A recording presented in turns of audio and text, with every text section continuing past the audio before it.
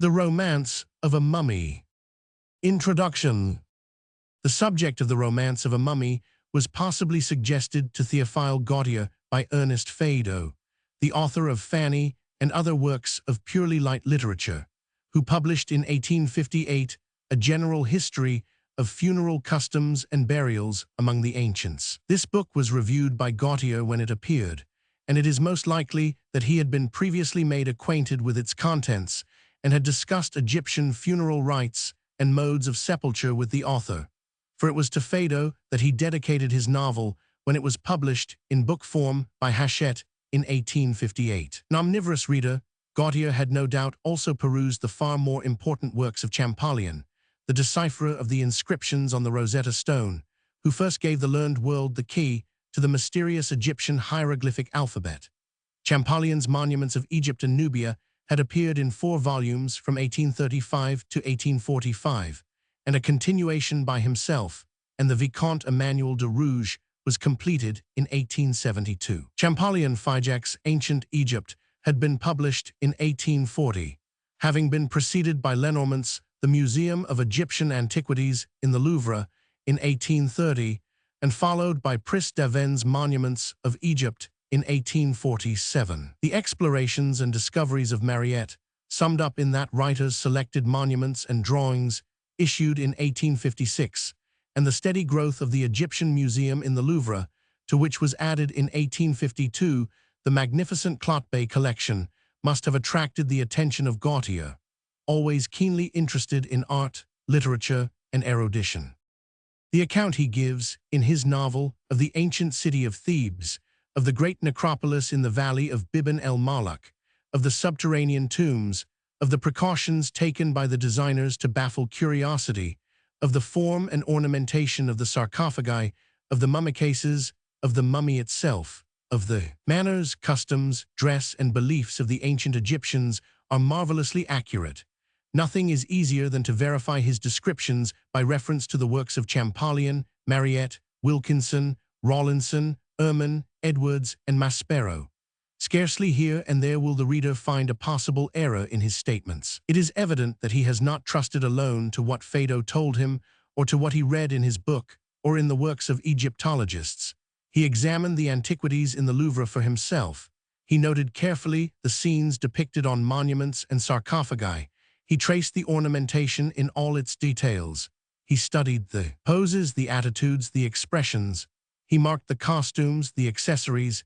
In a word, he mastered his subject, and then only did he, with that facility and certainty that amazed Balzac, write in swift succession the chapters of the novel which appeared in the numbers of the Moniteur Universal from March 11 to May 6, 1857. His remark on Feydeau's book, "Picturesqueness in no wise detracts from accuracy," might well be applied to his own romance, which fascinates the reader with its evocation of a long-vanished past and its representation of a civilization buried for centuries in mystery. The weaving in of the wonders wrought by Moses and Aaron, of the overwhelming of the Pharaoh, whether Thutmose or Ramesses, is skillfully managed, and imparts to the portions of the biblical narrative used by him a verisimilitude and a sensation of actuality highly artistic. The purely erudite part of the work would probably not have interested the general public, indifferent to the discoveries of archaeology, but the introduction of the human element of love at once captivated it. The erudite appreciated the accuracy of the restoration of ancient times and manners. The merely curious were pleased with a well-told story, cleverly set in a framework whose strangeness appealed to their love of exoticism and novelty. There have been added by the editor, as bearing upon the subject of the Romance of a Mummy, 2 or 3 chapters from the volume entitled The Orient, which is made up of a collection of sketches and letters of travel written at different times, and of reviews of books upon Eastern subjects, whether modern or ancient. The chapter describing a trip to Egypt was the result of a flying visit paid to that country on the occasion of the official opening of the Suez Canal in November 1869. Gautier embarked on board the steamship Moeris of the Messageries Impériales at Marseille. The very first night out, he slipped and fell down the companion steps and broke his left arm above the elbow. This painful accident did not prevent his fulfilling his promise to keep the journal official, with which he was then connected, fully supplied with accounts of the land and the inauguration ceremonies. The Romance of a Mummy. Prologue. I have a presentiment that we shall find in the valley of Biban el-Malak a tomb intact, said to a hybrid-looking young Englishman, a much more humble personage who was wiping, with a big, blue-checked handkerchief, his bald head, on which stood drops of perspiration, just as if it had been made of porous clay and filled with water like a Theban water jar. "May Osiris hear you," replied the English nobleman to the German scholar. "One may be allowed such an invocation in the presence of the ancient Diospolis Magna, but we have been so often deceived hitherto, treasure seekers have always forestalled us.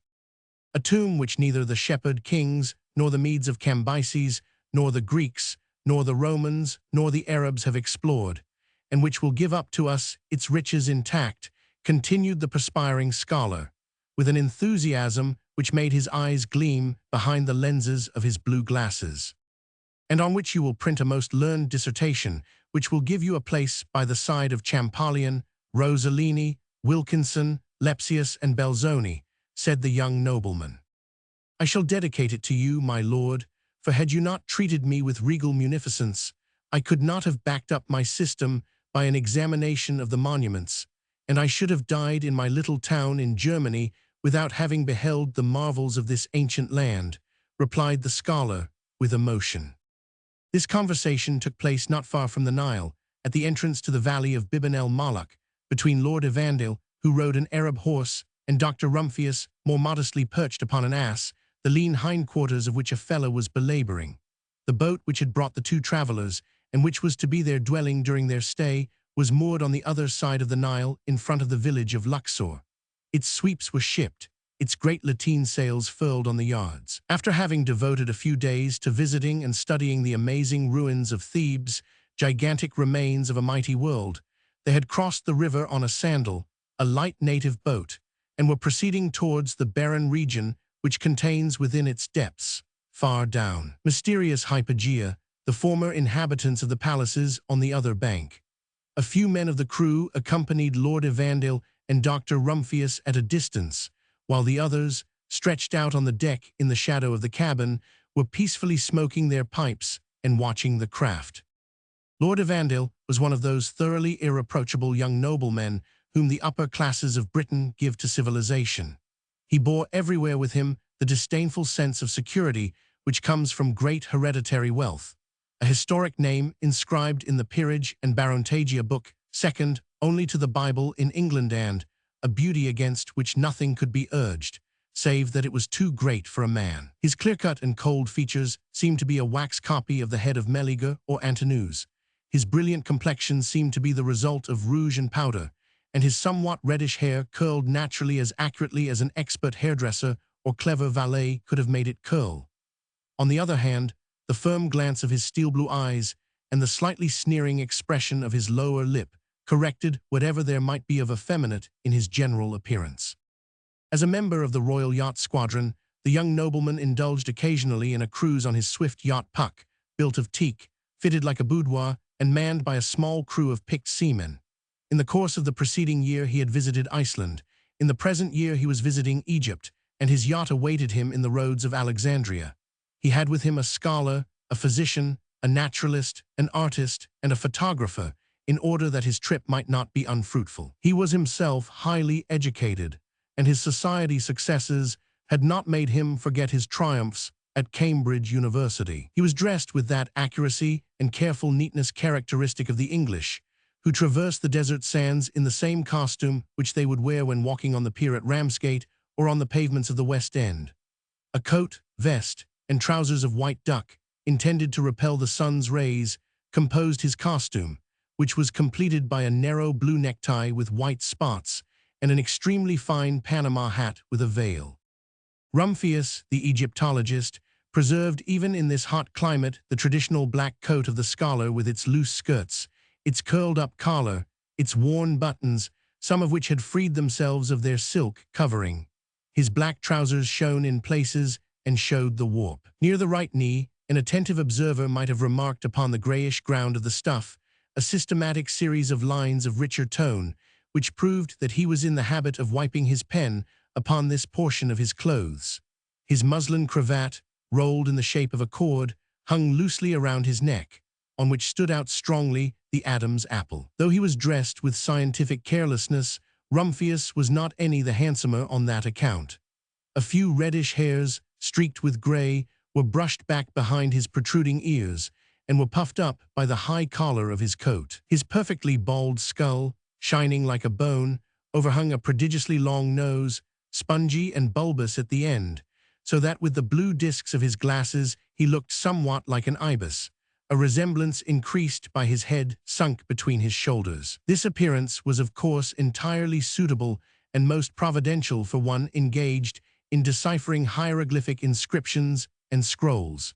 He looked like a bird-headed god, such as are seen on funeral frescoes, who had transmigrated into the body of a scholar.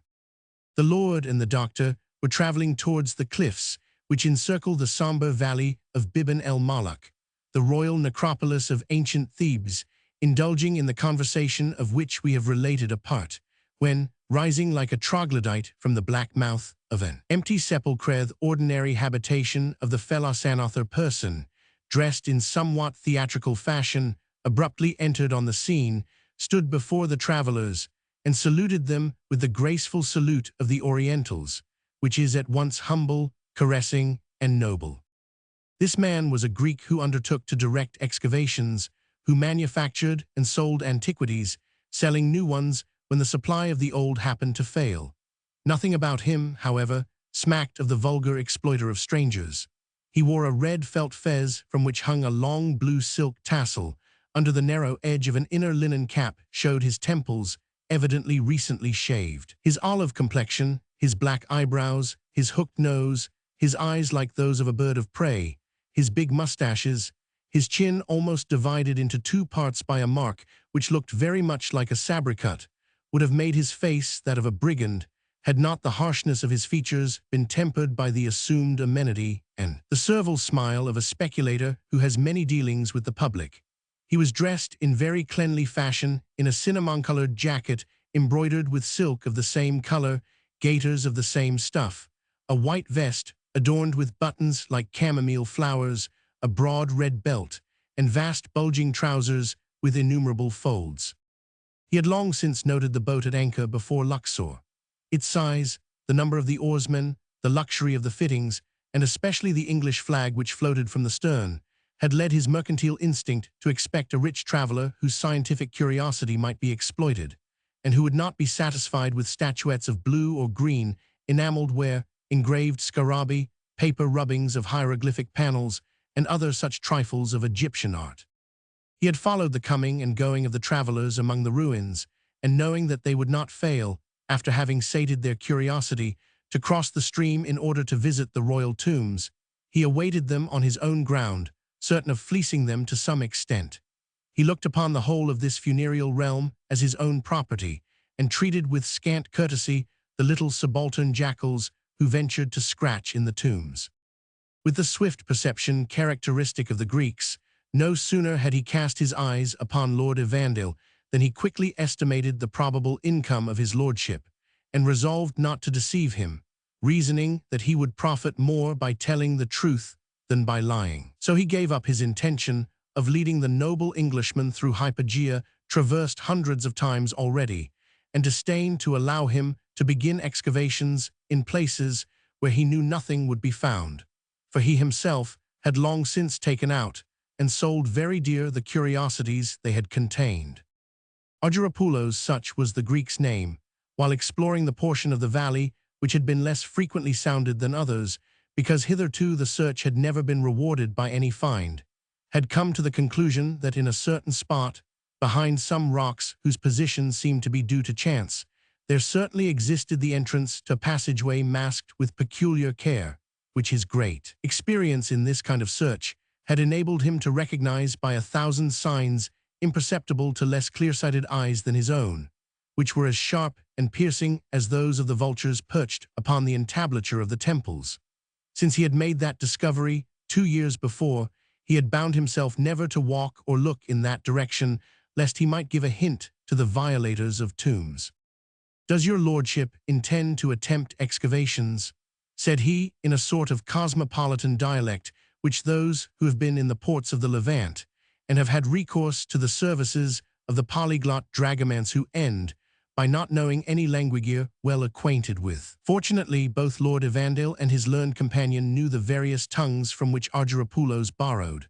"I can place at your disposal," he went on, "some 100 energetic fellows who, under the spur of whip and backshish, would dig with their fingernails to the very center of the earth. We may try, if it pleases your lordship, to clear away a buried sphinx or a shrine, or to open up a hypogeum." On seeing that his lordship remained unmoved by this tempting enumeration, and that a skeptical smile flitted across the doctor's face, Argyropoulos understood that he had not to deal with easy dupes, and he was confirmed in his intention to sell to the Englishman the discovery on which he reckoned to complete his fortune, and to give a dowry to his daughter. "I can see that you are scholars, not ordinary tourists, and that vulgar curiosity does not bring you here," he went on, speaking in English less mixed with Greek, Arabic, and Italian. "I will show you a tomb which has hitherto escaped all searchers, which no one knows of but myself. It is a treasure which I have carefully preserved for a person worthy of it." "And for which you will have to be paid a high price," said his lordship, smiling. "I am too honest to contradict your lordship. I do hope to get a good price for my discovery. Everyone in this world lives by his trade. Mine is to exhume pharaohs and sell them to strangers. Pharaohs are becoming scarce at the rate at which they are being dug up. There are not enough left for everybody. They are very much in demand, and it is long since any have been manufactured." "Quite right," said the scholar. "It is some centuries since the undertakers, dissectors, and embalmers have shut up shop, and the Memnonia, peaceful dwellings of the dead, have been deserted by the living." The Greek, as he heard these words, cast a sidelong glance at the German, but fancying from his wretched dress that he had no voice in the matter, he continued to address himself exclusively to the young nobleman. "Are 1,000 guineas too much, my lord, for a tomb of the greatest antiquity, which no human hand has opened for more than 3,000 years, since the priests rolled rocks before its mouth? Indeed, it is giving it away, for perhaps it contains quantities of gold, diamond, and pearl necklaces, carbuncle earrings, sapphire seals, ancient idols in precious metals, and coins which could be turned to account." "You sly rascal," said Rumphius, "you are praising up your wares, but you know better than anyone that nothing of the sort is found in Egyptian tombs." Argyropoulos, understanding that he had to do with clever men, ceased to boast, and turning to Lord Evandale, he said to him, "Well, my lord, does the price suit you?" "I will give 1,000 guineas," replied the young nobleman, "if the tomb has not been opened, but I shall give nothing if a single stone has been touched by the crowbar of the diggers." "With the additional proviso," added Rumphius the prudent, "that we carry off everything we shall find in the tomb." "Agreed," said Argyropoulos, with a look of complete confidence. "Your lordship may get ready your banknotes and gold beforehand." "Dr. Rumphius," said Lord Evandale to his acolyte, "it strikes me that the wish you uttered just now is about to be realized. This man seems sure of what he says." "Heaven will it may be so," replied the scholar, shaking his head somewhat doubtfully, "but the Greeks are most barefaced liars, cret mendaces, says the proverb." "No doubt this one comes from the mainland," answered Lord Evandale, "and I think that for once he has told the truth." The Greek walked a few steps ahead of the nobleman, and the scholar like a well-bred man who knows what is proper. He walked lightly and firmly, like a man who feels that he is on his own ground. The narrow defile, which forms the entrance to the valley of Biban el-Malak, was soon reached. It had more the appearance of the work of man than of a natural opening in the mighty wall of the mountain, as if the genius of solitude had desired to make this realm of death inaccessible. On the perpendicular rocky walls were faintly discernible shapeless vestiges of weather-worn sculptures, which might have been mistaken for the asperities of the stone, imitating the worn figures of a half-effaced basso-levo. Beyond the opening, the valley, which here widened somewhat, presented the most desolate sight. On either side rose steep slopes formed of huge masses of calcareous rock, rough, leprous-looking, worn, cracked, ground to sand, in a complete state of decomposition under the pitiless sun. They resembled bones calcined in the fire and yawned with the weariness of eternity out of their deep crevices, imploring by their thousand cracks the drop of water which never fell. The walls rose almost vertically to great height, and their dentelated crests stood out grayish-white against the almost black indigo of the sky, like the broken battlements of a giant ruined fortress. The rays of the sun heated to white heat one of the sides of the funeral valley, the other being bathed in that crude blue tint of torrid lands which strikes the people of the north as untruthful when it is reproduced by painters, and which stands out as sharply as the shadows on an architectural drawing. The valley sometimes made sudden turns, sometimes narrowed into defiles, as the boulders and cliffs drew closer or apart. The thoroughly dry atmosphere in these climates being perfectly transparent, there was no aerial perspective in this place of desolation. Every detail, sharp, accurate, bare, stood out, even in the background, with pitiless dryness, and the distance could only be guessed at by the smaller dimensions of objects. It seemed as though cruel nature had resolved not to conceal any wretchedness, any sadness of this bare land, deader even than the dead it contained. Upon the sunlighted cliff streamed like a cascade of fire, a blinding glare like that which is given out by molten metal. Every rock face, transformed into a burning glass, returned it more ardent still. These reflections, crossing and recrossing each other, joined to the flaming rays which fell from heaven and which were reflected by the ground, produced a heat equal to that of an oven, and the poor German doctor had hard work to wipe his face with his blue-checked handkerchief, which was as wet as if it had been dipped in water. There was not a particle of loam to be found in the whole valley, consequently not a blade of grass, not a bramble, not a creeper, not even a patch of moss to break the uniformly whitish tone of the torrified landscape. The cracks and recesses of the rocks did not hold coolness enough for the thin, hairy roots of the smallest rock plant. The place looked as if it held the ashes of a chain of mountains, consumed in some great planetary conflagration, and the accuracy of the parallel was completed by great black strips, looking like cauterized cicatrices, which rayed the chalky slopes. Deep silence reigned over this waste. No sign of life was visible, no flutter of wing, no hum of insect, no flash of lizard or reptile. Even the shrill song of the cricket, that lover of burning solitudes, was unheard. The soil was formed of a micaceous, brilliant dust like ground sandstone, and here and there rose hummocks formed of the fragments of stone torn from the depths of the chain, which had been excavated by the persevering workmen of vanished generations, and the chisel of the troglodyte laborers who had prepared in the shadow the eternal dwelling places of the dead. The broken entrails of the mountain had produced other mountains, friable heaps of small rocks which might have been mistaken for the natural range. On the sides of the cliffs showed here and there small openings surrounded with blocks of stone thrown in disorder, square holes flanked by pillars covered with hieroglyphs, the lintels of which bore mysterious cartouches on which could yet be made out in a great yellow disk the sacred scarabus, the ram-headed sun, and the goddesses Isis and Nephthys standing or kneeling. These were the tombs of the ancient kings of Thebes. Argyropoulos did not stop there, but led the travelers up a sort of steep slope, which at first glance seemed nothing but a break on the side of the mountain, choked in many places by fallen masses of rock, until they reached a narrow platform, a sort of cornice projecting over the vertical cliff on which the rocks, apparently thrown together by chance, nevertheless exhibited on close examination some symmetrical arrangement. When the nobleman, who was a practiced athlete, and the doctor, who was much less agile, had succeeded in climbing up to him, Argyropoulos pointed with his stick to a huge stone and said with triumphant satisfaction, "There is the spot."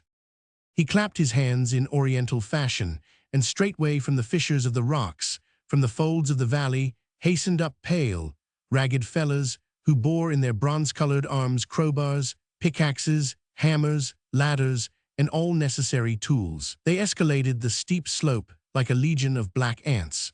Those who could not find room on the narrow ledge on which already stood the Greek, Lord Evandil, and Dr. Rumphius, hung by their hands and steadied themselves with their feet, against the projections in the rock. The Greeks signed to 3 of the most robust, who placed their crowbars under the edges of the boulder.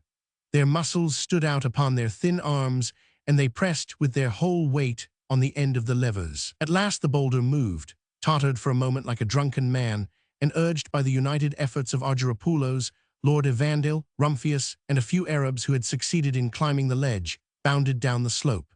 2 other boulders of less size went the same way, one after another, and then it was plain that the belief of the Greek was justified.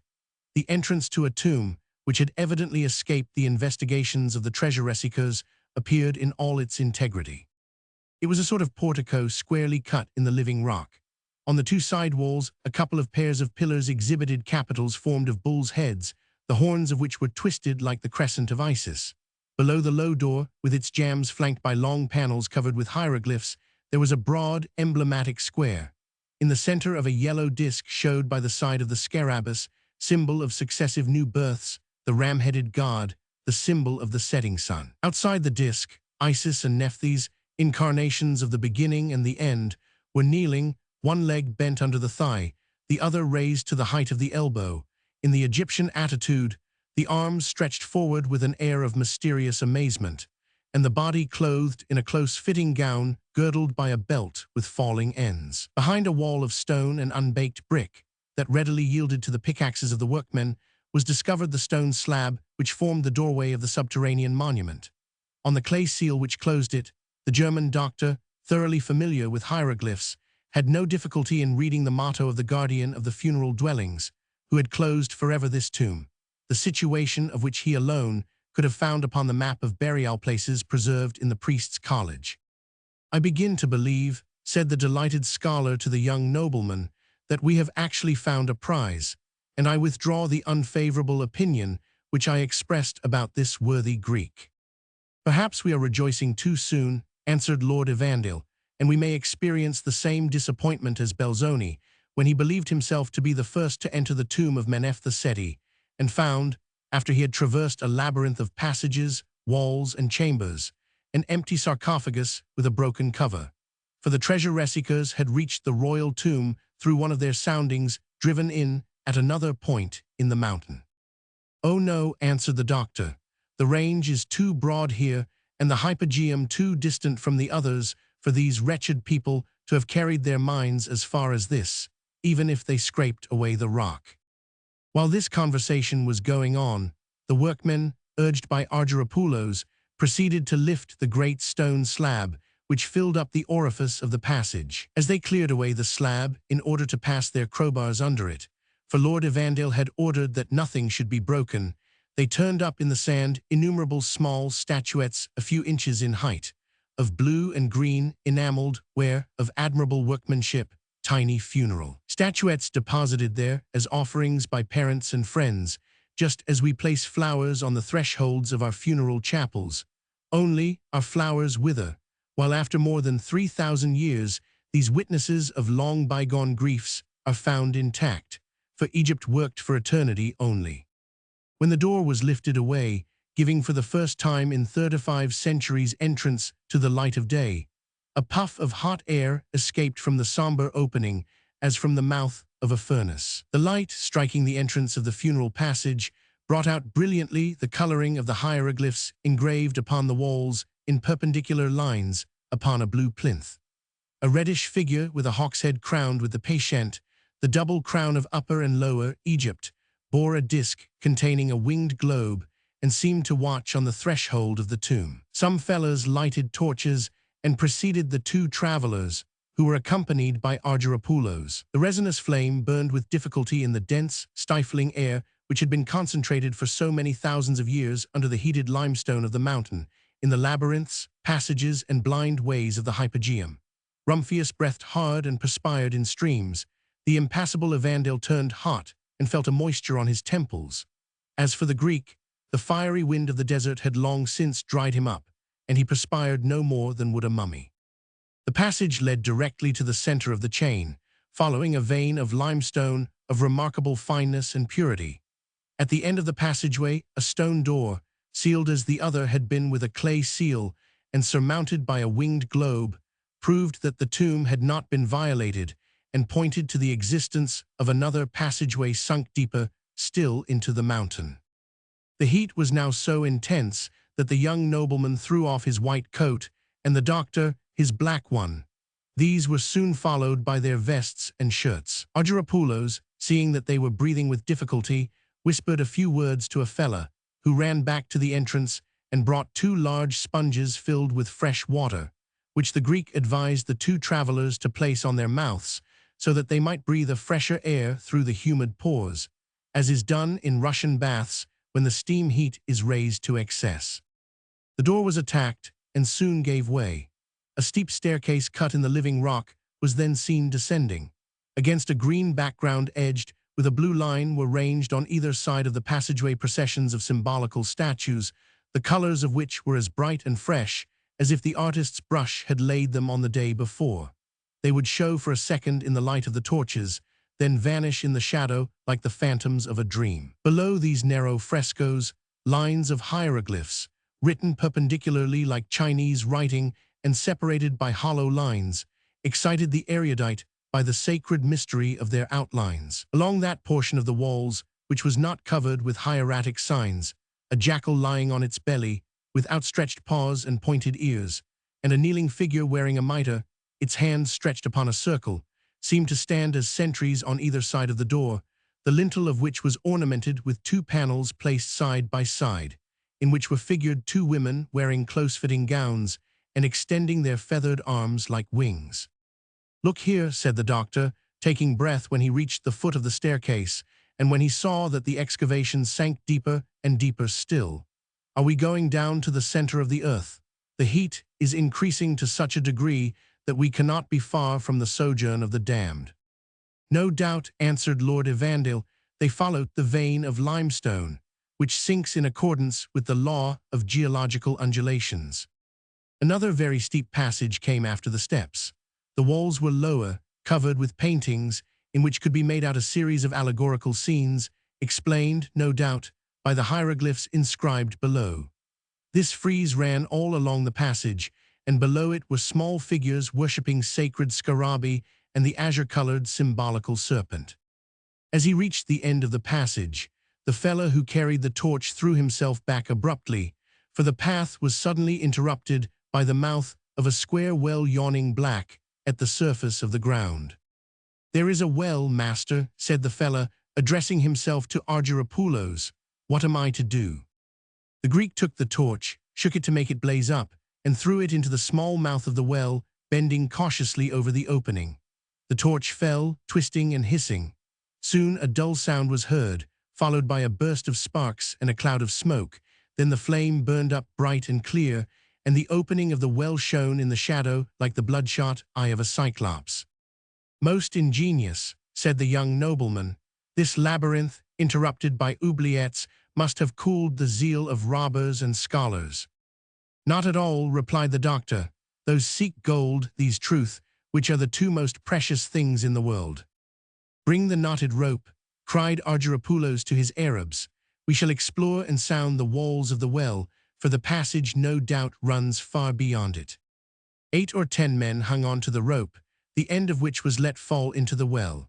With the agility of a monkey or of an athlete, Argyropoulos caught hold of the swinging rope and let himself down some 15 feet, holding on with his hands and striking with his heels the walls of the well. Wherever he struck the rock, it gave out a dead, dull sound. Then Argyropoulos let himself fall to the bottom of the well and struck the ground with the hilt of his khanjar, but the compact rock did not resound. Lord Evandale and the doctor, burning with eager curiosity, bent over the edge at the risk of falling in headlong, and watched with intense interest the search undertaken by the Greek.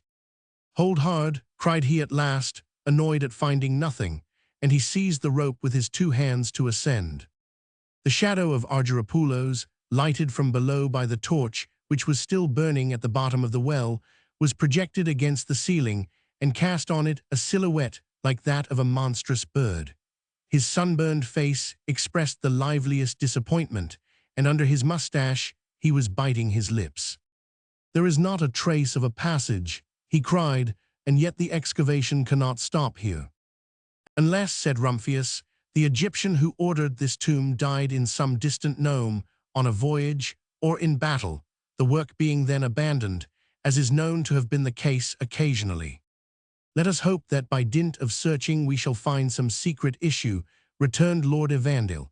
Otherwise, we shall try to drive a transverse shaft through the mountain.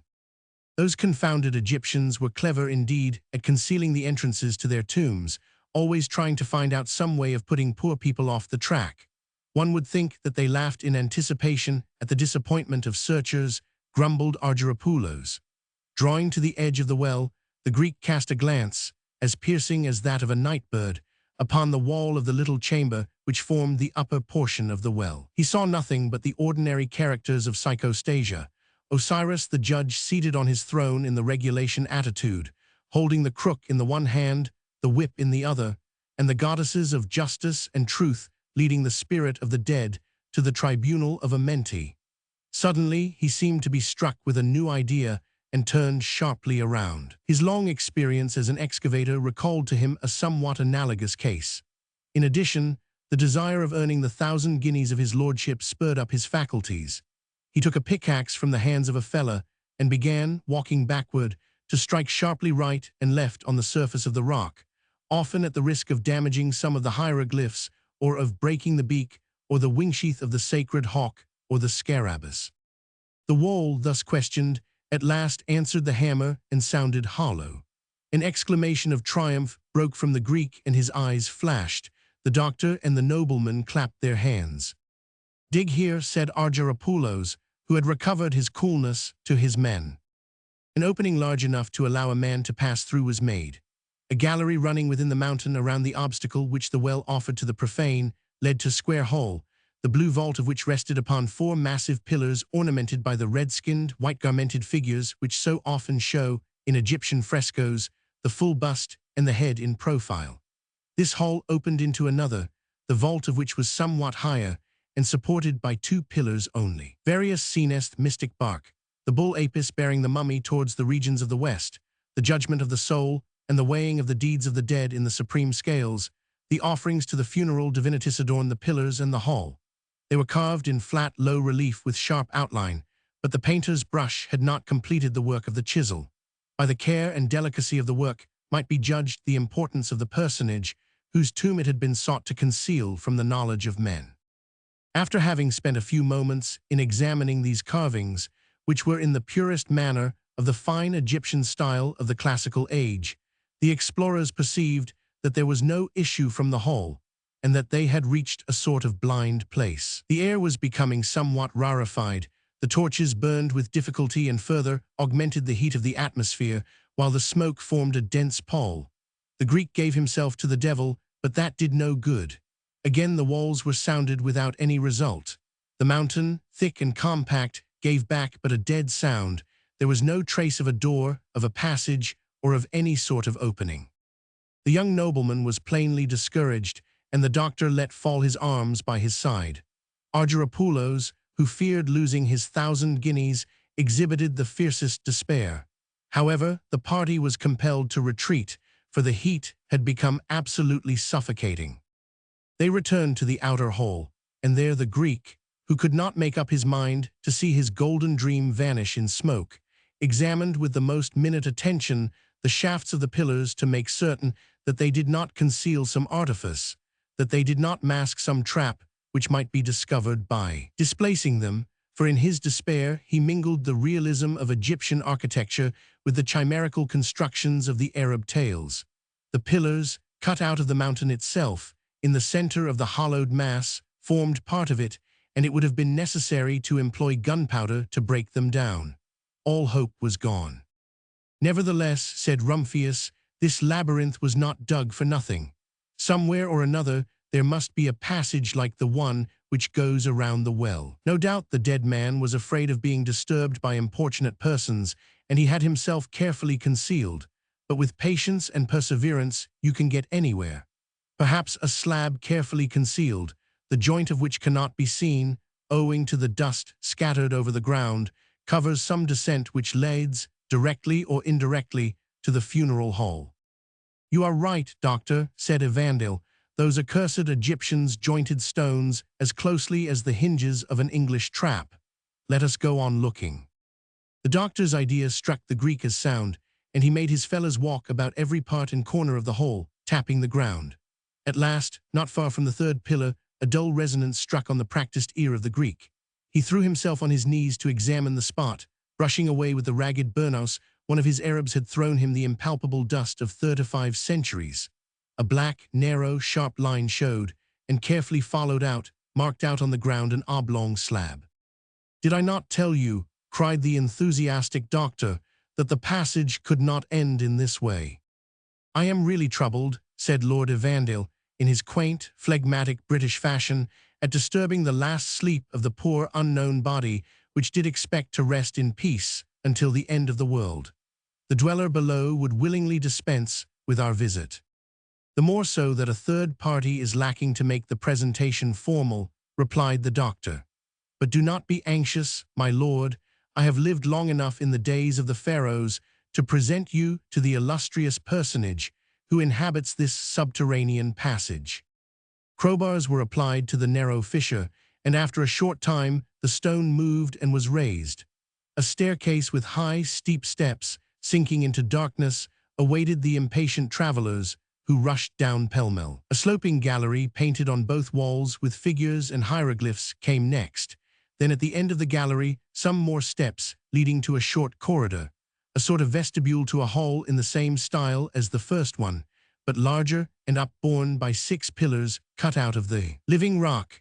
The ornamentation was richer, and the usual motives of funeral paintings were multiplied on a yellow background. To the right and to the left opened in the rock 2 small crypts or chambers filled with funeral statuettes of enameled ware, bronze, and sycamore wood. "We are in the antechamber of the hall where the sarcophagus is bound to be," cried Rumphius, his clear grey eyes flashing with joy from below his spectacles, which he had pushed back over his forehead. "Up to the present," said Lord Evandale, "the Greek has kept his word. We are the first living men who have penetrated so far since the dead, whoever he may be, was left with eternity and the unknown in this tomb." "Oh, he must be some great personage," replied the doctor, "a king or a king's son at the very least. I shall tell you later when I have deciphered his cartouche. But first let us enter this hall, the finest, the most important, which the Egyptians called the Golden Hall." Lord Evandale walked ahead, a few steps before the less agile scholar, though perhaps the latter deferentially wished to leave the pleasure of the discovery to the young nobleman. As he was about to step across the threshold, Lord Evandale bent forward, as if something unexpected had struck him. Though accustomed not to manifest his emotions, he was unable to repress a prolonged and thoroughly British "oh." On the fine grey powder, which covered the ground, showed very distinctly, with the imprint of the toes and the great bone of the heel, the shape of a human foot, the foot of the last priest or the last friend who had withdrawn 1500 years before Christ, after having paid the last honors to the dead. The dust, which in Egypt is as eternal as granite, had molded the print and preserved it for more than 30 centuries, just as the hardened diluvian mud has preserved the tracks of the animals which last traversed it. "See," said Evandale to Rumphius, "that human footprint which is directed towards the exit from the hypogeum. In what narrow passage of the Libyan chain rests the mummified body that made it?" "Who knows?" replied the scholar. "In any case, that light print, which a breath would have blown away, has lasted longer than empires, than religions and monuments believed eternal. The noble dust of Alexander was used perhaps to stop a bunghole, as Hamlet says, but the footprint of this unknown Egyptian remains on the threshold of a tomb." Urged by a curiosity which did not allow them much time for recollection, the nobleman and the doctor entered the hall, taking care, nevertheless, not to efface the wondrous footprint. On entering, the impassible Evandale felt a strange emotion. It seemed to him, as Shakespeare says, that the time was out of joint. The feeling of modern life vanished. He forgot Great Britain and his name inscribed on the rolls of the peerage, his seat in Lincolnshire, his mansion in the West End, Hyde Park, Piccadilly, the Queen's drawing-room, the yacht squadron, and all that constituted his English existence. An invisible hand had turned upside down the sandglass of eternity, and the centuries which had fallen one by one, like the hours in the solitude of the night, were falling once more. History was as if it were not. Moses was living, Pharaoh was reigning, and he, Lord Evandale, felt embarrassed because he did not wear his beard in ringlets and had not an enameled neckplate and a narrow vestment wrinkling in folds upon his hips, the only suitable dress in which to be presented to a royal mummy. A sort of religious horror filled him, although there was nothing sinister about the place, as he violated this palace of death so carefully protected against profanation. His attempt seemed to him impious and sacrilegious, and he said to himself, "Suppose this pharaoh were to rise on his couch and strike me with his scepter." For one moment he thought of letting fall the shroud half lifted from the body of this antique, dead civilization, but the doctor, carried away by scientific enthusiasm and not a prey to such thoughts, shouted in a loud voice, my lord, the sarcophagus is intact." These words recalled Lord Evandale to reality. By swift projection of his thought, he traversed the 3,500 years which he had gone back in his reverie, and he answered, "Indeed, dear doctor, intact." "Oh, unexpected luck! Oh, marvelous chance! Oh, wondrous find!" continued the doctor in the excitement of a scholarly joy. Argyropoulos, on beholding the doctor's enthusiasm, felt a pang of remorse, the only kind of remorse that he could feel at not having asked more than 25,000 francs. "I was a fool," he said to himself. "This shall not happen again. That nobleman has robbed me." In order to enable the strangers to enjoy the beauty of the spectacle, the fellows had lighted all their torches. The sight was indeed strange and magnificent. The galleries and halls which led to the sarcophagus hall were flat-ceiled and not more than 8 or 10 feet high, but the sanctuary, the one to which all these labyrinths led, was of much greater proportions. Lord Evandale and Dr. Rumphius remained dumb with admiration, although they were already familiar with the funereal splendors of Egyptian art. Thus lighted up, the golden hall flamed, and for the first time, perhaps, the colors of the paintings shone in all their brilliancy. Red and blue, green and white, of virginal purity, brilliantly fresh and amazingly clear, stood out from the golden background of the figures and hieroglyphs, and attracted the eye before the subjects which they formed could be discerned. At first glance, it looked like a vast tapestry of the richest stuffs. The vault, some 30 feet high, formed a sort of azure velarium bordered with long yellow palm leaves. On the walls, the symbolical globe spread its mighty wings, and the royal cartouches showed around. Farther on, Isis and Nephthys waved their arms furnished with feathers like wings. The Urus swelled its blue throat. The Scarabus unfolded its wings. The animal-headed gods pricked up their jackal ears, sharpened their hawk's beaks, wrinkled their baboon faces, and drew into their shoulders their vulture or serpent necks, as if they were endowed with life. Mystical consecrated boats baris passed by on their sledges, drawn by figures in attitudes of sadness, with angular gestures, or propelled by half-naked oarsmen, they floated upon symbolical undulating waves. Mourners kneeling, their hand placed on their blue hair in token of grief, turned towards the catafalques, while shaven priests, leopard skin on shoulder, burned perfumes in a spatula terminating in a hand bearing a cup under the nose of the godlike dead. Other personages offered to the funeral genii lotus in bloom, or in bud, bulbous plants, birds, pieces of antelope, and vases of liquors.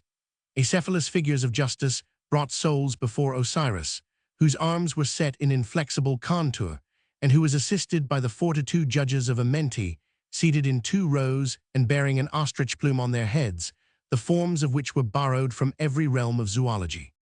All these figures, drawn in hollowed lines in the limestone and painted in the brightest colors, were endowed with that motionless life, that frozen motion, that mysterious intensity of Egyptian art, which was hemmed in by the priestly rule and which resembles a gagged man trying to utter his secret. In the center of the whole rose, massive and splendid, the sarcophagus, cut out of a solid block of black basalt and closed by a cover of the same material, carved in the shape of an arch. The 4 sides of the funeral monolith were covered with figures and hieroglyphs as carefully engraved as the intaglio of a gem, although the Egyptians did not know the use of iron, and the grain of basalt is hard enough to blunt the bestempered steel. Imagination loses itself when it tries to discover the process, by which that marvelous people wrought on porphyry and granite, as with a style on wax tablets. At the angles of the sarcophagus were set 4 vases of oriental alabaster, of most elegant and perfect outline, the carved covers of which represented the man's head of Amset, the monkey head of Hapi, the jackal head of Tuamudef, and the hawk head of Kebsnof. The vases contain the viscera of the mummy enclosed in the sarcophagus. At the head of the tomb, an effigy of Osiris with plaited beard seemed to watch over the dead. 2 colored statues of women stood right and left of the tomb, supporting, with one hand, a square box on their head, and holding in the other a vase for ablutions which they rested on their hip. The one was dressed in a simple white skirt clinging to the hips and held up by crossed braces. The other, more richly costumed, was wrapped in a sort of narrow shift, covered with scales alternately red and green. By the side of the first there were 3 water jars, originally filled with Nile water, which, as it evaporated, had left its mud, and a plate holding some alimentary paste, now dried up. By the side of the second, 2 small ships, like the model ships made in seaports, which reproduced accurately the minutest details of the boats destined to bear the bodies from Diospolis to Memnonia, the other the symbolical boat in which the soul is carried to the regions of the west. Nothing was forgotten, neither the masts, nor the rudder formed of one long sweep, nor the pilot, nor the oarsmen, nor the mummy surrounded by mourners, and lying under the shrine on a bed with feet formed of lion's claws, nor the allegorical figures of the funeral divinities fulfilling their sacred functions. Both the boats and the figures were painted in brilliant colors, and on the 2 sides of the prow, beak-like as the poop, showed the great Osiris eye, made longer still by the use of antimony. The bones and skull of an ox scattered here and there showed that a victim had been offered up as a scapegoat to the fate which might have disturbed the repose of the dead. Coffers painted and bedizened with hieroglyphs were placed on the tomb. Reed tables yet bore the final offerings. Nothing had been touched in this palace of death since the day when the mummy in its cartonnage and its 2 coffins had been placed upon its basalt couch. The worm of the sepulchre, which can find a way through the closest biers, had itself retreated, driven back by the bitter scent of the bitumen and the aromatic essences. "Shall I open the sarcophagus?" said Argyropoulos, after Lord Evandale and Dr. Rumphius had had time to admire the beauty of the golden hull. "Unquestionably," replied the nobleman, "but take care not to chip the edges of the cover as you put in your crowbars, for I propose to carry off the tomb and present it to the British Museum." The whole company bent their efforts to displacing the monolith. Wooden wedges were carefully driven in, and presently the huge stone was moved and slid down the props prepared to receive it. The sarcophagus, having been opened, showed the first bier hermetically sealed. It was a coffer adorned with paintings and gilding, representing a sort of shrine with symmetrical designs, lozenges, quadrilles, palm leaves, and lines of hieroglyphs. The cover was opened, and Rumphius, who was bending over the sarcophagus, uttered a cry of surprise when he discovered the contents of the coffin, having recognized the sex of the mummy by the absence of the Osiris beard and the shape of the cartonnage. The Greek himself appeared amazed. His long experience in excavations enabled him to understand the strangeness of such a find. The valley of Biban el-Malak contains the tombs of kings only. The necropolis of the queens is situated farther away, in another mountain gorge. The tombs of the queens are very simple and usually consist of 2 or 3 passageways and 1 or 2 rooms. Women in the East have always been considered as inferior to men, even in death. Most of these tombs, which were broken into at a very distant period, were used as receptacles for shapeless mummies carelessly embalmed, which still exhibit traces of leprosy and elephantiasis. How did this woman's coffin come to occupy this royal sarcophagus, in the center of this cryptic palace worthy of the most illustrious and most powerful of the pharaohs? "This," said the doctor to Lord Evandale, "upsets all my notions and all my theories. It overthrows the system most carefully built upon the Egyptian funeral rites, which nevertheless have been so carefully followed out during thousands of years. No doubt we have come upon some obscure point, some forgotten mystery of history. A woman did ascend the throne of the pharaohs and did govern Egypt. She was called Tahoser, as we learn from the cartouches engraved upon older inscriptions hammered away. She usurped the tomb as she usurped the throne, or perhaps some other ambitious woman of whom history has preserved no trace, renewed her attempt. "No one is better able to solve this difficult problem than you," said Lord Evandale. "We will carry this box full of secrets to our boat, where you will, at your leisure, decipher this historic document and read the riddle set by these hawks, scarabaei, kneeling figures, serrated lines, winged urus, and spatula hands, which you read as readily as did the great Champollion."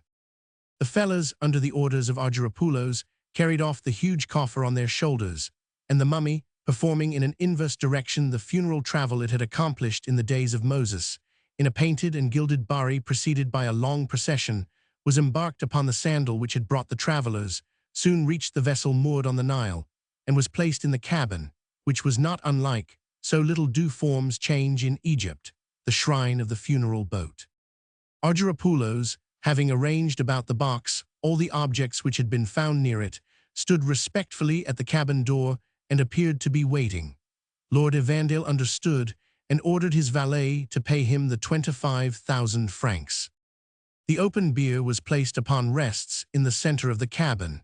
It shone as brilliantly as if the colors had been put on the day before, and framed in the mummy, molded within its cartonnage, the workmanship of which was remarkably fine and rich. Never had ancient Egypt more carefully wrapped up one of her children for the eternal sleep. Although no shape was indicated by the funeral Hermes, ending in a sheath from which stood out alone the shoulders and the head, one could guess there was under that thick envelope a young and graceful form. The gilded mask, with its long eyes outlined with black and brightened with enamel, the nose with its delicate nostrils, the rounded cheekbones, the half-open lips smiling with an indescribable sphinx-like smile, the chin somewhat short in curve, but of extreme beauty of contour, presented the purest type of the Egyptian ideal, and testified by 1,000 small, characteristic details, which art cannot invent, to the individual character of the portrait. Numberless fine plaits of hair, tressed with cords and separated by bandeaus, fell in opulent masses on either side of the face. A lotus stem, springing from the back of the neck, bowed over the head and opened its azure calyx over the dead, cold brow, completing with a funeral cone this rich and elegant headdress. A broad necklace, composed of fine enamels, cloisons with gold, and formed of several rows, lay upon the lower portion of the neck, and allowed to be seen the clean, firm contour of two virgin breasts, like two golden cups. The sacred ram-headed bird, bearing between its green horns the red disk of the setting sun, and supported by two serpents wearing the patient and swelling out their hoods, showed on the bosom of the figure its monstrous form full of symbolic meaning. Lower down, in the spaces left free by the crossed zones, and rayed with brilliant colors representing bandages, the vulture of Phra, crowned with a globe with outspread wings, the body covered with symmetrically arranged feathers, and the tail spread out fanwise, held in its talons the huge tau, emblem of immortality. The funeral gods, green-faced, with the mouths of monkeys or jackals, held out with a gesture hieratic in its stiffness the whip, the crook, and the scepter.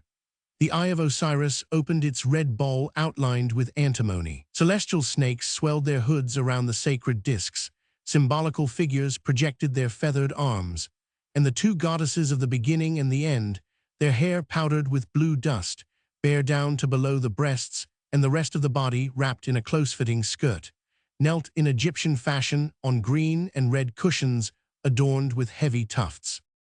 A longitudinal band of hieroglyphs, springing from the belt and running down to the feet, contained no doubt some formal funeral ritual, or rather, the names and titles of the deceased, a problem which Dr. Rumphius promised himself to solve later. The character of the drawing, the boldness of the lines, the brilliancy of the colors in all these paintings denoted in the plainest manner, to a practiced eye, that they belonged to the finest period of Egyptian art. When the English nobleman and his companion had sufficiently studied this outer case, they drew the cartonnage from the box and set it up against the side of the cabin, where the funeral form, with its gilded mask, presented a strange spectacle, standing upright like a materialized specter and with a seeming attitude of life after having preserved so long the horizontal attitude of death on a basalt bed in the heart of the mountain, opened up by impious curiosity. the soul of the deceased, which had reckoned on eternal rest, and which had taken such care to preserve its remains from violation, must have been moved beyond the worlds in the circuit of its travels and transmigrations. Dr. Rumphius, armed with a chisel and a hammer to separate the two parts of the cartonnage of the mummy, looked like one of those funeral genii which wear a bestial mask, and which are seen in the paintings of the Hypogea crowding around the dead, in the performance of some frightful and mysterious rite. The clean profile of Lord Evandale, calm and attentive, made him look like the divine Osiris awaiting the soul to be judged. The operation having been at length completed, for the doctor wished not to scale off the gilding. The box, resting on the ground, was separated into two parts like the casing of a cast, and the mummy appeared in all the brilliancy of its death toilet, coquettishly adorned as if it had wished to charm the genii of the subterranean realms. On opening the case, a faint, delightful, aromatic odor of cedar liquor, of sandal powder, of myrrh and cinnamon spread through the cabin of the vessel, for the body had not been gummed up and hardened with the black bitumen used in embalming the bodies of ordinary persons, and all the skill of the embalmers, the former inhabitants of Memnonia, seemed to have been directed to the preservation of these precious remains. The head was enveloped in a network of narrow bands of fine linen, through which the face showed faintly. The essences in which they had been steeped had dyed the tissue a beautiful tawny tint. Over the breast, a network of fine tubes of blue glass, very like the long jet beads which are used to embroider Spanish bodices, with little golden drops wherever the tubes crossed, fell down to the feet and formed a pearly shroud worthy of a queen. The statuettes of the four gods of Amenti in hammered gold shone brilliantly and were symmetrically arranged along the upper edge of the network, which ended below in a fringe of most tasteful ornaments. Between the statuettes of the funeral gods was a golden plate, above which a lapis lazuli scarabus spread out its long golden wings. Under the mummy's head was placed a rich mirror of polished metal, as if it had been desired to give the dead soul an opportunity of beholding the spectre of its beauty during the long night of the tomb. By the mirror lay a coffer of enameled ware, of most precious workmanship, which contained a necklace composed of ivory rings alternating with beads, gold, lapis lazuli, and cornelian. By the side of the beauty had been placed also a narrow, square sandalwood basin in which, during her lifetime, the dead woman had performed her perfumed ablutions. 3 vases of wavy alabaster fastened to the bier, as was also the mummy by a layer of natron, contained the first 2 essences, the scent of which could still be noticed, and the third, antimony powder and a small spatula for the purpose of coloring the edge of the eyelids and extending the outer angle according to the antique Egyptian usage, still practiced at the present time by Eastern women. "What a touching custom," said Dr. Rumphius, excited by the sight of these treasures. "What a touching custom it was to bury with a young woman all her pretty toilet articles. For it is a young woman unquestionably that these linen bands, yellow with time and with essences, envelop. Compared with the Egyptians, we are downright barbarians. Hurried on by our brutal way of living, we have lost the delicate sense of death. How much tenderness, how much regard, how much love do not these minute cares reveal, these infinite precautions, these useless caresses bestowed upon a senseless body that struggle to snatch from destruction an adored form and to restore it intact to the soul on the day of the supreme reunion." "Perhaps," replied Lord Evandale, very thoughtful, "our civilization, which we think so highly developed, is, after all, but a great decadence which has lost even the historical remembrance of the gigantic societies which have disappeared. We are stupidly proud of a few ingenious pieces of mechanism which we have recently invented, and we forget the colossal splendors and the vast works impossible to any other nation, which are found in the ancient land of the pharaohs. We have steam, but steam is less powerful than the force which built the pyramids, dug out Hypogea, carved mountains into the shapes of sphinxes and obelisks, sealed halls with one great stone which all our engines could not move, cut out monolithic chapels, and saved frail human remains from annihilation. So deep a sense of eternity did it already possess." "Oh, the Egyptians," said Dr. Rumphius, smiling, "were wonderful architects, amazing artists, and great scholars. A priest of Memphis and of Thebes could have taught even our German scholars, and as regards symbolism, they were greater than any symbolists of our day. But we shall succeed eventually in deciphering their hieroglyphs and penetrating their mysteries. The great Champollion has made out their alphabet. We shall easily read their granite books. Meanwhile, let us strip, as delicately as possible, this young beauty who is more than 3,000 years of age. Poor woman, murmured the young lord. Profane eyes will now behold the mysterious charms which love itself perhaps never saw.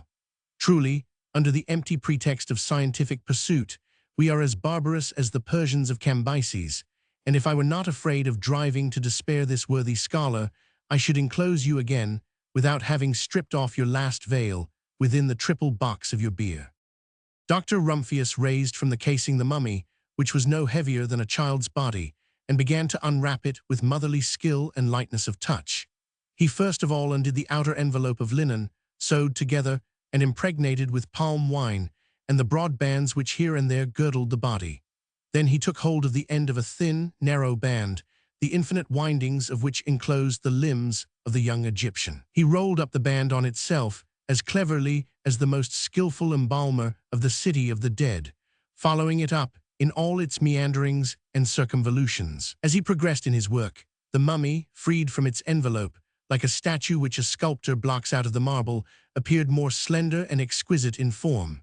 The bandage having been unrolled, another narrower one was seen, intended to bind the body more closely. It was of such fine linen, and so finely woven, that it was comparable to modern cambric and muslin. This bandage followed accurately every outline, imprisoning the fingers and the toes, molding like a mask the features of the face, which was visible through the thin tissue.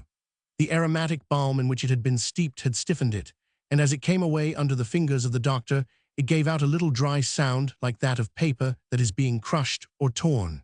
There remained but one turn to be taken off, and familiar though he was with such work, Dr. Rumphius stopped for a moment, either through respect for the dead, or through that feeling which prevents a man from breaking open a letter, from opening a door, from raising a veil which hides a secret that he burns to learn. He ascribed his momentary pause to fatigue, and as a matter of fact, the perspiration was dripping from his forehead without his thinking of wiping it with his great blue-checked handkerchief, but fatigue had nothing to do with it. Meanwhile, the dead form showed through the fine, gauze-like stuff, and some gold work shone faintly through it as well. The last wrapping taken off, the young woman showed in the chaste nudity of her lovely form, preserving, in spite of so many centuries that had passed away, the fullness of her contours and the easy grace of her pure lines. Her pose, an infrequent one in the case of mummies, was that of the Venus of Medici, as if the embalmers had wished to save this beautiful body from the set attitude of death, and to soften the inflexible rigidity of the cadaver. A cry of admiration was uttered at the same time by Rumphius and Evandale at the sight of the marvel. Never did a Greek or Roman statue present a more beautiful appearance. The peculiar characteristics of the Egyptian ideal gave indeed to this lovely body, so miraculously preserved, a slenderness and a grace lacking in antique marbles, the long hands, the high-bred narrow feet, the nails shining like agate, the slender waist, the shape of the breasts, small and turned up like a sandal beneath the veil which enveloped it, the slightly protruding contour of the hip, the roundness of the thigh, the somewhat long leg, recalling the slender grace of the musicians and dancers represented on the frescoes of funeral repasts in the Thebes hypogea. It was a shape still childish in its gracefulness, yet possessing already all the perfections of a woman, which Egyptian art expresses with such tender suavity, whether it paints the walls of the passages with a brush, or whether it patiently carves the hard basalt. As a general rule, mummies, which have been filled with bitumen and natron, resemble black simulacra carved in ebony. Corruption cannot attack them, but the appearance of life is wholly lacking. The bodies have not returned to the dust whence they came, but they have been petrified in a hideous shape, which one cannot contemplate without disgust and terror. In this case, the body, carefully prepared by surer, longer, and more costly processes, had preserved the elasticity of the flesh, the grain of the skin, and almost its natural color. The skin, of a light brown, had the golden tint of a new Florentine bronze, and the amber warm tone which is admired in the paintings of Giorgione and Titian covered with a smoky varnish, was not very different from what must have been the complexion of the young Egyptian during her lifetime. She seemed to be asleep rather than dead. The eyelids, still fringed with their long lashes, allowed eyes lustrous with the humid gleam of life to shine between their lines of antimony. One could have sworn they were about to shake off, as a light dream, their sleep of 30 centuries. The nose, delicate and fine, preserved its pure outline. No depression deformed the cheeks, which were as round as the side of a vase. The mouth, colored with a faint blush, had preserved its imperceptible lines, and on the lips, voluptuously molded, fluttered a melancholy and mysterious smile, full of gentleness, sadness, and charm, that tender and resigned smile which pouts so prettily the lips of the adorable heads which surmount the Canopian vases in the Louvre. Around the forehead, low and smooth in accordance with the laws of antique beauty, was massed jet-black hair divided and plaited into a multitude of fine tresses which fell on either shoulder. 20 golden pins stuck into the tresses, like flowers in a ball headdress, studded with brilliant points the thick dark hair which might have been thought artificial, so abundant was it. 2 great earrings, round discs resembling small bucklers, shimmered with yellow light by the side of the brown cheeks. A magnificent necklace, composed of 3 rows of divinities and amulets in gold and precious stones, encircled the neck of the coquettish mummy, and lower down upon her breast hung 2 other collars, the pearl, gold, lapis lazuli, and cornelian rosettes, of which alternated symmetrically with the most perfect taste. A girdle of nearly the same design enclosed her waist, with a belt of gold and gems. A double bracelet of gold and cornelian beads adorned her left wrist, and on the index of the left hand shone a very small scarabus of golden Cloisonne enamel, which formed a seal ring and was held by a gold thread most marvelously plaited. Strange were the sensations of the 2 men as they found themselves face to face with a human being who had lived in the days when history was yet young and was collecting the stories told by tradition, face to face with a body contemporary with Moses, which yet preserved the exquisite form of youth, as they touched the gentle little hand impregnated with perfumes, which a pharaoh perhaps had kissed, as they fingered the hair, more durable than empire, more solid than granite monuments. At the sight of the lovely dead girl, the young nobleman felt the retrospective desire often inspired by the sight of a statue or a painting representing a woman of past days famous for her beauty. It seemed to him that he would have loved, had he lived 3,000 years earlier, that beauty which nothingness had refused to destroy, and the sympathetic thought perhaps reached the restless soul that fluttered above its profaned frame. Far less poetic than the young nobleman, Dr. Rumphius was making the inventory of the gems, without, however, taking them off, for Evandale had ordered that the mummy should not be deprived of this last frail consolation. To take away gems from a woman, even dead, is to kill her a second time. Suddenly, a papyrus roll concealed between the side and arm of the mummy caught the doctor's eye. "Oh," said he, "this is no doubt a copy of the funeral ritual placed in the inner coffin, and written, with more or less care, according to the wealth and rank of the person." He unrolled the delicate band with infinite precautions. As soon as the first lines showed, he exhibited surprise, for he did not recognize the ordinary figures and signs of the ritual. In vain, he sought in the usual places for the vignettes representing the funeral, which serve as a frontispiece to such papyri, nor did he find the litany of the 100 names of Osiris, nor the soul's passport, nor the petition to the gods of Amenti. Drawings of a peculiar kind illustrated entirely different scenes connected with human life, and not with the voyage of the shade to the world beyond. Chapters and paragraphs seemed to be indicated by characters written in red, evidently for the purpose of distinguishing them from the remainder of the text, which was in black, and of calling the attention of the reader to interesting points. An inscription placed at the head appeared to contain the title of the work, and the name of the grammat who had written or copied it. So much, at least, did the sagacious intuition of the doctor make out at the first glance. "Undoubtedly, my lord, we have robbed Master Argyropoulos," said he to Evandale, as he pointed out the differences between the papyrus and the usual ritual. "This is the first time that an Egyptian manuscript has been found to contain anything else than hieratic formule. I am bound to decipher it, even if it costs me my sight, even if my beard grows thrice around my desk. Yes, I shall ferret out your secret, mysterious Egypt. Yes, I shall learn your story, you lovely dead, for that papyrus pressed close to your heart by your lovely arm surely contains it, and I shall be covered with glory, become the equal of Champollion, and make Lepsius die of jealousy." The nobleman and the doctor returned to Europe. The mummy, wrapped up again in all its bandages and replaced within its 3 cases, rests within Lord Evandale's park in Lincolnshire, in the basalt sarcophagus which he brought at great expense from Biban el Malak, and which he did not give to the British Museum. Sometimes Lord Evandale leans upon the sarcophagus, sinks into a deep reverie, and sighs. After 3 years of unflagging application, Dr. Rumphius succeeded in deciphering the mysterious papyrus, save in some damaged parts, and in others which contained unknown signs. And it is his translation into Latin which we have turned into French that you are about to read, under the name The Romance of a Mummy. The Romance of a Mummy. That is the name of the city which antiquity called Thebes of the 100 Gates, or Diospolis Magna, seemed asleep under the burning beams of the blazing sun. It was noon. A white light fell from the pale sky upon the baked earth. The sand, shimmering and scintillating, shone like burnished metal. Shadows there were none, save a narrow bluish line at the foot of buildings, like the inky line with which an architect draws upon papyrus. The houses, whose walls sloped well inwards, glowed like bricks in an oven.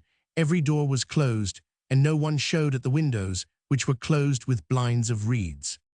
At the end of the deserted streets, and above the terraces stood out in the hot, transparent air the tips of obelisks, the tops of pylons, the entablatures of palaces and temples, whose capitals, formed of human faces or lotus flowers, showed partially, breaking the horizontal lines of the roofs and rising like reefs amid the mass of private buildings. Here and there above a garden wall shot up the scaly trunk of a palm tree ending in a plume of leaves, not one of which stirred, for never a breath blew. Acacias, mimosas, and pharaoh fig trees formed a cascade of foliage that cast a narrow blue shadow upon the dazzling brilliancy of the ground. These green spots refreshed and enlivened the solemn aridity of the picture, which but for them would have been that of a dead city. A few slaves of the Nahasi race, black-complexioned, monka-faced, with bestial gait, alone braving the heat of the day, were bearing to their masters' homes the water drawn from the Nile in jars that were hung from a stick placed on their shoulder. Although they wore nothing but striped drawers wrinkling on their hips, their torsos, brilliant and polished like basalt, streamed with perspiration as they quickened their pace, lest they should scorch the thick soles of their feet on the pavements, which were as hot as the floor of a vapor bath. The boatmen were asleep in the cabins of their boats moored to the brick wall of the river quay, sure that no one would waken them to cross to the other bank, where lay the Memnonia quarter. In the highest heaven wheeled vultures, whose shrill call, that at any other time would have been lost in the rumor of the city, could be plainly heard in the general silence. On the cornices of the monuments 2 or 3 ibises, one leg drawn up under their body, their long bill resting on their breast, seemed to be meditating deeply, and stood out against the calcined, whitish blue which formed the background. And yet all did not sleep.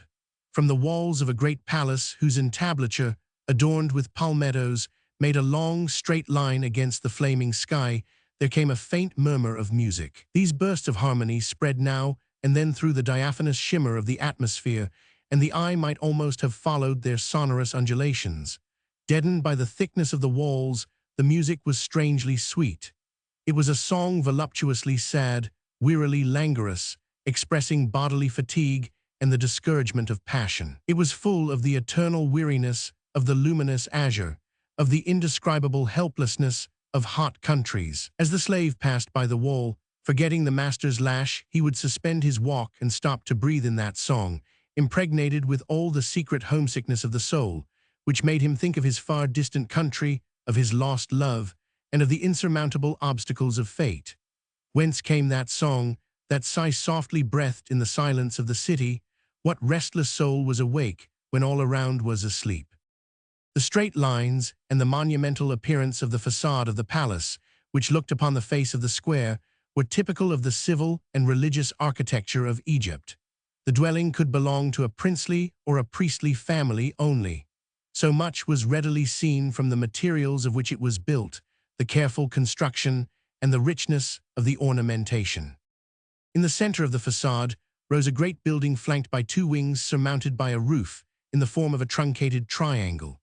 A broad, deeply cut molding of striking profile ended the wall, in which was visible no opening other than a door placed, not symmetrically in the center, but in the corner of the building, no doubt to allow ample space for the staircase within.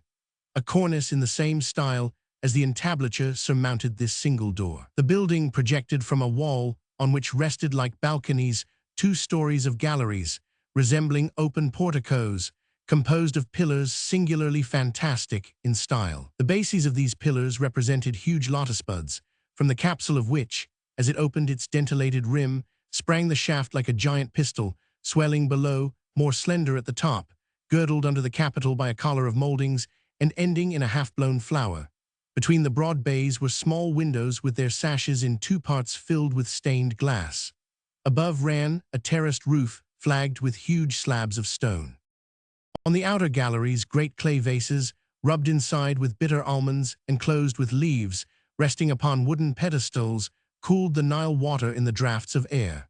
Tables bore pyramids of fruits, sheaves of flowers, and drinking cups of different shapes, for the Egyptians loved to eat in the open air and take their meals, so to speak, upon the public street. On either side of the main building stretched others rising to the height of 1 story only, formed of a row of pillars engaged halfway up in a wall divided into panels in such a manner as to form around the house, a shelter closed to the sun and the gaze of the outer world. All these buildings, enlivened by ornamental paintings, for the capitals, the shafts, the cornices, and the panels were colored, produced a delightful and superb effect. The door opened into a vast court surrounded by a quadrilateral portico supported by pillars, the capitals of which showed on each face a woman's head, with the ears of a cow, long, narrow eyes, slightly flattened noses, and a broad smile. Each wore a thick red cushion and supported a cap of hard sandstone. Under the portico opened the doors of the apartments, into which the light came softened by the shade of the galleries. In the center of the court sparkled in the sunshine a pool of water, edged with a margin of seen granite. On the surface of the pond spread the heart-shaped leaves of the lotus, the rose and blue flowers of which were half closed, as if overcome by the heat in spite of the water in which they were plunged. In the flower beds around the pool were planted flowers arranged fan-like upon small hillocks, and along the narrow walks laid out between the beds walked carefully 2 tame storks, which from time to time snapped their bills and fluttered their wings as if about to take flight. At the angles of the court, the twisted trunks of 4 huge purses exhibited a mass of metallic green foliage. At the end, a sort of pylon broke the portico, and its large bay, framing in the blue air, showed at the end of a long avenue a summer kiosk of rich and elegant design. In the compartments traced on the right and on the left of the arbor by dwarf trees cut into the shape of cones, bloomed pomegranates, sycamores, tamarinds, periplocas, mimosas, and acacias, the flowers of which shone like colored lights on the deep green of the foliage which overhung the walls. The faint, sweet music of which we have spoken proceeded from one of the rooms which opened into the interior portico. Although the sun shone full into the court, the ground of which blazed in the flood of light, a blue, cool shadow, transparently intense, filled the apartment, in which the eye, blinded by the dazzling reverberation, sought to distinguish shapes, and at last made them out when it had become accustomed to the semilight. A tender lilac tone overspread the walls of the room, around which ran a cornice painted in brilliant tones and enriched with small golden palm branches. Architectural designs skillfully combined formed on the plain spaces panels which framed in ornaments, sheaves of flowers, birds, diapers of contrasted colors, and scenes of domestic life. At the back, near the wall, stood a strangely shaped bed, representing an ox wearing ostrich feathers with a disc between its horns, broadening its back to receive the sleeper upon a thin red mattress, and stiffening by way of feet, its black legs ending in green hoofs, while its curled-up tail was divided into 2 tufts. This quadruped bed, this piece of animal furniture, would have seemed strange in any other country than Egypt, where lions and jackals are also turned into beds by the fancy of the workmen. In front of the couch was placed a stool with 4 steps, which gave access to it. At the head, a pillow of oriental alabaster, destined to support the neck without deranging the headdress, was hollowed out in the shape of a half-moon. In the center, a table of precious wood carved with exceeding care stood upon a richly carved pedestal. A number of objects were placed upon it: a pot of lotus flowers, a mirror of polished bronze on an ivory stand, a vase of moss agate filled with antimony powder, a perfumed spatula of sycamore wood in the shape of a woman bare to the waist stretching out as if she were swimming and appearing to attempt to hold her box above the water. Near the table, on an armchair of gilded wood picked out with red, with blue feet, and with lions for arms, covered with a thick cushion of purple stuff starred with gold and crossed with black, the end of which fell over the back, was seated a young woman, or rather, a young girl of marvelous beauty in a graceful attitude of nonchalance and melancholy. Her features, of ideal delicacy, were of the purest Egyptian type, and sculptors must have often thought of her as they carved the images of Isis and Hathor, even at the risk of breaking the rigorous hieratic laws. Golden and rosy reflections colored her warm pallor, in which showed her long black eyes, made to appear larger by lines of antimony and full of a languorous, inexpressible sadness.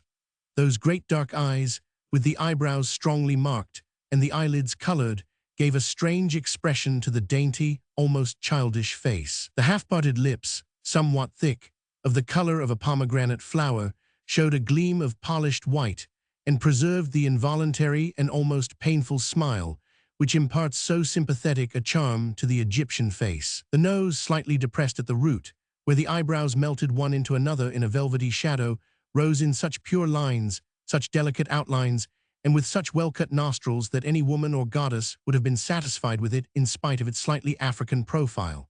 The chin was rounded with marvelous elegance and shone like polished ivory. The cheeks, rather rounder than those of the beauties of other nations, added to the face an expression of extreme sweetness and gracefulness. This lovely girl wore for headdress a sort of helmet formed of a guinea fowl, the half-closed wings of which fell upon her temples, and the pretty, small head of which came down to the center of her brow, while the tail, marked with white spots, spread out on the back of her neck. A clever combination of enamel imitated to perfection the plumage of the bird. Ostrich feathers, planted in the helmet like an aigrette, completed this headdress, which was reserved for young virgins, as the vulture, the symbol of maternity, is worn only by women. The hair of the young girl, of a brilliant black, plaited into tresses, hung in masses on either side of her smooth, round cheeks and fell down to her shoulders. In the shadowy masses of the hair shone, like suns in a cloud, great discs of gold worn as earrings. From the headdress hung gracefully down the back 2 long bands of stuff with fringed ends. A broad pectoral ornament, composed of several rows of enamels, gold and cornelian beads, and fishes and lizards of stamped gold, covered her breast from the lower part of the neck to the upper part of the bosom, which showed pink and white through the thin warp of the calasiris. The dress, of a large checkered pattern, was fastened under the bosom with a girdle with long ends, and ended in a broader border of transverse stripes edged with a fringe. Triple bracelets of lapis lazuli beads, divided here and there by golden balls, encircled her slender wrists, delicate as those of a child, and her lovely, narrow feet with long, supple toes were shod with sandals of white kid stamped with designs in gold, and rested on a cedar stool encrusted with red and green enamel. Near Tahoser for this was the name of the young Egyptian knelt, one leg drawn back under the thigh and the other forming an obtuse angle, in the attitude which the painters love to reproduce on the walls of Hypogea, a female harpist placed upon a sort of low pedestal, destined no doubt to increase the resonance of the instrument, a piece of stuff striped with colored bands, the ends of which, thrown back, hung in fluted lappets, bound her hair and framed in her face, smiling mysteriously like that of a sphinx. A narrow dress, or rather sheath, of transparent gauze outlined closely the youthful contours of her elegant, slender form. Her dress, cut below the breast, left her shoulders, chest, and arms free in their chaste nudity. A support, fixed to the pedestal on which was placed the player, and traversed by a bolt in the shape of a key, formed a rest for the harp, the weight of which, but for that, would have borne wholly upon the shoulders of the young woman. The harp, which ended in a sort of keyboard, rounded like a shell and covered with ornamental paintings, bore at its upper end a sculptured head of Hathor surmounted by an ostrich plume. The 9 cords were stretched diagonally and quivered under the long, slender hands of the harpist, who often, in order to reach the lower notes, bent with a sinuous motion as if she were about to float on the waves of music and accompany the vanishing harmony.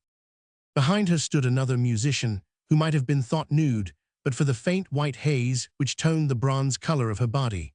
She played on a sort of guitar with an exceedingly long handle, the 3 chords of which were coquettishly adorned at their extremity with colored tufts. One of her arms, slender yet round, grasped the top of the handle with a sculptural pose, while the other upheld the instrument and touched the strings.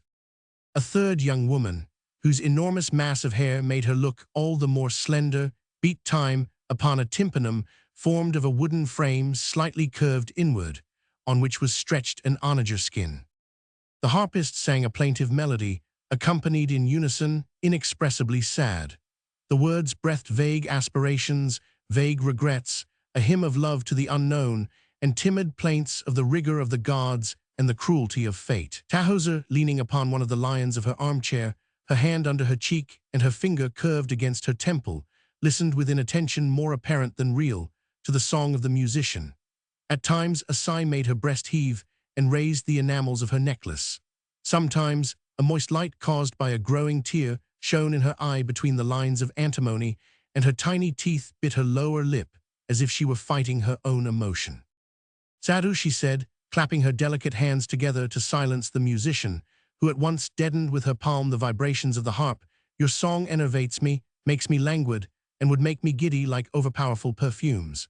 The strings of your harp seem to be twisted with the vibrations of my heart and sound painfully within my breast. You make me almost ashamed, for it is my soul that mourns in your music. Who can have told you my secrets?" "Mistress," replied the harpist, "the poet and the musician know everything. The gods reveal hidden things to them. They express in their rhythm what the thought scarcely conceives and what the tongue confusedly stammers. But if my song saddens you, I can, by changing its mode, bring brighter ideas to your mind." And Sadhu struck the chords of her harp with joyous energy and with a quick measure which the tympanum marked with more rapid strokes. After this prelude, she began a song praising the charms of wine, the intoxication of perfumes, and the delight of the dance. Some of the women, who, seated upon folding stools formed of the necks of blue swans, whose yellow bills clasped the frame of the seat, or kneeling upon scarlet cushions filled with the down of thistles, had assumed under the influence of Sadhu's music poses of utter languor, shivered. Their nostrils swelled, they breathed in the magic rhythm, they rose to their feet, and moved by an irresistible impulse began to dance. A headdress, in the shape of a helmet cut out around the ear, enclosed their hair, some locks of which escaped and fell upon their brown cheeks, which the ardor of the dance soon turned rosy. Broad golden circles beat upon their necks, and through their long gauze shifts, embroidered at the top with pearls, showed their golden bronze bodies, which moved with the ease of an adder. They twisted, turned, swayed their hips, bound with a narrow black girdle, threw themselves back, bowed down, inclined their heads to right and left, as if they found a secret voluptuousness in touching their polished chins with their cold, bare shoulders, swelled out their breasts. Like doves knelt and rose, pressed their hands to their bosom, or voluptuously outspread their arms, which seemed to flutter as the wings of Iris or Nephthys, dragged their limbs, bent the knee, displayed their swift feet with little staccato movements, and followed every undulation of the music. The maids, standing against the wall to leave free space for the evolutions of the dancers, marked the rhythm by snapping their fingers or clapping their hands together. Some of these maids, absolutely nude, had no other raiment than a bracelet of enameled ware. Others wore a narrow cloth held by straps, and a few sprays of flowers twisted in their hair. It was a strange and graceful sight. The buds and the flowers, gently moving, shed their perfume through the hall, and these young women, thus wreathed, might have suggested fortunate comparisons to poets. But Sadhu had overestimated the power of her art. The joyous rhythm seemed to increase Tahoser's melancholy. A tear rolled down her fair cheek like a drop of Nile water on a nympha, and hiding her face in the breast of her favorite maid, who leaned upon the armchair of her mistress, she uttered with a sob, dove-like in its sadness, "Oh, my dear Nafa, I am very sad and very unhappy." Roman 2. Nafa, anticipating some confidence, made a sign, and the harpist, the 2 musicians, the dancers, and the maids silently withdrew one by one, like the figures painted on frescoes. When the last had gone, the favorite said to her mistress in a petting, sympathetic tone, like a young mother soothing her child's tender grief. "What is the matter, dear mistress, that you are sad and unhappy? Are you not young, so fair that the loveliest envy you, and free to do what you please? And did not your father, the high priest Petamounoph, whose mummy rests concealed within a rich tomb, did he not leave you great wealth to do with as you please? Your palace is splendid, your gardens vast and watered by transparent streams, your coffers of enameled ware and sycamore wood are filled with necklaces, pectorals, neckplates, anklets, finely wrought seal rings. Your gowns, your calasiris, your headdresses are greater in number than the days of the year. Hopi, the father of waters, regularly covers with his fertilizing mud your domains, which a vulture flying at top speed could scarce traverse from sunrise to sunrise. And yet your heart, instead of opening joyously like a lotus bud in the month of Hathor or of Choak, closes and contracts painfully." Tahoser answered Nafu. "Yes, indeed, the gods of the higher zones have treated me favorably. But what matter one's possessions if one lacks the one thing desired? An unsatisfied wish makes the rich as poor, in his gilded, brightly painted palace, in the midst of his heaps of grain, of perfumes and precious things, as the most wretched workman of the Memnonia, who sops up with sawdust the blood of the bodies, or the semi-nude Negro driving on the Nile his frail papyrus boat under the burning midday sun." Nafer smiled and said with a look of imperceptible raillery, "Is it possible, O mistress, that a single one of your fancies has not been fulfilled at once?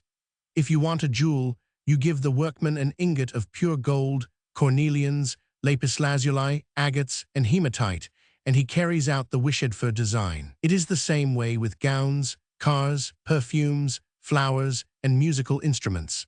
From Phil to Heliopolis, your slaves seek out for you what is most beautiful and most rare, and if Egypt does not hold what you want, caravans bring it to you from the ends of the world."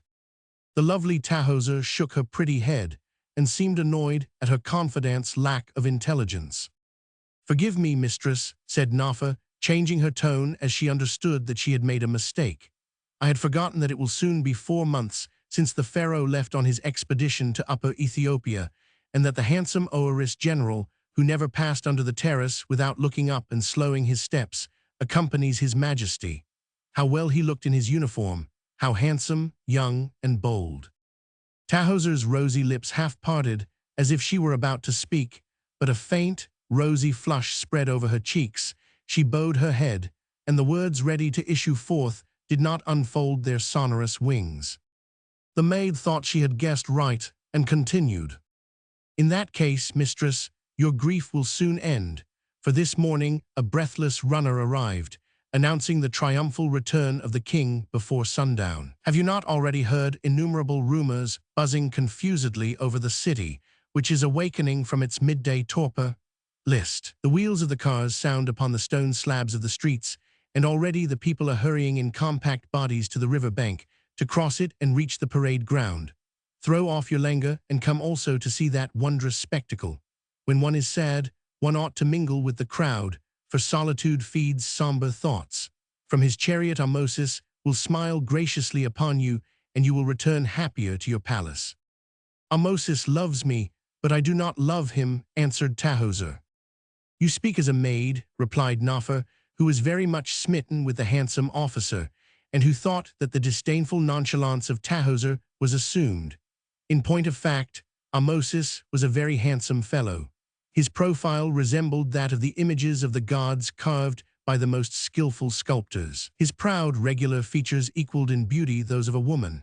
His slightly aquiline nose, his brilliant black eyes lengthened with antimony, his polished cheeks, smooth as oriental alabaster, his well-shaped lips, his tall, handsome figure, his broad chest, his narrow hips, his strong arms on which, however, no muscle stood out in coarse relief, were all that were needed to seduce the most. Difficult to please, but Tahoser did not love him, whatever Nafer might think.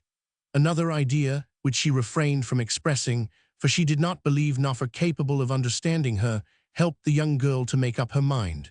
She threw off her languor and rose from her armchair with a vivacity quite unexpected after the broken-down attitude she had preserved during the singing and the dancing. Nafa, kneeling before her, fastened on her feet sandals with turned-up ends, cast scented powder on her hair, drew from a box several bracelets in the shape of serpents, and a few rings with sacred scarabi for gems, put on her cheeks a green powder which immediately turned rose color as it touched the skin, polished her nails with a cosmetic, and adjusted the somewhat rumpled folds of her calasiris like a zealous maid who means that her mistress shall show to the greatest advantage. Then she called 2 or 3 servants and ordered them to make ready the boat and transport to the other side of the river the chariot and oxen. The palace, or if this name seems too pompous, the dwelling of Tahoser, rose close to the Nile, from which it was separated by gardens only. Petamaunof's daughter, her hand resting on Nafa's shoulder and preceded by her servants, walked down to the watergate through the arbor, the broad leaves of which, softening the rays of the sun, flecked with light shadows her lovely face. She soon reached the wide brick quay, on which swarmed a mighty multitude, awaiting the departure or return of the boats. The vast city held now only the sick, the invalids, old people unable to move, and the slaves left in charge of the houses. Through the streets, the squares, the Dromos temple avenues, down the Sphinx avenues, through the pylons, along the quays flowed streams of human beings, all bound for the Nile. The multitude exhibited the strangest variety. The Egyptians were there in largest numbers, and were recognizable by their clean profile, their tall, slender figures, their fine linen robes, or their carefully pleated calasiris. Some, their heads enveloped in striped green or blue cloth, with narrow drawers closely fitting to their loins, showed to the belt their bare torsos the color of baked clay. Against this mass of natives stood out divers members of exotic races, Negroes from the upper Nile, as black as basalt gods, their arms bound round with broad ivory rings, their ears adorned with barbaric ornaments, bronzed Ethiopians, fierce-eyed, uneasy, and restless in the midst of this civilization, like wild beasts in the glare of day, Asiatics, with their paleo complexion and their blue eyes, their beard curled in spirals, wearing a tiara fastened by a band, and draped in heavily embroidered, fringed robes. Pelasgi, dressed in wild beast skins fastened on the shoulder, showing their curiously tattooed legs and arms, wearing feathers in their hair, with 2 long lovelocks hanging down. Through the multitude gravely marched shaven-headed priests, with a panther's skin twisted around their body in such a way that the head of the animal formed a sort of belt-buckle biblos shoes on their feet. In their hand a tall acaciastic on which were engraved hieroglyphic characters. Soldiers, their silver-studded daggers by their side, their bucklers on their backs, their bronze axes in their hands. Distinguished personages, their breasts adorned with neckplates of honor, to whom the slaves bowed low, bringing their hands close to the ground, and sliding along the walls with humble and sad mien. Poor half-nude women traveling along bowed under the weight of their children, suspended from their neck in rags of stuff or baskets of espartero, while handsome girls, accompanied by 3 or 4 maids, passed proudly with their long, transparent dresses knotted under their breasts with long, floating scarfs, sparkling with enamels, pearls, and gold, and giving out a fragrance of flowers and aromatic essences. Among the foot-passengers went litters borne by Ethiopians running rapidly and rhythmically, light carts drawn by spirited horses with plumed headgear, ox chariots moving slowly along and bearing a whole family. Scarcely did the crowd, careless of being run over, draw aside to make room, and often the drivers were forced to strike with their whips those who were slow or obstinate in moving away. The greatest animation reigned on the river, which, notwithstanding its breadth, was so covered with boats of all kinds that the water was invisible along the whole stretch of the city. All manner of craft, from the bark with raised poop and prow and richly painted and gilded cabin to the light papyrus skiff, everything had been called into use. Even the boats used to ferry cattle and to carry freight, and the reed rafts kept up by skins, which generally carried loads of clay vessels, had not been disdained. The waters of the Nile, beaten, lashed, and cut by oars, sweeps, and rudders, foamed like the sea, and formed many an eddy that broke the force of the current. The build of the boats was as varied as it was picturesque. Some were finished off at each end with a great lotus flower curving inwards, the stem adorned with fluttering flags. Others were forked at the poop, which rose to a point. Others again were crescent-shaped, with horns at either end. Others bore a sort of a castle or platform on which stood the pilots. Still others were composed of 3 strips of bark bound with cords and were driven by a paddle.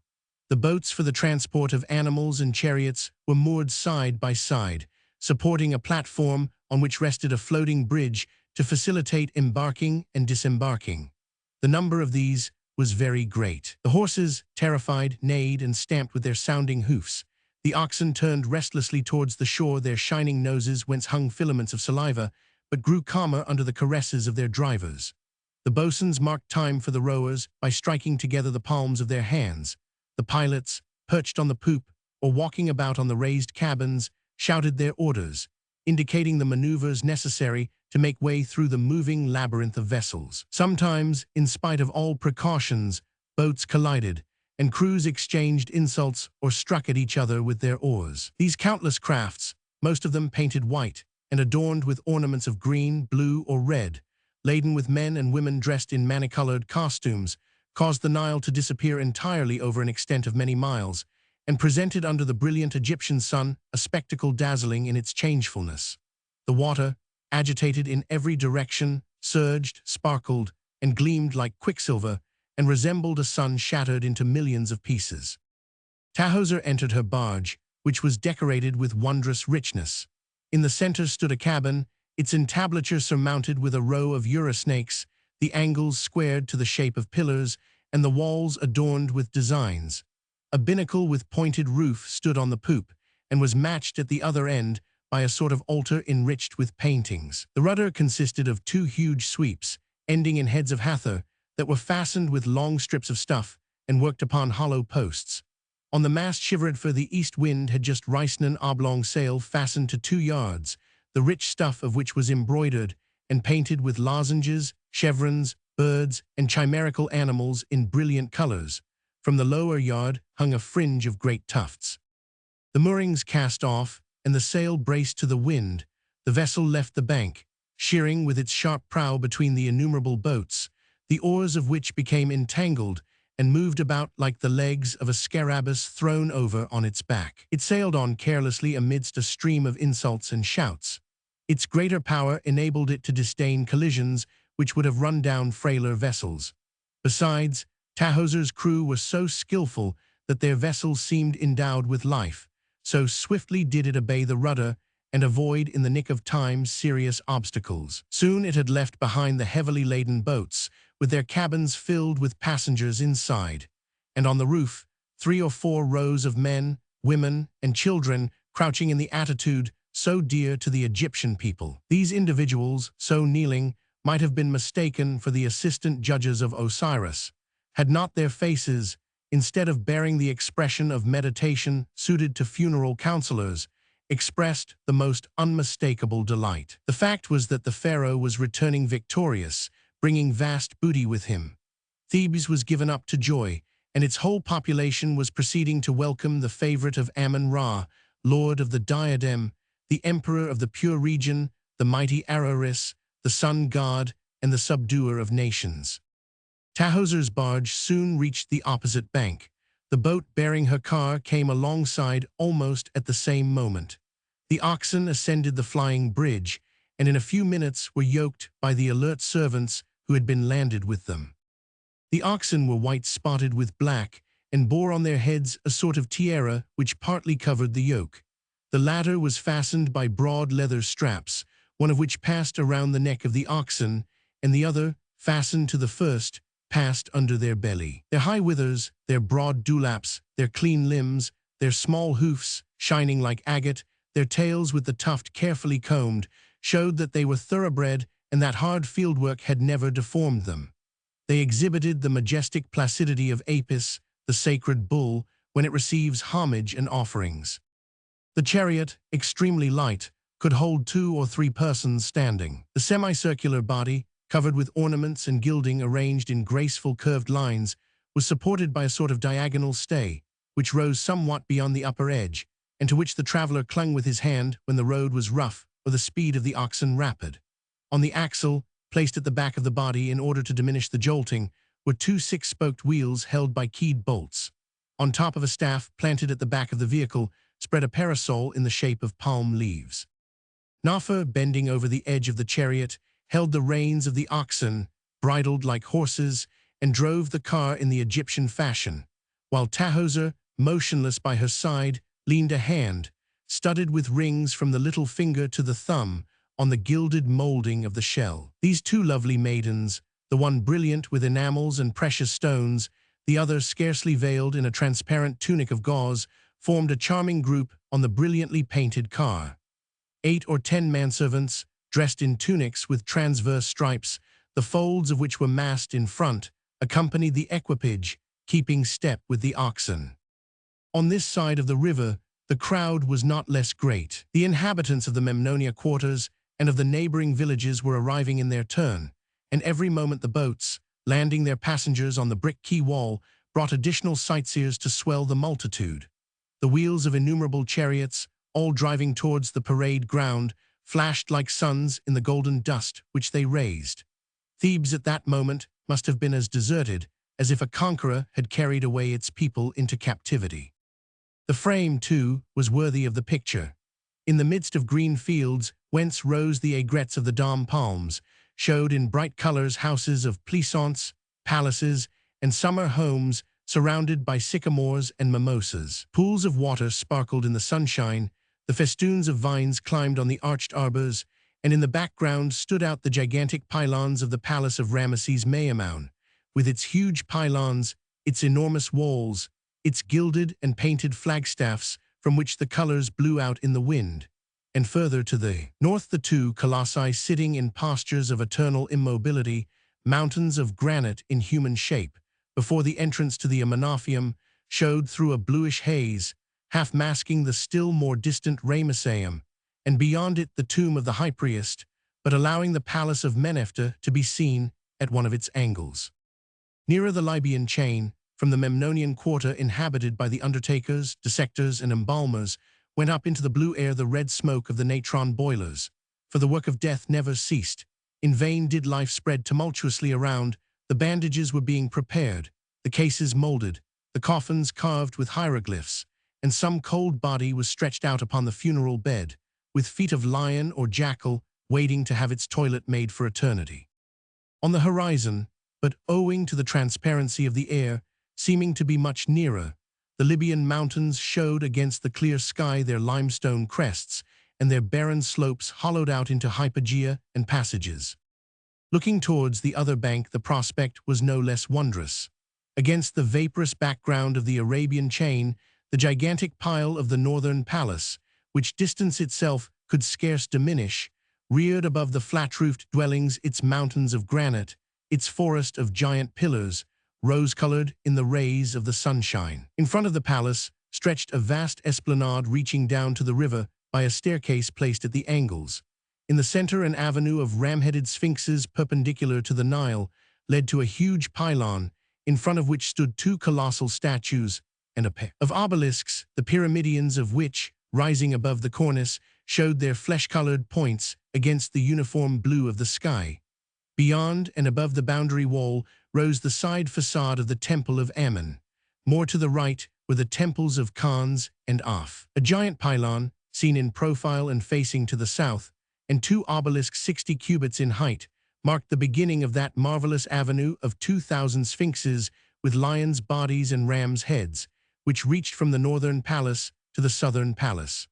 On the pedestals could be seen swelling the huge quarters of the first row of these monsters that turned their backs to the Nile. Farther still, there showed faintly in the rosy light cornices on which the mystic globe outspread its vast wings, heads of placid-faced colossi, corners of mighty buildings, needles of granite, terraces rising above terraces, columns of palm trees growing like tufts of grass amid these vast constructions. And the palace of the south uprose, with high painted walls, flag-adorned staffs, sloping doors, obelisks, and herds of sphinxes. Beyond, as far as the eye could reach, off stretched out with its palaces, its priests' colleges, its houses, and in the dimmest distance the crests of its walls and the summits of its gates showed as faint blue lines. Tahoser gazed upon the prospect which was so familiar to her, but her glance expressed no admiration. However, as she passed a house almost buried amid luxuriant vegetation, she lost her apathy and seemed to seek on the terraces and on the outer gallery some well-known form.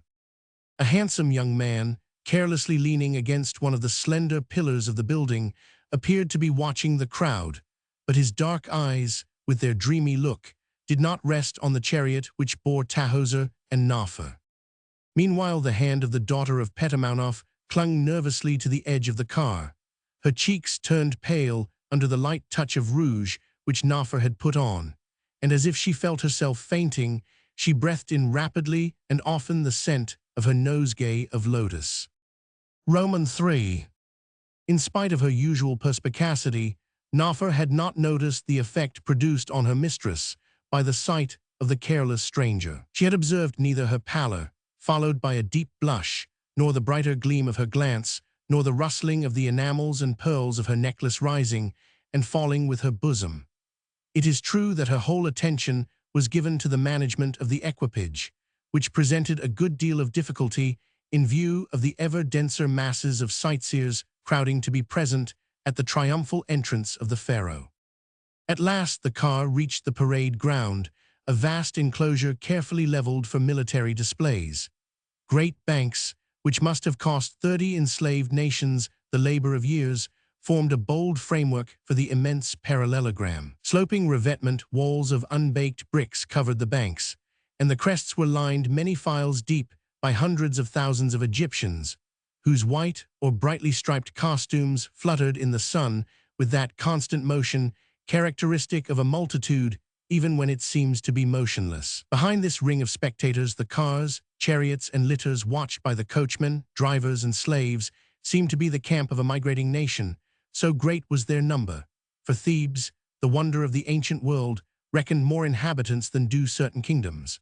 The fine, smooth sand of the vast arena lined with 1,000,000 people sparkled under the light, falling from a sky as blue as the enamel of the Osiris statuettes.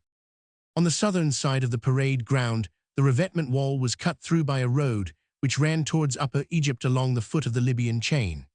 At the opposite corner, the revetment was again cut so that the road was prolonged to the palace of Ramesses Mayamoun through the thick brick walls. Petamounoph's daughter and Nafer, for whom the servants had made room, stood on this corner on the top of the wall so that they could see the whole procession pass at their feet. A mighty rumor, low, deep, and powerful, like that of an advancing ocean, was heard in the distance and drowned the innumerable noises arising from the crowd, as the roar of a lion silences the yelping of a tribe of jackals. Soon, the separate sounds of the instruments were heard amidst the thunderous noise produced by the driving of war chariots and the rhythmic marching of the soldiers. A sort of reddish mist, like that raised by the desert wind, filled the sky in that direction, and yet there was no breeze, not a breath of air, and the most delicate branches of the palms were as motionless as if they had been carved on granite capitals. Not a hair moved on the wet temples of the women, and the fluted lappets of their headdresses fell limp behind their backs. The dusty mist was produced by the army on the march, and hovered above it like a dun-colored cloud. The roar increased, the cloud of dust opened, and the first files of musicians debouched into the vast arena, to the intense delight of the multitude, which, notwithstanding its respect for the majesty of the pharaoh, was beginning to weary of waiting under a sunshine which would have melted any but Egyptian skulls. The advance guard of musicians stopped for a few moments. Delegations of priests and deputations of the chief inhabitants of Thebes crossed the parade ground to meet the pharaoh, and drew up in double line in attitudes of the deepest respect, so as to leave a free passage for the procession. The music, which alone might have formed a small army, was composed of drums, tambourines, trumpets, and sistra. The first squad passed, blowing a sounding blare of triumph through its short copper bugles that shone like gold. Every one of these musicians carried a second bugle under his arm, as if the instrument were likely to be worn out before the man. The costume of the trumpeters consisted of a short tunic bound by a sash the broad ends of which fell in front. A narrow band upholding 2 ostrich plumes fastened their thick hair. The plumes thus placed looked like the antenne of a scarabus and imparted to those who wore them a quaint, insect-like appearance. The drummers, clad in a mere pleated kilt and bare to the belt, struck with sycamore sticks, the wilderskins stretched over their kettle drums, suspended from a leather baldric. keeping the time which the drum major marked by clapping his hands as he frequently turned towards them. Next to the drummers came the sistrum players, who shook their instruments with sharp, quick movements, and at regular intervals made the metal rings sound upon the 4 bronze bars. The tambourine players carried transversely before them their oblong instrument fastened by a scarf passed behind their neck, and struck with both fists, the skin stretched on either end.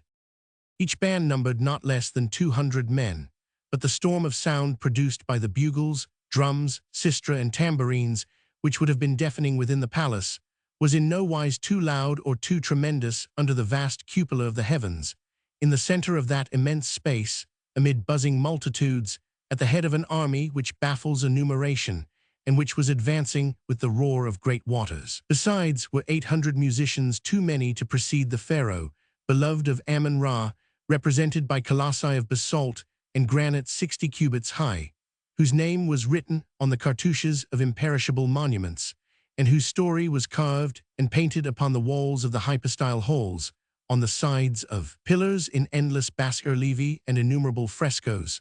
Was it too much indeed for a king who dragged 100 conquered nations by their hair, and from the height of his throne ruled the nations with his whip, for the living sun that flamed on dazzled eyes, for one who, save that he did not possess eternal life, was a god? Behind the music came the captive barbarians, strange to look at, with bestial faces, black skins, woolly hair, as much like monkeys as men, and dressed in the costume of their country, a skirt just above the hips held by a single brace, embroidered with ornaments in divers colors. An ingenious cruelty had directed the binding together of the prisoners. Some were bound by the elbows behind the back, others by their hands raised above their head, in the most uncomfortable position. Others again had their wrists caught in stocks, others with their neck in an iron collar, or held by a rope which fastened a whole file of them, with a loop for each victim. It seemed as if the object sought had been to thwart as much as possible natural attitudes in the fettering of these poor wretches, who marched before their conqueror awkwardly and with difficulty, rolling their big eyes and twisting and writhing in pain. Guards marched at their side, striking them with sticks to make them keep time. Next came, bowed with shame, exposed in their wretched, deformed nudity, dark-complexioned women, with long hanging tresses, carrying their children in a piece of stuff fastened around their brow, a vile herd intended for the meanest uses. Others, young, handsome, and fairer, their arms adorned with broad bracelets of ivory, their ears pulled down by great metal discs, wrapped themselves in long, wide-sleeved tunics embroidered around the neck, and falling in fine, close folds down to their ankles, on which rattled anklets, poor girls snatched from their country, their parents, their lovers perhaps, yet they smiled through their tears, for the power of beauty is boundless, strangeness gives birth to caprice, and perhaps the royal favor awaited some of these barbaric captives in the secret depths of the harem. Soldiers accompanied them and kept the multitude from crowding upon them. The standard-bearers followed, bearing on high the golden staff of their ensigns, which represented mystic baris, sacred hawks, heads of Hathor surmounted by ostrich plumes, winged ibex, cartouches bearing the king's name, crocodiles, and other warlike or religious symbols. Long white streamers spotted with black spots were tied to these standards and fluttered gracefully on the march.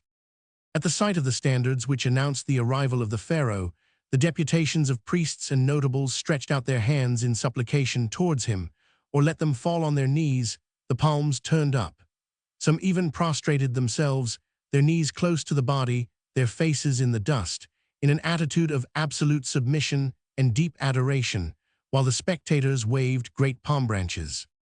A herald or reader, holding in his hand a roll covered with hieroglyphic signs, marched along between the standard-bearers and the incense-burners, who preceded the king's litter. He shouted in a loud voice as sonorous as a brazen trumpet the victories of the pharaoh.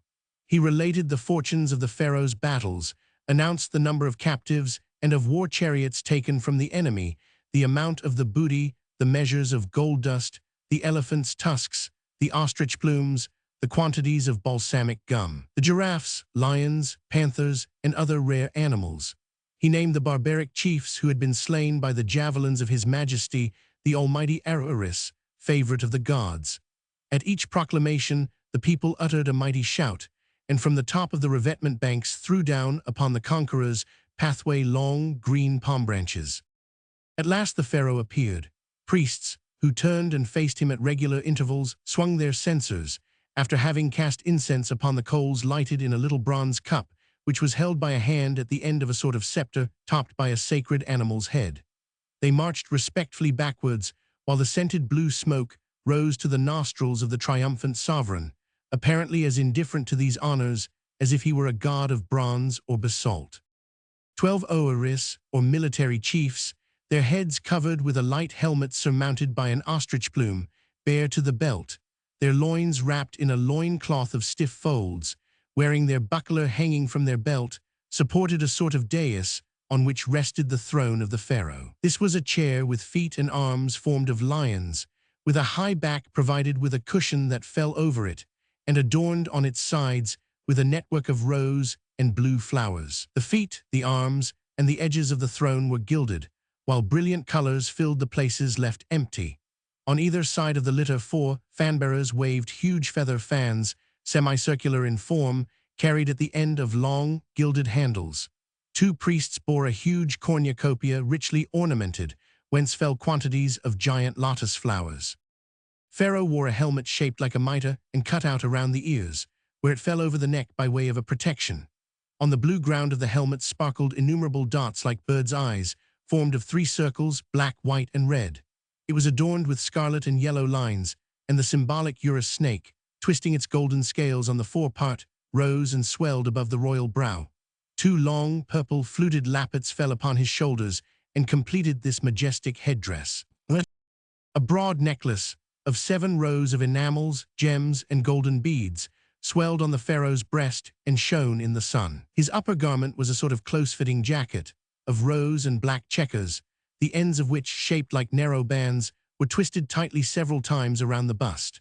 The sleeves, which came down to the biceps and were edged with transverse lines of gold, red, and blue, showed round, firm arms, the left provided with a broad wristlet of metal intended to protect it from the switch of the cord when the pharaoh shot an arrow from his triangular bow. His right arm was adorned with a bracelet formed of a serpent twisted several times on itself, and in his hand he held a long golden scepter ending in a lotus bud. The rest of the body was enveloped in the finest linen cloth with innumerable folds, held to the hips by a girdle inlaid with plates of enamel and gold. Between the jacket and the belt, the torso showed, shining and polished like rose granite worked by a skillful workman. Sandals with pointed upturned toes protected his long, narrow feet, which were held close to one another like the feet of the gods on the walls of the temples. His smooth, beardless face with its great, regular features, which it seemed impossible for any human emotion to alter, and which the blood of vulgar life did not color, with its death-like pallor, its closed lips, its great eyes made larger still by black lines, the eyelids of which never closed any more than did those of the sacred hawk, inspired through its very immobility respect and awe. It seemed as though those fixed eyes gazed upon eternity and the infinite only. Surrounding objects did not appear to be reflected in them. The satiety of enjoyment of will satisfied the moment it was expressed, the isolation of a demigod who has no fellow among mortals, the disgust of worship, and the weariness of triumph had forever marked that face, implacably sweet and of granite-like serenity. Not even Osiris, judging the souls of the dead, could look more majestic and more calm. A great tame lion, lying by his side upon the litter, stretched out its enormous paws like a sphinx upon a pedestal and winked its yellow eyes. A rope fixed to the litter fastened to the pharaoh the chariots of the conquered chiefs. He dragged them behind him like animals in a leash. These vanquished chiefs, in gloomy, fierce attitudes, whose elbows, drawn together by their points, formed an ugly angle, staggered awkwardly as they were dragged by the cars driven by Egyptian coachmen. Next came the war chariots of the young princes of the royal family, drawn by pairs of thoroughbred horses of noble and elegant shape, with slender legs and muscular quarters, their manes cut close and short, shaking their heads adorned with red plumes, frontlets, and headgear of metal bosses. A curved pole, adorned with scarlet squares, pressed down on their withers, and supported 2 small saddles surmounted with balls of polished brass held together by a light yoke, with curved ends, girths and breast harnesses richly embroidered, and superb housings rayed with blue or red and fringed with tufts, completed their strong, graceful, and light harness. The body of the car, painted red and green, and ornamented with plates and bosses of bronze like the boss on the bucklers, had on either side two great quivers placed diagonally in opposite directions, the one containing javelins and the other arrows. On either side, a carved and gilded lion, its face wrinkled with a dreadful grin, seemed to roar and to be about to spring at the foe. The young princes wore for a headdress a narrow band which bound their hair, and in which twisted, as it swelled its hood, the royal asp.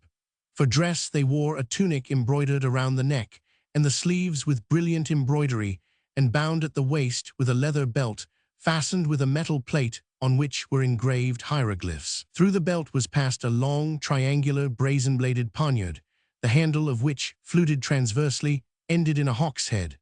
On the car, by the side of each prince, stood the driver, whose business it was to drive during the battle, and the equerry charged with warding off with a buckler the blows directed at the fighter, while he himself shot his arrows or hurled the javelins which he took from the quivers at the sides. Behind the princes came the chariots which formed the Egyptian cavalry, to the number of 20,000, each drawn by 2 horses and carrying 3 men.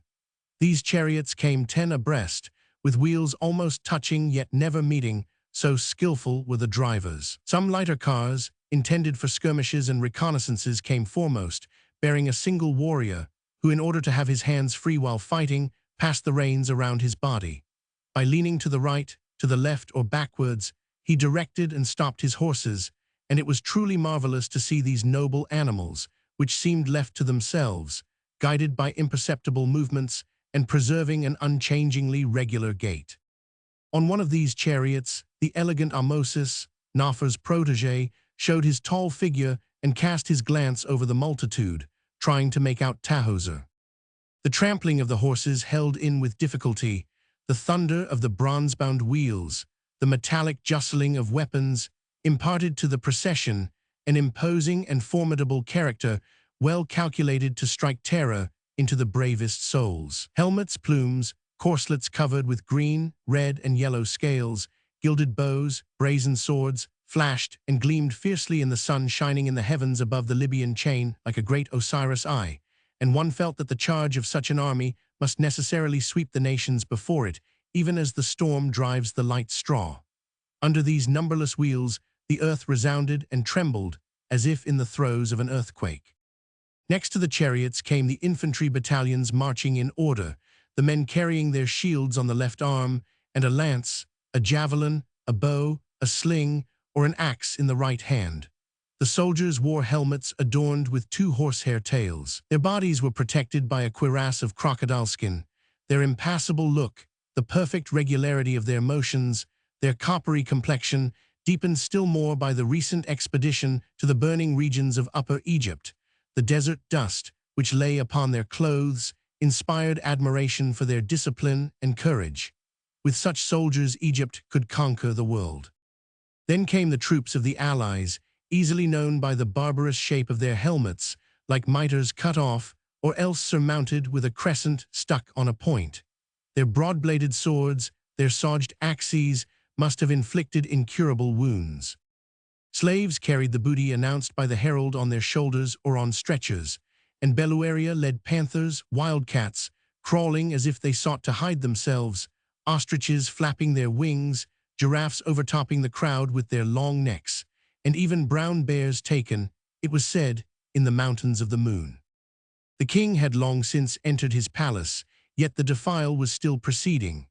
As he passed the revetment on which stood Tahoser and Nafer, the pharaoh, whose litter, borne upon the shoulders of Oeris, placed him above the crowd on a level with the young girl, had slowly fixed upon her his dark glance. He had not turned his head, not a muscle of his face had moved, and his features had remained as motionless as the golden mask of a mummy, yet his eyes had turned between his painted eyelids towards Tahoser, and a flash of desire had lighted up their somber discs, an effect as terrific as if the granite eyes of a divine simulacrum, suddenly lighted up, were to express a human thought. He had half raised one of his hands from the arm of his throne, a gesture imperceptible to everyone, but which one of the servants marching near the litter noticed, and at once looked towards the daughter of Petamounoph. Meanwhile night had suddenly fallen, for there is no twilight in Egypt night, or rather a blue day, treading close upon the yellow day.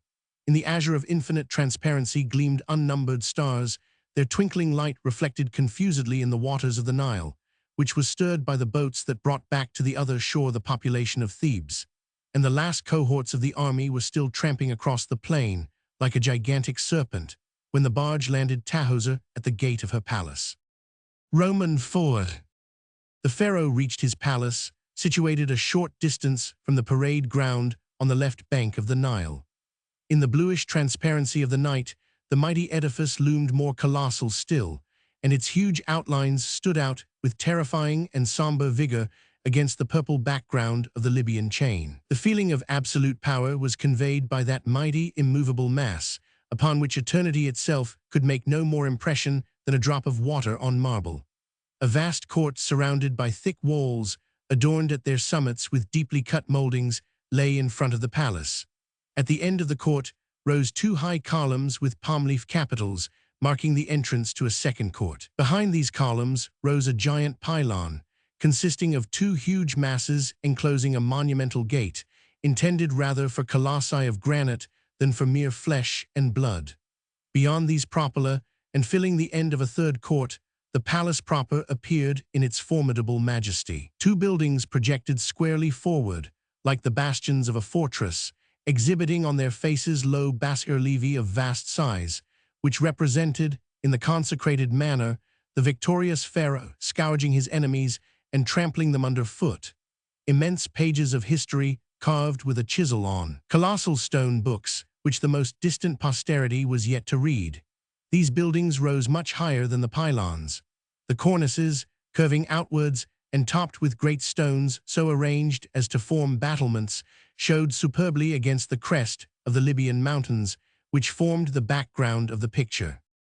The facade of the palace connected these buildings and filled up the whole of the intervening space.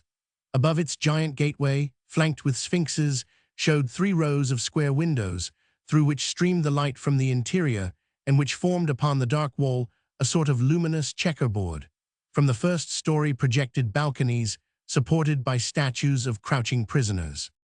The officers of the king's household, the eunuchs, the servants, and the slaves, informed of the approach of his majesty by the blare of the trumpets and the roll of the drums, had proceeded to meet him, and waited, kneeling and prostrate, in the court paved with great stone slabs. Captives of the despised race of Shido bore urns filled with salt and olive oil, in which was dipped a wick, the flame of which crackled bright and clear.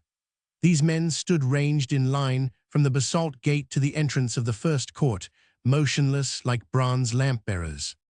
Soon the head of the procession entered the pylon and the bugles, and the drums sounded with a din which, repeated by the echoes, drove the sleeping ibises from the entablatures. The bearers stopped at the gate in the facade between the 2 pavilions. Slaves brought a footstool with several steps and placed it by the side of the litter. The pharaoh rose with majestic slowness and stood for a few moments perfectly motionless. Thus standing on a pedestal of shoulders, he soared above all heads and appeared to be 12 cubits high. Strangely lighted, half by the rising moon, half by the light of the lamps, in a costume in which gold and enamels sparkled intermittently, he resembled Osiris, or Typhon rather. He descended the steps as if he were a statue, and at last entered the palace. A first inner court, framed in by a row of huge pillars covered with hieroglyphs that bore a frieze ending in volutes, was slowly crossed by the pharaoh in the midst of a crowd of prostrate slaves and maids. Then appeared another court surrounded by a covered cloister and short columns, the capitals of which were formed of a cube of hard sandstone, on which rested the massive architrave. The imprint of indestructibility marked the straight lines and the geometric forms of this architecture built with pieces of mountains. The pillars and the columns seemed to strike firmly into the ground in order to upbear the weight of the mighty stones placed on the cubes of their capitals, the walls to slope inwards so as to have a firmer foundation, and the stones to join together so as to form but one block. But polychromous decorations and bas-reliefs hollowed out and enriched with more brilliant tints added, in the daytime, lightness and richness to these vast masses, which when night had fallen, recovered all their imposing effect. Under the cornice, in the Egyptian style, the unchanging lines of which formed against the sky a vast parallelogram of deep azure, quivered, in the intermittent breath of the breeze, lighted lamps placed at short distances apart. The fish pond in the center of the court mingled, as it reflected them, their red flashes with the blue gleams of the moon. Rows of shrubs planted around the basin gave out a faint, sweet perfume. At the back opened the gate of the harem and of the private apartments, which were decorated with peculiar magnificence. Below the ceiling ran a frieze of urus snakes, standing on their tails and swelling their hoods. On the entablature of the door, in the hollow of the cornice, the mystic globe outspread its vast, imbricated wings. Pillars ranged in symmetrical lines supported heavy sandstone blocks forming soffits, the blue ground of which was studded with golden stars. On the walls, vast pictures, carved in low, flat relief and colored with the most brilliant tints, represented the usual scenes of the harem and of home life. The pharaoh was seen on his throne, gravely playing at draughts with one of his women who stood nude before him, her head bound with a broad band from which rose a mass of lotus flowers. In another, the pharaoh, without parting with any of his sovereign and sacerdotal impassibility, stretched out his hand and touched the chin of a young maid dressed in a collar and bracelet, who held out to him a bouquet of flowers. Elsewhere he was seen undecided and smiling, as if he had slyly put off making a choice, in the midst of the young queens, who strove to overcome his gravity by all sorts of caressing and graceful coquetries. Other panels represented female musicians and dancers, women bathing, flooded with perfumes and massaged by slaves, the poses so elegant, the forms so youthfully suave, and the outlines so pure that no art has ever surpassed them. Rich and complicated ornamental designs, admirably carried out in harmonious green, blue, red, yellow, and white, covered the spaces left empty.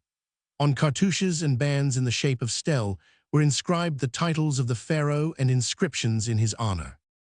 On the shafts of the huge columns were decorative or symbolical figures wearing the pishent, armed with the tau, following each other in procession, and whose eyes, showing full upon a side face, seemed to look inquisitively into the whole. Lines of perpendicular hieroglyphs separated the zones of personages. Among the green leaves carved on the drum of the capital, buds and lotus flowers stood out in their natural colors, imitating baskets of bloom. Between each pair of columns, an elegant table of cedar bore on its platform a bronze cup filled with scented oil, from which the cotton wicks drew an odoriferous light. Groups of tall vases, bound together with wreaths, alternated with the lamps, and held at the foot of each pillar sheaves of golden grain mingled with field grasses and balsamic plants. In the center of the hall, a round porphyry table, the disk of which was supported by the statue of a captive, disappeared under heaped-up urns, vases, flagons, and pots, whence rose a forest of gigantic artificial flowers, for real flowers would have appeared mean in the center of that vast hall, and nature had to be proportioned to the mighty work of man. These enormous calyxes were of the most brilliant golden yellow, azure, and purple. At the back rose the throne, or chair, of the pharaoh, the feet of which, curiously crossed and bound by encircling ribbing, had in their re-entering angles 4 statuettes of barbaric Asiatic or African prisoners, recognizable by their beards and their dress. These figures, their elbows tied behind their backs, and kneeling in constrained attitudes, their bodies bowed, bore upon their humbled heads the cushion, checkered with gold, red, and black, on which sat their conqueror. Faces of chimerical animals from whose mouths fell, instead of a tongue, a long red tuft, adorned the crossbars of the throne. On either side of it were ranged, for the princes, less splendid, though still extremely elegant and charmingly fanciful chairs. For the Egyptians are no less clever at carving cedar, cypress, and sycamore wood, in gilding, coloring, and inlaying it with enamels, than in cutting in the philo or scene quarries monstrous granite blocks for the palaces of the pharaohs and the sanctuaries of the gods. The king crossed the hall with a slow, majestic step, without his painted eyelids having once moved. Nothing indicated that he heard the cries of love that welcomed him, or that he perceived the human beings kneeling or prostrate, whose brows were touched by the folds of the calasiris that fell around his feet. He sat down, placing his ankles close together and his hands on his knees in the solemn attitude of the gods. The young princes, handsome as women, took their seats to the right and left of their father. The servants took off their enameled necklaces, their belts, and their swords, poured flagons of scent upon their hair, rubbed their arms with aromatic oils, and presented them with wreaths of flowers, cool, perfumed collars, odorous luxuries better suited to the festival than the heavy richness of gold, of precious stones and pearls, which, for the matter of that, harmonize admirably with flowers. Lovely nude slaves, whose slender forms showed the graceful transition from childhood to youth, their hips circled with a narrow belt that concealed none of their charms, lotus flowers in their hair, flagons of wavy alabaster in their hands, timidly pressed around the pharaoh, and poured palm oil over his shoulders, his arms, and his torso, polished like jasper. Other maids waved around his head broad fans of painted ostrich feathers on long ivory or sandalwood handles, that, as they were warmed by their small hands, gave forth a delightful odor. Others placed before the pharaoh stalks of nympha that bloomed like the cup of the censers. All these attentions were rendered with a deep devotion and a sort of respectful awe, as if to a divine, immortal personage called down by pity from the superior zones to the vile tribe of men. For the king is the son of the gods, the favored of Free, the protege of Amun-Ra.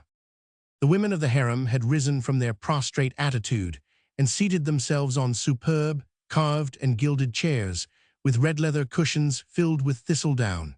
Thus ranged, they formed a line of graceful, smiling heads which a painter would have loved to reproduce. Some were dressed in tunics of white gauze with stripes alternately opaque and transparent, the narrow sleeves of which left bare the delicate, round arms covered with bracelets from the wrist to the elbow.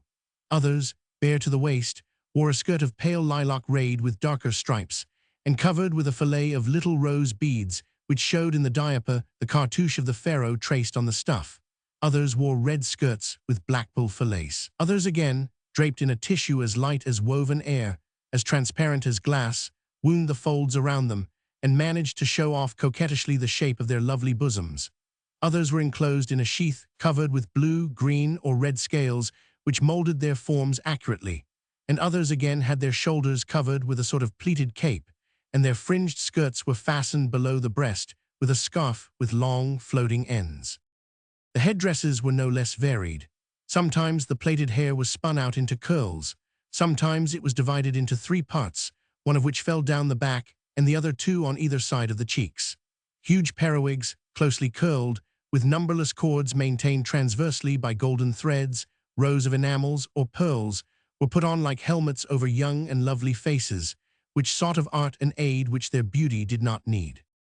All these women held in their hands a flower of the blue or white lotus, and breathed amorously, with a fluttering of their nostrils, the penetrating odor which the broad calyx exhaled. A stalk of the same flower, springing from the back of their necks, bowed over their heads, and showed its bud between their eyebrows darkened with antimony. In front of them, black or white slaves, with no other garment than a waist girdle, held out to them necklaces of flowers made of crocuses, the blooms of which, white outside, are yellow inside, purple safflowers, golden yellow chrysanthemums, red-berried nightshade, myosotis whose flowers seemed made of blue enamel of the statues of Isis, and nepenthes whose intoxicating odor makes one forget everything, even the far distant home. These slaves were followed by others, who on the upturned palm of their right hands bore cups of silver or bronze full of wine, and in the left held napkins with which the guests wiped their lips. The wines were drawn from amphor of clay, glass, or metal, held in elegant woven baskets, placed on four-footed pedestals made of a light, supple wood interlaced in ingenious fashion. The baskets contained 7 sorts of wines: date wine, palm wine, and wine of the grape, white, red, and green wines, new wine, Phoenician and Greek wines, and white Merodes wine with a bouquet of violets. The pharaoh also took a cup from the hands of his cupbearer standing near his throne, and put to his royal lips the strengthening drink. Then sounded the harps, the lyres, the double flutes, the lutes, accompanying a song of triumph which choristers ranged opposite the throne, one knee on the ground, accentuated as they beat time with the palms of their hands. The repast began. The dishes, brought by Ethiopians from the vast kitchens of the palace, where 1,000 slaves were busy preparing the feast in a fiery atmosphere, were placed on tables close by the guests. The dishes of scented wood admirably carved, of bronze, of earthenware or porcelain enameled in brilliant colors, held large pieces of beef, antelope legs, trussed geese, siluras from the Nile, dough drawn out into long tubes and rolled, cakes of sesame and honey, green watermelons with rosy meat, pomegranates full of rubies, grapes the color of amber or of amethyst. Wreaths of papyrus crowned these dishes with their green foliage. The cups were also wreathed in flowers, and in the center of the table, amid a vast heap of golden-colored bread stamped with designs and marked with hieroglyphs, rose a tall vase whence emerged, spraying as it fell, a vast sheaf of persolutas, myrtles, pomegranates, convolvulus, chrysanthemums, heliotropes, seriphiums, and periplocas, a mingling of colors and of scents. Under the tables, around the supporting pillar, were arranged pots of lotus. Flowers everywhere, even under the seats of the guests. The women wore them on their arms, round their necks, on their heads in the shape of bracelets, necklaces, and crowns. The lamps burned amid huge bouquets, the dishes disappeared under leaves, the wines sparkled amid violets and roses. It was a most characteristic, gigantic debauch of flowers, a colossal orgy of scents, unknown to other nations. Slaves constantly brought from the gardens, which they plundered without diminishing their wealth, armfuls of rose laurel, of pomegranate, of lotus, to renew the flowers which had faded, while servants cast grains of nard and cinnamon upon the red-hot coals of the censers. When the dishes and the boxes carved in the shape of birds, fishes, and chimeras, which held the sauces and condiments, had been cleared away, as well as the ivory, bronze, or wooden spattle, and the bronze and flint knives, the guests washed their hands, and cups of wine and fermented drinks kept on passing around. The cupbearer drew with a long-handled ladle the dark wine and the transparent wine from two great, golden vases adorned with figures of horses and rams, which were held in equilibrium in front of the pharaoh by means of tripods on which they were set. Female musicians, appeared for the orchestra of male musicians, had withdrawn. A wide gauze tunic covered their slender, youthful bodies, veiling them no more than the pure water of a pool conceals the form of the bather who plunges into it. Papyrus wreaths bound their thick hair and fell to the ground in long tendrils. Lotus flowers bloomed on top of their heads. Great golden rings sparkled in their ears. Necklaces of enamel and pearl encircled their necks, and bracelets clanked and rattled on their wrists. One played on the harp, another on the lute, a third on the double flute, crossing her arms and using the right for the left flute and the left for the right flute. A fourth placed horizontally against her breast a five-stringed lyre. A fifth struck the onager skin of a square drum, and a little girl 7 or 8 years of age, with flowers in her hair and a belt drawn tight around her, beat time by clapping her hands. The dancers came in. They were slight, slender, and as lithe as serpents. Their great eyes shone between the black lines of their lids, their pearly teeth between the red bars of their lips. Long curls floated down on their cheeks. Some wore full tunics striped white and blue, which floated around them like a mist. Others wore mere pleated short skirts falling over the hips to the knees, which allowed their beautiful, slender legs and round muscular thighs to be easily seen. They first assumed poses of languid voluptuousness and indolent grace. Then, waving branches of bloom and clinking castanets, shaped like the head of Hathor, striking tambourines with their little closed hands, or making the tanned skin of drums resound under their thumbs, they gave themselves up to swifter steps and to bolder postures. They pirouetted, they whirled with ever-increasing ardor. But the pharaoh, thoughtful and dreamy, did not condescend to bestow a glance of satisfaction upon them. His fixed gaze did not even fall upon them. They withdrew, blushing and confused, pressing their palpitating breasts with their hands.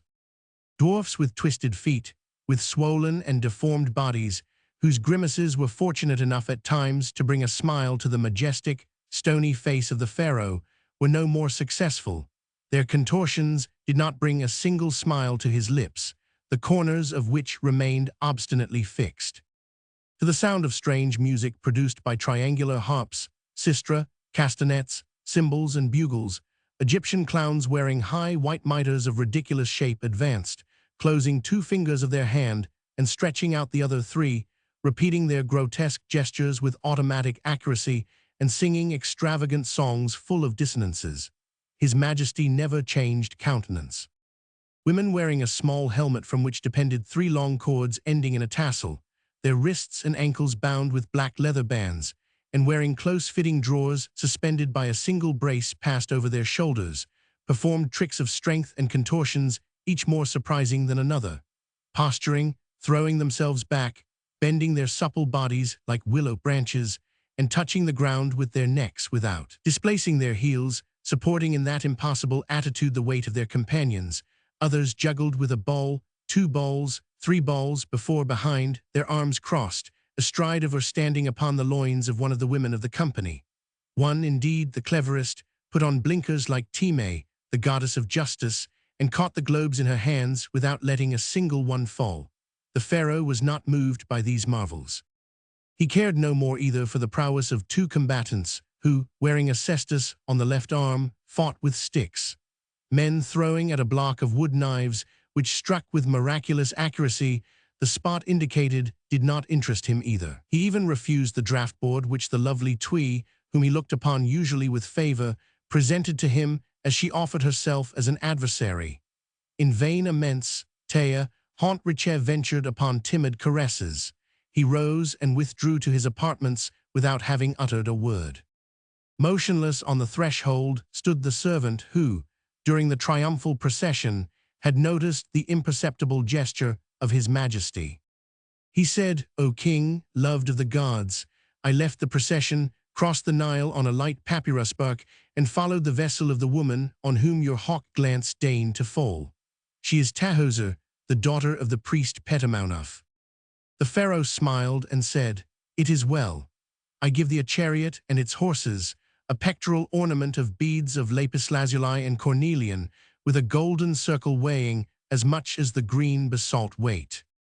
Meanwhile the sorrowing women pulled the flowers from their hair, tore their gauze robes, and sobbed, stretched out upon the polished stone floors which reflected, mirror-like, the image of their beautiful bodies, saying, "One of these accursed barbaric captives must have stolen our master's heart." They. On the left bank of the Nile stood the Villa of Poery, the young man who had filled Tahoser with such emotion when, proceeding to view the triumphal return of the pharaoh, she had passed in her ox-drawn car under the balcony whereon leaned carelessly the handsome dreamer. It was a vast estate, having something of the farm and something of the house of Plaisance, which stretched between the banks of the river and the foothills of the Libyan chain, over an immense extent of ground, covered during the inundation by the reddish waters laden with fertilizing mud, and which during the rest of the year was irrigated by skillfully planned canals. A wall built of limestone drawn from the neighboring mountains enclosed the garden, the storehouses, the cellars, and the dwelling. The walls sloped slightly inwards and were surmounted by an acroter with metal spikes, capable of stopping whosoever might attempt to climb over. 3 doors, the leaves of which were hung on massive pillars, each adorned with a giant lotus flower planted on top of the capital, were cut in the wall on 3 of the sides. In place of the 4th door rose a building which looked out into the garden from one of its facades and on the road from the other. The building in no respect resembled the houses in Thebes. The architect had not sought to reproduce either the heavy foundations, the great monumental lines, or the rich materials of city buildings, but had striven to attain elegant lightness, refreshing simplicity, and pastoral gracefulness in harmony with the verdure and the peacefulness of the country. The lower courses of the building, which the Nile reached in times of high flood, were of sandstone, and the rest of the building of sycamore wood. Tall, fluted columns, extremely slender and resembling the staffs of the standards before the king's palace, sprang from the ground and rose unbroken to the palm-leaved cornice, where swelled out, under a simple cube, their lotus-flowered capitals. The single story built above the ground floor did not rise as high as the moldings which bordered the terraced roof, and thus left an empty space between the ceiling and the flat roof of the villa. Short, small pillars, with flowery capitals, divided into groups of 4 by the tall columns, formed an open gallery around this aerial apartment open to every wind. Windows broader at the base, Then at the top of the opening, in accordance with the Egyptian style and closed with double sashes, lighted the first story. The ground floor was lighted by narrower windows placed closer to each other. Above the door, which was adorned with deep moldings, was a cross planted in a heart and framed in a parallelogram cut in the lower part to allow the sign of favorable omen to pass, the meaning being, as everyone knows, a good house. The whole building was painted in soft, pleasant colors. The lotus of the capitals showed alternately red and blue in the green capsules. The gilded palm leaves of the cornices stood out upon a blue background. The white walls of the facades set off the painted framework of the windows, and lines of red and green outlined panels and imitated the joints of the stone. Outside the enclosing wall, which was built flush with the dwelling, stood a row of trees cut to a point, which formed a screen against the dusty southern wind, always laden with the desert heat. In front of the building grew a vast vineyard.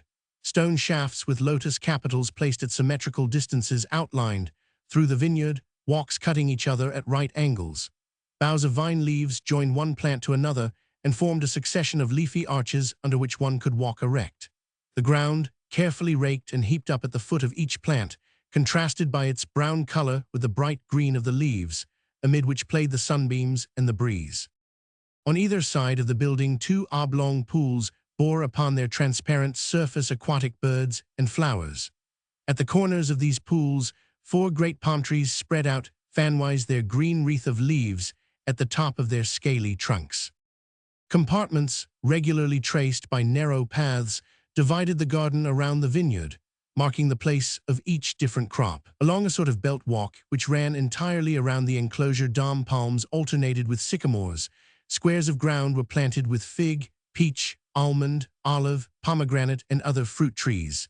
Others, again, were planted with ornamental trees only: the tamarisk, the cassia, the acacia, the myrtle, the mimosa, and some still rarer gum trees found beyond the cataracts of the Nile, under the Tropic of Cancer, in the oases of the Libyan desert, and upon the shores of the Erythraean Gulf.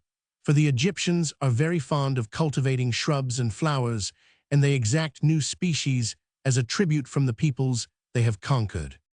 Flowers of all kinds, and many varieties of watermelons, lupins, and onions adorn the beds. 2 other pools of greater size, fed by the covered canal leading from the Nile, each bore a small boat to enable the master of the estate to enjoy the pleasure of fishing.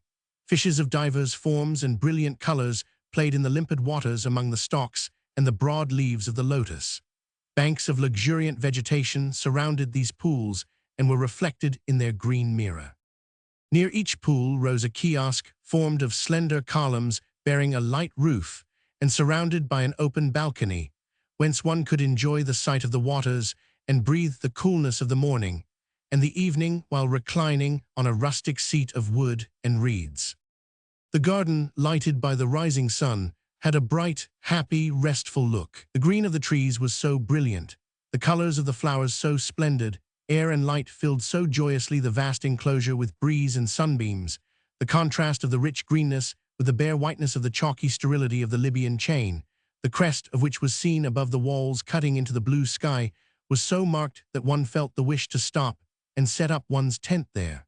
It looked like a nest purposely built for a longed-for happiness. Along the walks traveled servants bearing on their shoulders a yoke of bent wood, from the ends of which hung by ropes 2 clay jars filled at the reservoirs, the contents of which they poured into small basins dug at the foot of each plant. Others, handling a jar suspended from a pole working on a post, filled with water a wooden gutter which carried it to the parts of the garden that needed irrigating. Gardeners were clipping the trees to a point or into an elliptical shape, with the help of a hoe formed of 2 pieces of hard wood bound by a cord and thus making a hook. Other workmen were preparing the ground for planting. It was a delightful sight to see these men with their black, woolly hair, their bodies the color of brick, dressed only in a pair of white drawers, going and coming amid the greenery with orderly activity, singing a rustic song to which their steps kept time. The birds perched on the trees seemed to know them, and scarcely to fly off when, as they passed, they rubbed against the branches. The door of the building opened, and Poeri appeared on the threshold. Though he was dressed in the Egyptian fashion, His features were not in accordance with the national type, and it took no long observation to see that he did not belong to the native race of the valley of the Nile. He was assuredly not a Retenno. His thin aquiline nose, his flat cheeks, his serious-looking, closed lips, the perfect oval of his face, were essentially different from the African nose, the projecting cheekbones, the thick lips, and broad face characteristic of the Egyptians. Nor was his complexion the same. The copper tint was replaced by an olive pallor, which the rich, pure blood flushed slightly. His eyes, instead of showing black between their lines of antimony, were of a dark blue like the sky of night. His hair, silkier and softer, curled in less crisp undulations, and his shoulders did not exhibit that rigid, transversal line which is the characteristic sign of the race, as represented on the statues of the temples and the frescoes of the tombs. All these characteristics went to form a remarkable beauty, which Petamounoph's daughter had been unable to resist. Since the day when Poëri had by chance appeared to her, leaning upon the gallery of the building which was his favorite place, when he was not busy with the farm work, had returned many times under pretext of driving, and had made her chariot pass under the balcony of the villa. But although she had put on her handsomest tunics, fastened around her neck her richest necklaces, and encircled her wrists with her most wondrously chased bracelets, wreathed her hair with the freshest lotus flowers, drawn to the temples the black line of her eyes, and brightened her cheeks with rouge, Poëri had never seemed to pay the smallest attention to her.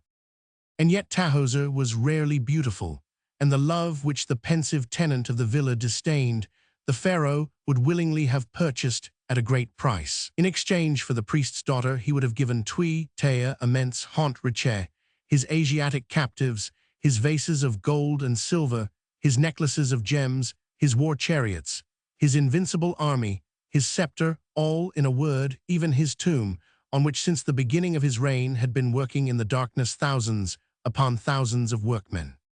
Love is not the same in the hot regions swept by a fiery wind as on the icy shores where calm descends from heaven with the cold. It is not blood but fire that flows in the veins. So Tahoser languished and fainted, though she breathed perfumes, surrounded herself with flowers, and drank draughts that bring forgetfulness. Music wearied her or overexcited her feelings. She had ceased to take any pleasure in the dances of her companions. At night, sleep fled from her eyelids, and breathless, stifling, her breast heaving with sighs, she would leave her sumptuous couch and stretch herself out upon the broad slabs of the pavement, pressing her bosom against the hard granite, as if she wished to breathe in its coolness. On the night which followed the triumphal entry of the pharaoh, Tahoser felt so unhappy and life seemed so empty that she determined not to die without having made at least one last effort. She wrapped herself up in a piece of common stuff, kept on but a single bracelet of odoriferous wood, twisted a piece of striped gauze around her head, and with the first light of the dawn, without being heard by Nafa, who was dreaming of the handsome Ahmosis, she left her room, crossed the garden, drew the bolts of the water gate, proceeded to the quay, waked a waterman asleep in his papyrus boat, and had herself transported to the other bank of the stream. Staggering and pressing her little hand to her heart to still its beating, she drew near Poëri's dwelling. It was now broad daylight, and the gates were opening to give passage to the ox teams going to work, and to the flocks going forth to pasture. Tahoser knelt on the threshold and placed her hand above her head with a supplicating gesture, more beautiful, perhaps, even in this humble attitude and in her mean dress. Her bosom rose and fell, and tears streamed down her pale cheeks. Poëri saw her and took her for what she was, indeed, a most unhappy woman. "Enter," said he, "enter without fear. This house is hospitable." Romans 6. Tahoser, encouraged by the friendly words of Poëri, abandoned her supplicating attitude and rose. A rich glow flushed her cheek, but now so pale, shame came back to her with hope. She blushed at the strange action to which love had driven her. She hesitated to pass the threshold which she had crossed so often in her dreams. Her maidenly scruples, stifled for a time by passion, resumed their power in the presence of reality. The young man, thinking that timidity, the companion of misfortune, alone prevented Tahoser from entering the house, said to her in a soft, musical voice marked by a foreign accent, Enter, maiden, and do not tremble so. My home is large enough to shelter you. If you are weary, rest. If you are thirsty, my servants will bring you pure water cooled in porous clay jars. If you are hungry, they will set before you wheaten bread, dates, and dried figs. Petamaunof's daughter, encouraged by these hospitable words, entered the house, which justified the hieroglyph of welcome inscribed upon the gate. Poeri took her to a room on the ground floor, the walls of which were painted with green vertical bands ending in lotus flowers, making the apartment pleasant to the eye. A fine mat of reeds woven in symmetrical designs covered the floor. At each corner of the room, great sheaves of flowers filled tall vases, held in place by pedestals, and scattered their perfume through the cool shade of the hall. At the back, a low sofa, the woodwork of which was ornamented with foliage and chimerical animals, tempted with its broad bed the fatigued or idle guest. 2 chairs, the seats made of Nile reeds with sloping back, strengthened by stays, a wooden footstool cut in the shape of a shell and resting upon 3 legs, an oblong table, also 3-legged, bordered with inlaid work and ornamented in the center with urus snakes, wreaths, and agricultural symbols, and on which was placed a vase of rose and blue lotus, completed the furniture of the room, which was pastoral in its simplicity and gracefulness. Poeri sat down on the sofa. Tahoser, bending one leg under her thigh and raising one knee, knelt before the young man, who fixed upon her a glance full of kindly questioning. She was most lovely in that attitude. The gauze veil in which she was enveloped exhibited, as it fell back, the rich mass of her hair bound with a narrow white ribbon, and revealed her gentle, sweet, sad face. Her sleeveless tunic showed her lovely arms bare to the shoulder and left them free. "I am called Poeri," said the young man. "I am steward of the royal estates, and have the right to wear the gilded ram's horns on my state headdress." "And I am called Hora," replied Tahoser, who had arranged her little story beforehand. "My parents are dead, their goods were sold by their creditors, leaving me just enough to pay for their burial, so I have been left alone and without means. But since you are kind enough to receive me, I shall repay you for your hospitality. I have been taught the work of women, although my condition did not oblige me to perform it. I can spin and weave linen with thread of various colors. I can imitate flowers and embroider ornaments on stuffs. I can even, when you are tired by your work and overcome by the heat of the day, delight you with song, harp, or lute." "Hora, you are welcome to my dwelling," said the young man. "You will find here, without taxing your strength, for you seem to me to be delicate, occupations suitable for a maiden who has known better days. Among my maids are gentle and good girls who will be pleasant companions for you, and who will show you how we live in this pastoral home. So the days will pass, and perhaps brighter ones will dawn for you. If not, you can quietly grow old in my home in the midst of abundance and peace. The guest whom the gods send is sacred." Having said these words, Poeri arose, as if to avoid the thanks of the supposed Hora, who had prostrated herself at his feet and was kissing them, as do wretches who have just been granted a favor. But the lover in her had taken the place of the suppliant, and her ripe, rosy lips found it hard to leave those beautiful, clean, white feet that resembled the jasper feet of the gods. Before going out to superintend the work of the farm, Poeri turned around on the threshold of the room and said, "Hora, remain here until I have appointed a room for you. I shall send you some food by one of my servants." And he walked away quietly, the whip which marked his rank hanging from his wrist. The workmen saluted him, placing one hand on their head and the other to the ground, but by the cordiality of their salute, it was easily seen that he was a kind master.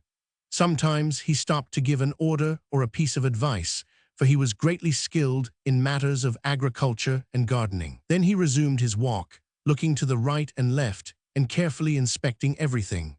Tahoser, who had humbly accompanied him to the door and had crouched on the threshold, her elbow on her knee and her chin on the palm of her hand, followed him with her glance until he disappeared under the leafy arches.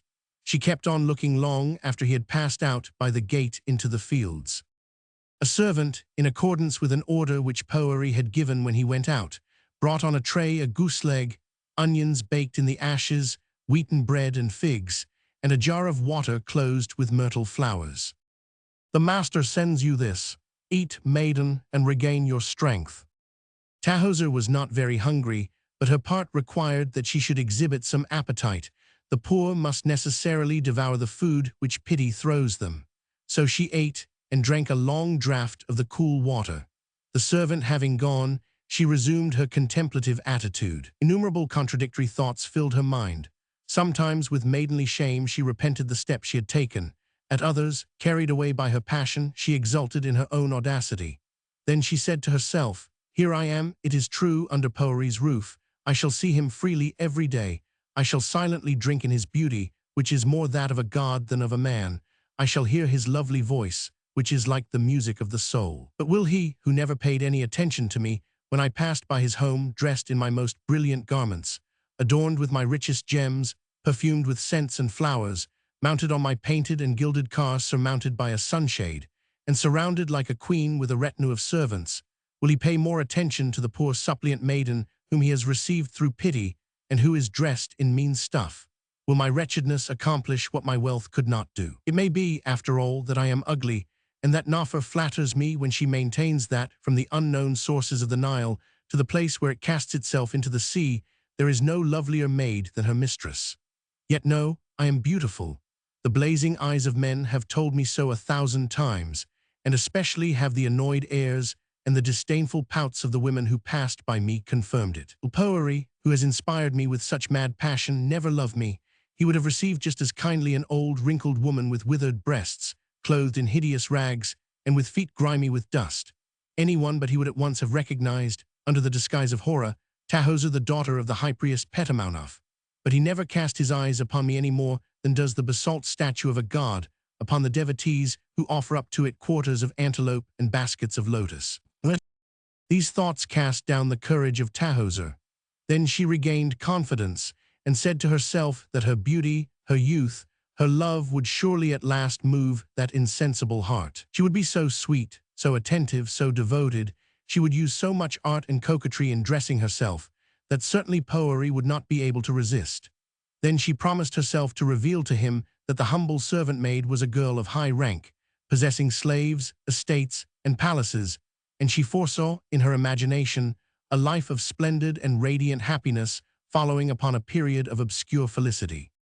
"First and foremost, let me make myself beautiful," she said, as she rose and walked towards one of the pools. On reaching it, she knelt upon the stone margin, washed her face, her neck, and her shoulders. The disturbed water showed her in its mirror, broken by innumerable ripples, her vague, trembling image which smiled up to her as through green gauze. And the little fishes, seeing her shadow and thinking that crumbs of bread were about to be thrown to them, drew near the edge in shoals. She gathered 2 or 3 lotus flowers which bloomed on the surface of the pool, twisted their stems around the band that held in her hair, and made thus a headdress which all the skill of Nafa could never have equaled, even had she emptied her mistress's jewel caskets.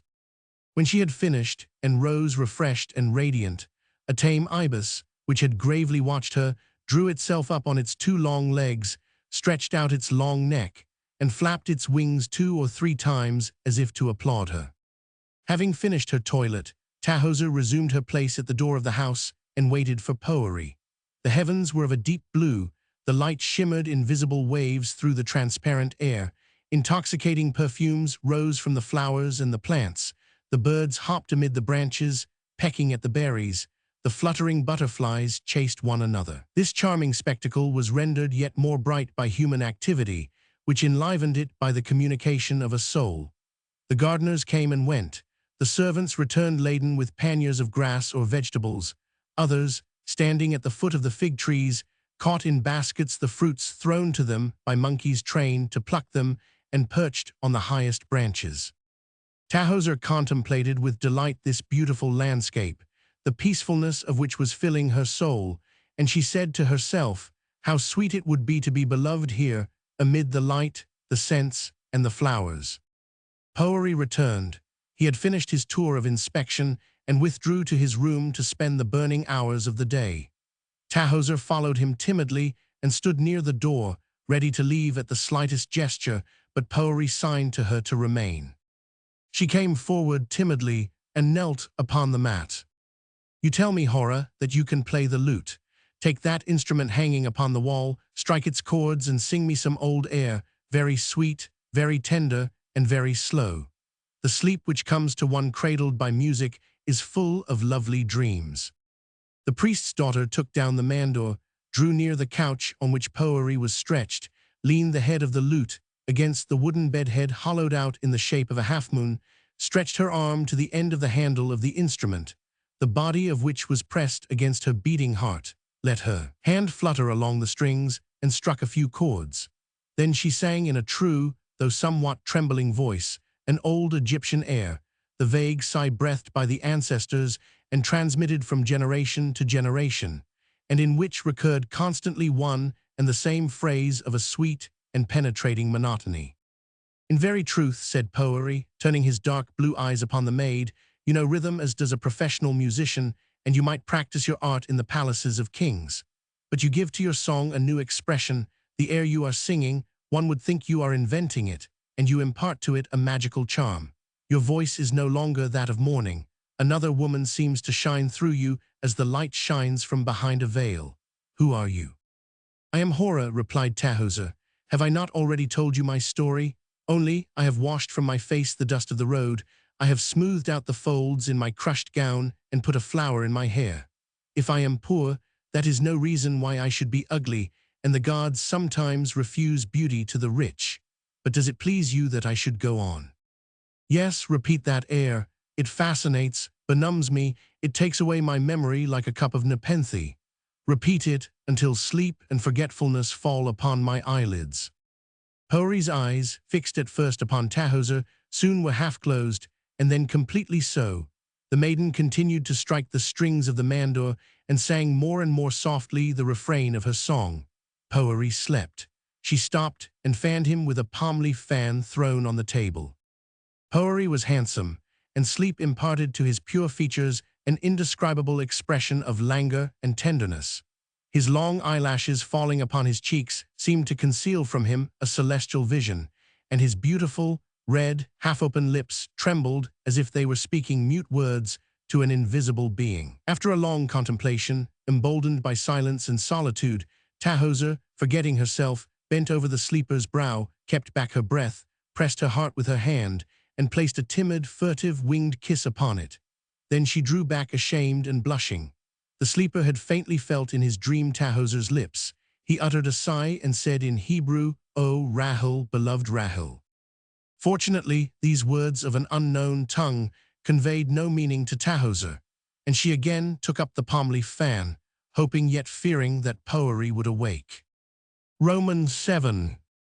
When day dawned, Nafa, who slept on a cot at her mistress's feet, was surprised at not hearing Tahoser call her as usual by clapping her hands. She rose on her elbow and saw that the bed was empty. Yet the first beams of the sun, striking the frieze of the portico, were only now beginning to cast on the wall the shadow of the capitals and of the upper part of the shafts of the pillars. Usually Tahoser was not an early riser, and she rarely rose without the assistance of her women. Neither did she ever go out until after her hair had been dressed, and perfumed water had been poured over her lovely body, while she knelt, her hands crossed upon her bosom. Nafa, feeling uneasy, put on a transparent gown, slipped her feet into sandals of palm fiber, and set out in search of her mistress. She looked for her first under the portico of the two courts, thinking that, unable to sleep, Tahoser had perhaps gone to enjoy the coolness of dawn in the inner cloisters, but she was not there. "Let me visit the garden," said Nafa to herself. Perhaps she took a fancy to see the night dew sparkle on the leaves of the plants, and to watch for once the awakening of the flowers. Although she traversed the garden in every direction, she found it absolutely untenanted.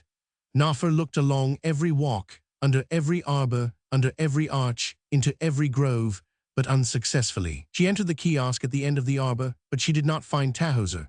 She hastened to the pond, in which her mistress might have taken a fancy to bathe, as she sometimes did with her companions, upon the granite steps which led from the edge of the basin to the bottom of fine sand. The broad nympholeaves floated on the surface, and did not appear to have been disturbed. The ducks, plunging their blue necks into the calm water, alone rippled it, and they saluted Nafa with joyous cries. The faithful maid began to feel seriously alarmed. She roused the whole household. The slaves and the maids emerged from their cells and informed by Nafer of the strange disappearance of Tahoser, proceeded to make most-minute search. They ascended the terraces, rummaged every room, every corner, every place where she might possibly be. Nafer, in her agitation, even opened the boxes containing the dresses and the caskets holding the jewels, as if they could possibly have held her mistress. Unquestionably, Tahoser was not within the dwelling. An old and consummately prudent servant bethought himself of examining the sand of the walks in search of the footprints of his young mistress. The heavy bolts of the gate leading into the city were in place, and this proved that Tahoser had not gone out that way. It is true that Nafer had carelessly traversed every path, marking them with her sandals, but by bending close to the ground, old Sauham speedily noticed among Nafer's footprints a slight imprint made by a narrow, dainty sole belonging to a much smaller foot than the maid's. He followed this track, which led him, passing under the arbor, from the pylon in the court to the water gate. The bolts, as he pointed out to Nafer, had been drawn, and the two leaves of the door were held merely by their weight. Therefore Petamaunof's daughter had gone out that way. Farther on the track was lost. The brick key had preserved no trace. The boatman who had carried Tahoser across had not returned to his station. The others were asleep, and when questioned replied that they had seen nothing. One, however, did report that a woman, poorly dressed and belonging apparently to the lowest class, had been ferried over early to the other side of the river to the Memnonia quarter, no doubt to carry out some funeral rite. This description, which in no way tallied with the elegant Tahoser, completely upset the suppositions of Nafer and Sauham. They returned to the house sad and disappointed. The men and women servants sat down on the ground in desolate attitudes, letting one of their hands hang down, its palm turned up, and placing the other on their head, all of them calling together in plaintive chorus, "Woe, woe, woe, our mistress is gone." "By Ohms, the dog of the lower regions, I shall find her," said old Sauham, "even if I have to walk living to the very confines of the western region to which travel the dead. She was a kind mistress. She gave us food in abundance, did not exact excessive labor, and caused us to be beaten only when we deserved it and in moderation. Her foot was not heavy on our bowed necks, and in her home a slave might believe himself free." "Woe, woe, woe," repeated the men and women as they cast dust upon their heads. "Alas, dear mistress, who knows where you are now?" said her faithful maid, whose tears were flowing. "Perchance some enchanter compelled you to leave your palace through a spell in order to work his odious will on you. He will lacerate your fair body, will draw your heart out through a cut like that made by the dissectors, will throw your remains to the ferocious crocodiles, and on the day of reunion your mutilated soul will find shapeless remains only. You will not go to join, at the end of the passages of which the undertaker keeps the plan, the painted and gilded mummy of your father, the high priest Petamaunaf, in the funeral chamber which has been cut out for you." "Calm yourself, Nafer," said old Sauham. "Let us not despair too soon. It may be that Tahoser will soon return. She has no doubt yielded to some fancy which we cannot guess, and presently we shall see her come back, gay and smiling, holding aquatic flowers in her hands." Wiping her eyes with the corner of her dress, the maid nodded assent. Sauham crouched down, bending his knees like those of the dog-faced figures which are roughly carved out of a square block of basalt, and pressing his temples between his dry hands seemed to reflect deeply. His face of a reddish brown, his sunken eyes, his prominent jaws, the deeply wrinkled cheeks, his straight hair framing in his face like bristles, made him altogether like the monkey-faced gods. He was certainly not a god, but he looked very much like a monkey. The result of his meditations, anxiously awaited by Nafer, was thus expressed: "The daughter of Petamaunaf is in love." "Who told you?" cried Nafer, who thought that she was the only one who could read her mistress's heart. "No one but Tahoser is very beautiful. She has already beheld 16 times the rise and fall of the Nile. 16 is the number symbolical of voluptuousness, and for some time past she has been calling at unaccustomed hours her players on the harp, the lute, and the flute, like one who seeks to calm the agitation of her heart by music. You speak sensibly, and wisdom dwells in your old bald head. But how have you learned to know women, you who merely dig the earth in the garden and bear jars of water on your shoulders?" The slave opened his lips with a silent smile and exhibited 2 rows of teeth fit to crush date stones. The grin meant, "I have not always been old and a captive." Enlightened by Sauham's suggestion, Nafa immediately thought of the handsome Ahmosis, the oeris of the pharaoh, who so often passed below the terrace and who had looked so splendid on his war chariot in the triumphal procession. As she was in love with him herself, though she was not fully aware of it, she assumed that her mistress shared her feelings. She put on a somewhat heavier dress and repaired to the officer's dwelling. It was there, she fancied, that Tahoser would certainly be found. The young officer was seated on a low seat at the end of the room. On the walls hung trophies of different weapons, the leather tunic covered with bronze plates on which was engraved the cartouche of the pharaoh, the brazen poniard with the jade handle openwork to allow the fingers to pass through, the flated battle axe, the falchion with curved blade, the helmet with its double plume of ostrich feathers, the triangular bow, and the red-feathered arrows. His distinctive necklaces were placed upon pedestals, and open coffers showed booty taken from the enemy. When he saw Nafa, whom he knew well, standing on the threshold, he felt quick pleasure, his brown cheeks flushed, his muscles quivered, his heart beat high. He thought Nafa brought him a message from Tahoser, although the priest's daughter had never taken notice of his glances, but the man to whom the gods have imparted the gift of beauty easily fancies that all women fall in love with him. He rose and took a few steps towards Nafa, whose anxious glance examined the corners of the room to make sure whether Tahoser was there or not. "What brings you here?" Nafa said Ahmosis, seeing that the young maid, full of her search, did not break silence. "Your mistress is well, I hope, for I think I saw her yesterday at the pharaoh's entry." "You should know whether my mistress is well better than anyone else," replied Nafa, "for she has fled from her home without informing anyone of her intentions. I could swear by Hathor that you know the refuge which she chose." "She has disappeared. What are you talking about?" cried Ahmosis, with a surprise that was unquestionably genuine. "I thought she loved you," said Nafa, "and sometimes the best-behaved maidens lose their heads, so she is not here. The god Phra, who sees everything, knows where she is, but not one of his beams, which end in hands, has fallen on her within these walls. Look for yourself and visit every room." "I believe you, Ahmosis, and I must go, for if Tahoser had come, you could not conceal it from her faithful Nafa, who would have asked nothing better than to serve your loves.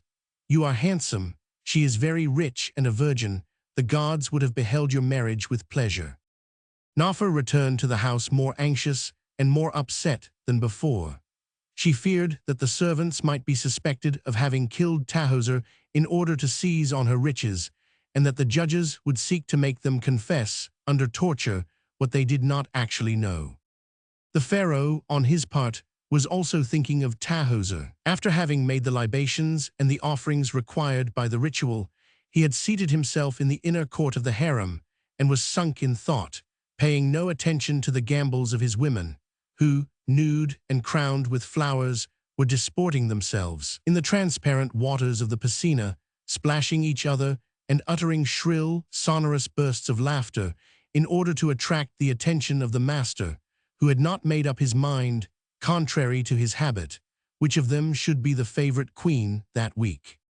It was a charming picture which these beautiful women presented, in a framework of shrubs and flowers, in the center of the court, surrounded by columns painted in brilliant colors, in the clear light of an azure sky, across which flew from time to time an ibis with outstretched neck and trailing legs.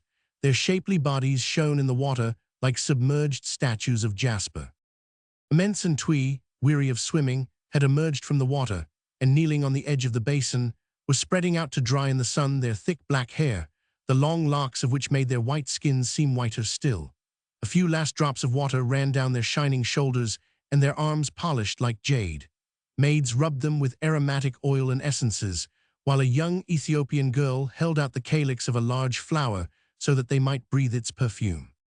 It might have been thought that the artist, who had carved the decorative bas-relief of the rooms in the harem, had taken these graceful groups as models, but the pharaoh could not have looked with a colder glance at the designs cut in the stone. Perched on the back of his armchair, the tame monkey was eating dates and cracking its jaws. Against the master's legs, the tame cat rubbed itself, arching its back. The deformed dwarf pulled the monkey's tail and the cat's mustaches, making the one scratch and the other chatter, a performance which usually caused His Majesty to smile, but His Majesty was not in a smiling mood on that day.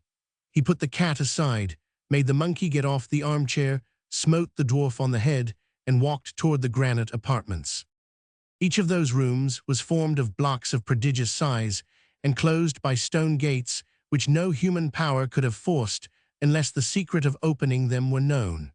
Within these halls were kept the riches of the pharaoh and the booty taken from conquered nations. They held ingots of precious metals, crowns of gold and silver, neckplates and bracelets of Cloisonne enamel, earrings which shone like the disk of Mui, necklaces of 7 rows of cornelian, lapis lazuli, red jasper, pearls, agates, sardonyx, and onyx, exquisitely chased anklets, belts with plates engraved with hieroglyphs, rings with scarabi set in them, quantities of fishes, crocodiles, and hearts stamped out of gold, serpents in enamel twisted on themselves, bronze vases, flagons of wavy alabaster, and of blue glass on which wound white spirals, coffers of enameled ware, boxes of sandalwood of strange and chimerical forms, heaps of aromatic gums from all countries, blocks of ebony, precious stuffs so fine that a whole piece could have been pulled through a ring, white and black ostrich plumes, and others colored in various ways, monstrously huge elephant tusks,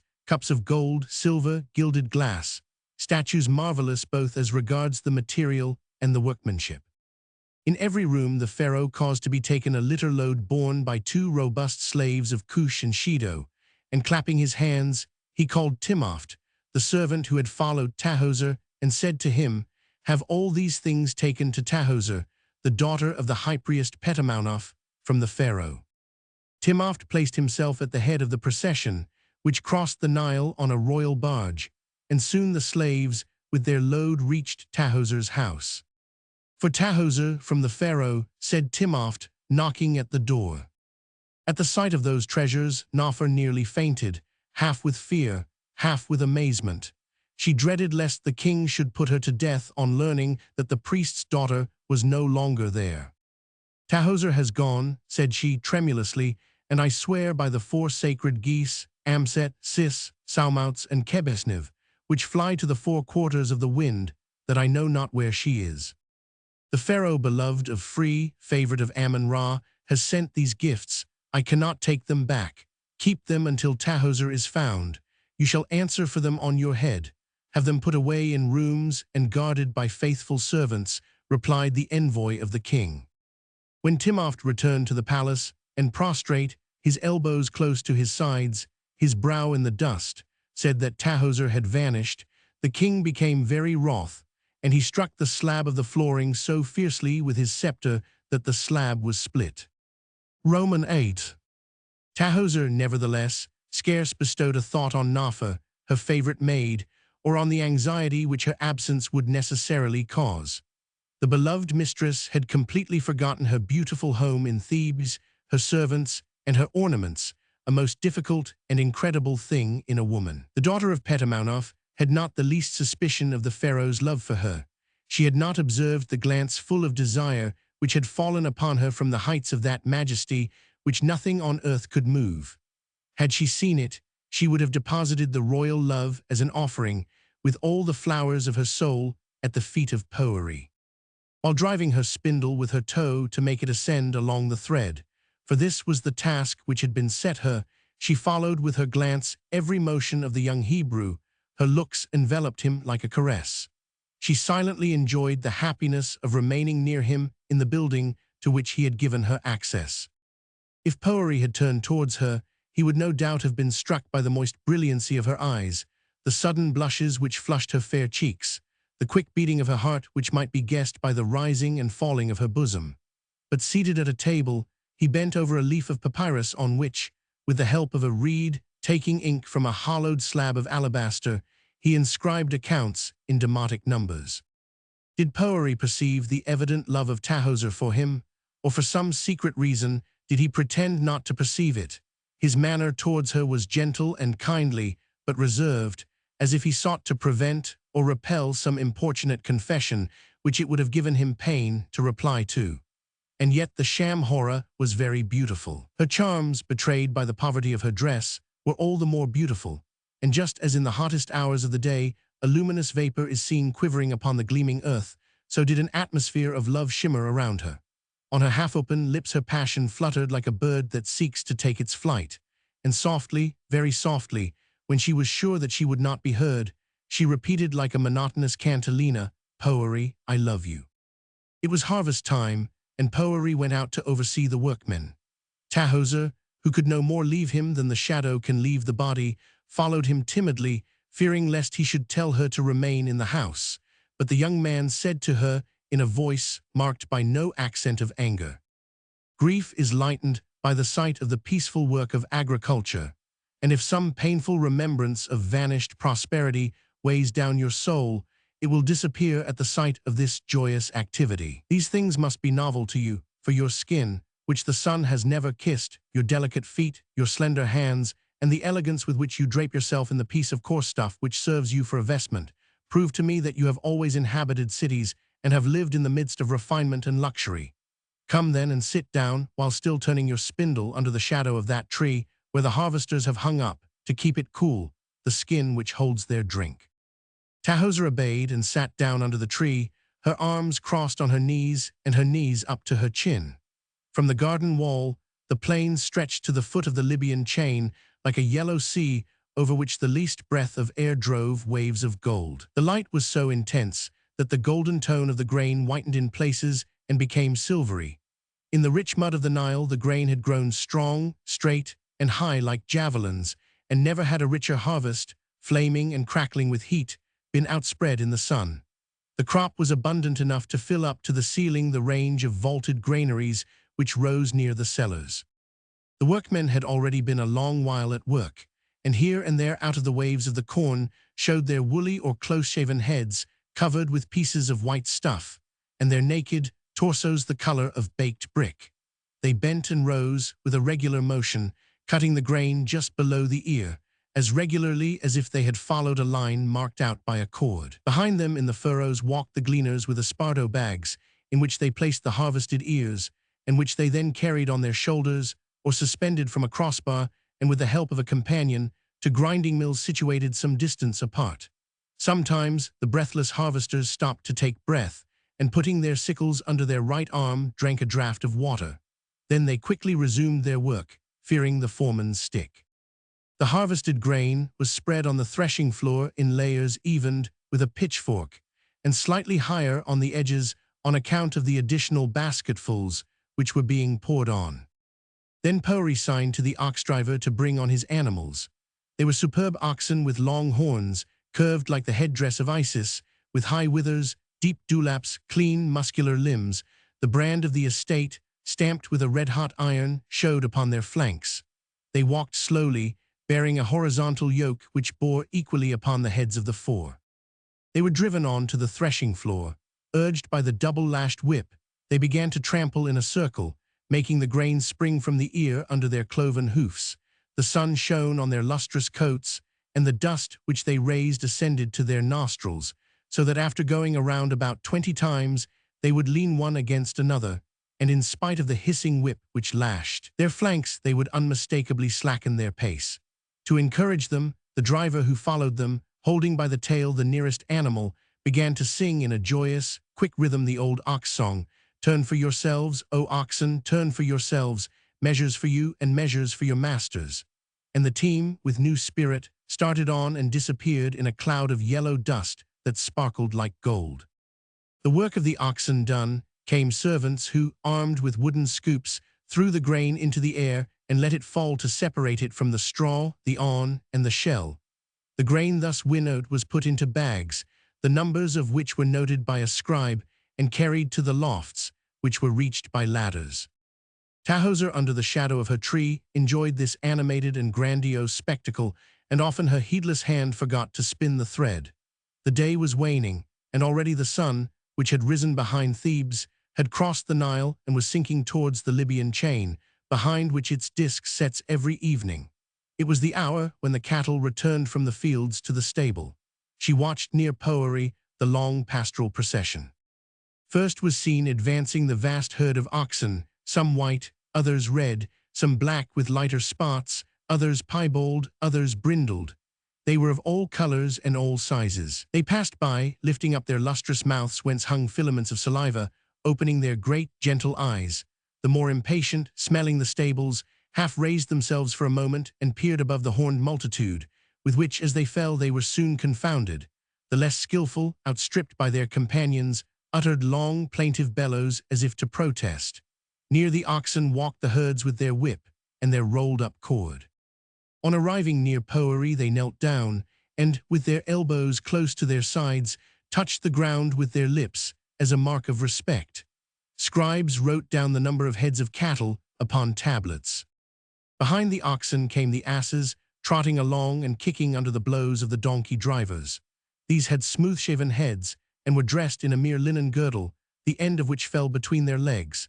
The donkeys went past, shaking their long ears and trampling the ground with their little hard hoofs. The donkey drivers performed the same genuflection as the ox herds, and the scribes noted also the exact number of the animals. Then it was the turn of the goats. They arrived, headed by the he-goat, their broken and shrill voices trembling with pleasure. The goatherds had much difficulty in restraining their high spirits and in bringing back to the main body the marauding ones which strayed away. They were counted, like the oxen and the asses, and with the same ceremonial the goatherds prostrated themselves at Poery's feet. The procession was closed by the geese, which, weary with walking on the road, balanced themselves on their web feet, flapped their wings noisily, stretched out their necks, and uttered hoarse cries. Their number was taken, and the tablets handed to the steward of the domain. Long after the oxen, the asses, the goats, and the geese had gone in, a column of dust, which the wind could not sweep away, still rose slowly into the heavens. "Well, Hora," said Poery to Tahoser, "has the sight of the harvest and the flocks amused you? These are our pastoral pleasures. We have not here, as in Thebes, harpists and dancers, but agriculture is holy. It is the nurse of man, and he who sows a grain of corn does a deed agreeable to the gods. Now come and take your meal with your companions. For my part, I am going back to the house to calculate how many bushels of wheat the ears have produced." Tahoser put one hand to the ground and the other on her head as a mark of respectful assent, and withdrew. In the dining hall laughed and chattered a number of young servants as they ate their onions and cakes of doora and dates. A small earthenware vase full of oil, in which dipped a wick, gave them light, for night had fallen, and cast a yellow light upon their brown cheeks and bodies which no garment veiled. Some were seated on ordinary wooden seats, others leaned against the wall with one leg drawn up. "Where does the master go like that every evening?" said a little sly-looking maid, as she peeled a pomegranate with pretty, monkey-like gestures. "The master goes where he pleases," replied a tall slave who was chewing the petals of a flower. "Is he to tell you what he does? It is not you, in any case, who will keep him here." "Why not I as well as another?" answered the child, piqued. The tall slave shrugged her shoulders. "Hora herself, who is fairer and more beautiful than any of us, could not manage it. Though he bears an Egyptian name and is in the service of the pharaoh, he belongs to the barbarous race of Israel, and if he goes out at night, it is no doubt to be present at the sacrifices of children which the Hebrews perform in desert places, where the owl hoots, the hyena howls, and the adder hisses." Tahoser quietly left the room without a word and concealed herself in the garden behind the mimosa bushes. After waiting 2 hours, she saw Poery issue forth into the country. Light and silent as a shadow, she started to follow him. Roman 9. Poery, who was armed with a strong palm stick, walked towards the river along a causeway built over a field of submerged papyrus, which, leafy at their base, sent up on either hand their straight stalks 6 and 8 cubits high, ending in a tuft of fiber, and looking like the lances of an army in battle array. Holding in her breath and walking on tiptoe, Tahoser followed him on the narrow road. There was no moon that night, and the thick papyrus would in any case have been sufficient to conceal the young girl, who remained somewhat behind. An open space had to be crossed. The sham Hora let Poery go on first, bent down, made herself as small as she could, and crawled along the ground. Next they entered a mimosa wood, and concealed by the clumps of trees, Tahoser was able to proceed without having to take as many precautions. She was so close to Poeri, whom she feared to lose sight of in the darkness, that very often the branches that he pushed aside slapped her in the face, but she paid no attention to this. A feeling of burning jealousy drove her to seek the solution of the mystery, which she did not interpret as did the servants in the house. Not for one moment had she believed that the young Hebrew went out thus every night to perform any infamous and profane rite.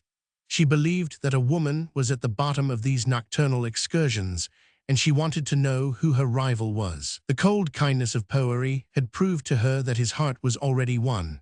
Otherwise, how could he have remained insensible to charms famous throughout Thebes and the whole of Egypt?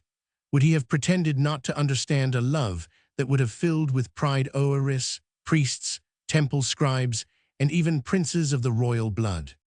On reaching the river shore, Poeri descended a few steps cut out of the slope of the bank and bent down as if he were casting off a rope. Tahoser, lying flat on the summit of the bank, above which the top of her head alone showed, saw to her great despair that the mysterious stroller was casting off a light papyrus bark, narrow and long like a fish, and that he was making ready to cross the river. The next moment he sprang into the boat, shoved off with his foot, and sculled into the open with a single oar placed at the stern of the skiff. The poor girl was plunged in grief and despair. She was going to lose track of the secret which it was so important that she should learn. What was she to do? Retrace her steps, her heart a prey to suspicion and uncertainty, the worst of evils. She summoned all her courage and soon made up her mind. It was useless to think of looking for another boat. She let herself down the bank, drew off her dress in a twinkling, and fastened it in a roll upon her head. Then she boldly plunged into the river, taking care not to splash. As supple as a water snake, she stretched out her lovely arms over the dark waves in which quivered the reflection of the stars and began to follow the boat at a distance. She swam superbly, for every day she practiced with her women in the vast piscina in her palace, and no one cleaved the waters more skillfully than Tahoser. The current, less swift at this point, did not greatly hinder her, but in the center of the stream she had to strike out in the boiling water and to swim faster in order to avoid being carried to leeward.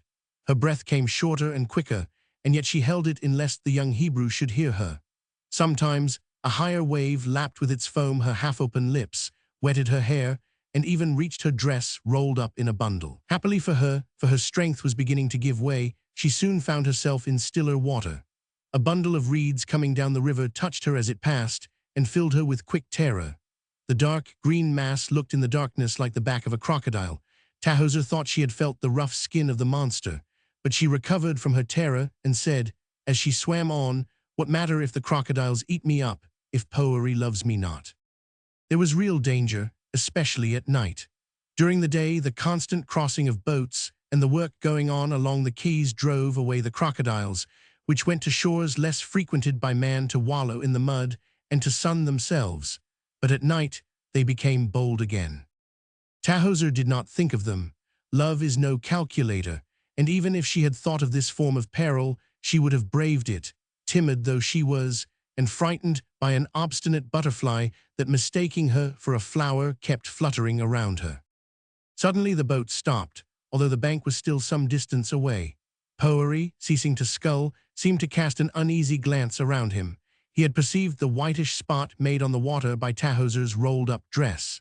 Thinking she was discovered, the intrepid swimmer bravely dived, resolved not to come to the surface, even were she to drown, until Poeri's suspicions had been dispelled. "I could have sworn somebody was swimming behind me," said Poeri, as he went on sculling again, "but who would venture into the Nile at such a time as this? I must have been crazy. I mistook for a human head covered with linen, a tuft of white reeds, or perhaps a mere flake of foam, for I can see nothing now." When Tahoser, whose temples were beginning to beat violently, and who began to see red flashes in the dark waters of the river, rose hastily to fill her lungs with a long breath of air, the papyrus boat had resumed its confident way, and Poeri was handling the scull with the imperturbable phlegm of the allegorical personages who row the barge of Maut on the Basir Levy, and the paintings of the temples. The bank was only a few strokes off, the vast shadow of the pylons and the huge walls of the northern palisade dark pile, of which was faintly seen surmounted by the pyramidions of 6 obelisks through the violet blue of the night spread immense and formidable over the river, and sheltered Tahoser, who could swim without fear of being noticed. Poëri landed a little below the palace and fastened his boat to a post so as to find it on his return. Then he took his palm stick and ascended the slope of the quay with a swift step. Poor Tahoser, almost worn out, clung with her stiffened hands to the first step of the stair, and with difficulty drew from the stream her dripping limbs, which the contact of the air made heavier as she suddenly felt the fatigue. But the worst of her task was over. She climbed the steps, one hand pressed to her quick-beating heart, the other placed on her head to steady her rolled-up and soaked dress. After having noticed the direction in which Poëri was walking, she sat down on top of the bank, untied her dress, and put it on. The contact of the wet stuff made her shudder slightly, yet the night air was soft and the southern breeze blew warm, but she was stiff and feverish, and her little teeth were chattering. She summoned up her energy, and gliding close by the sloping walls of the giant buildings, she managed not to lose sight of the young Hebrew, who turned around the corner of the mighty brick walls of the palace and entered the streets of Thebes. After walking for some 15 minutes, the palaces, the temples, the splendid dwellings vanished and were replaced by humbler houses. Granite, sandstone, and limestone were replaced by unbaked bricks and by clay worked with straw. Architectural design disappeared. Low huts showed around like blisters or warts upon lonely places, upon waste fields, and were changed by the darkness into monstrous shapes. Pieces of wood and molded bricks arranged in heaps obstructed the way. Out of the silence rose strange, troubling sounds. An owl whirled through the air, lean dogs, raising their long, pointed noses, followed with plaintive bay the erratic flight of a bat. Scorpions and frightened reptiles scurrying by made the dry grass rattle. Could Harfer have spoken the truth? Thought Tahoser, impressed by the sinister aspect of the place. Is it possible that Poëri comes here to sacrifice a child to those barbarous gods who love blood and suffering? Never was any place better fitted for cruel rites. Meanwhile, profiting by the shadow of corners, the ends of walls, the clumps of vegetation, and the unevenness of the ground, she kept at the same distance from Poëri. Even if I were to be present as an invisible witness at some scene as frightful as a nightmare, to hear the cries of the victim, to see the priest, his hands red with blood, draw from the little body the smoking heart, I should go on to the end, said Tahoser to herself, as she saw the young Hebrew enter a hut built of clay, through the crevices of which shone a few rays of yellow light. When Poëri was fairly within, the daughter of Petamaunoff approached, though not a pebble cracked under her light step, nor a dog marked her presence by a bark. She went around the hut, pressing her hand to her heart and holding in her breath, and discovered, by seeing it shine against the dark ground of the clay wall, a crack wide enough to allow her glance to penetrate the interior. A small lamp lighted the room, which was less bare than might have been supposed from the outward appearance of the cabin. The smooth walls were as polished as stucco. On wooden pedestals, painted in various colors, were placed vases of gold and silver. Jewels sparkled in half-open coffers, dishes of brilliant metal shone on the wall, and a nosegay of rare flowers bloomed in an enameled jar in the center of a small table. But it was not these details which interested Tahoser, although the contrast of this concealed luxury with the external poverty of the dwelling had at first somewhat surprised her. Her attention was irresistibly attracted by another object. On a low platform covered with matting was a marvelously beautiful woman of an unknown race. She was fairer than any of the maids of Egypt, as white as milk, as white as a lily, as white as the ewes which have just been washed. Her eyebrows were curved like ebony bows, and their points met at the root of the thin, aquiline nose, the nostrils of which were as rosy as the interior of a shell. Her eyes were like dove's eyes, bright and languorous. Her lips were like 2 bands of purple, and as they parted showed rows of pearls. Her hair hung on either side of her rosy cheeks in black, lustrous locks, like 2 bunches of ripe grapes. Earrings shimmered in her ears, and necklaces of golden plates inlaid with silver sparkled around a neck that was round and polished like an alabaster column. Her dress was peculiar. It consisted of a full tunic embroidered with stripes and symmetrical designs of various colors, falling from her shoulders halfway down her legs and leaving her arms free and bare. The young Hebrew sat down by her on the matting and spoke to her words which Tahoser could not understand, but the meaning of which she unfortunately guessed too well, for Poeri and Rahel spoke in the language of their country, so sweet to the exile and captive. Yet hope dies hard in the loving breast.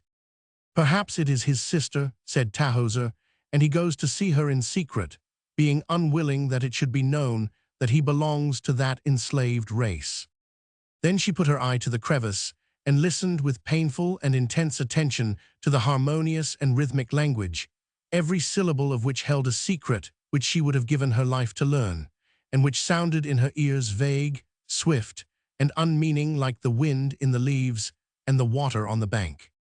She is very beautiful for a sister, she murmured, as she cast a jealous glance upon the strange and charming face with its red lips and its pale complexion that was set off by ornaments of exotic shapes, and the beauty of which had something fatally mysterious about it.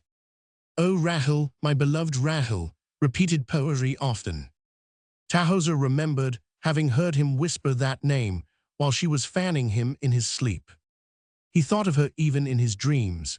No doubt Rahel is her name, and the poor child felt in her breast a sharp pang, as if all the urus snakes of the entablatures, all the royal asps of the pharaonic crowns, had struck their venomous fangs in her heart. Rahel bowed her head on Poeri's shoulder like a flower overladen with sunshine and love. The lips of the young man touched the hair of the lovely Jewess, who fell back slowly, yielding her brow and half-closed eyes to his earnest and timid caress. Their hands, which had sought each other, were now clasped and feverishly pressed together. Oh, why did I not surprise him in some impious and mysterious ceremony, slaying with his own hands a human victim, drinking its blood in a cup of black ware, rubbing his face with it? It seems to me that I should have suffered less than at the sight of that lovely woman, whom he embraces so timidly, murmured Tahoser in a faint voice, as she sank on the ground in a corner by the hut. Twice she strove to rise, but she fell back on her knees. Darkness came over her, her limbs gave way, and she fell in a swoon.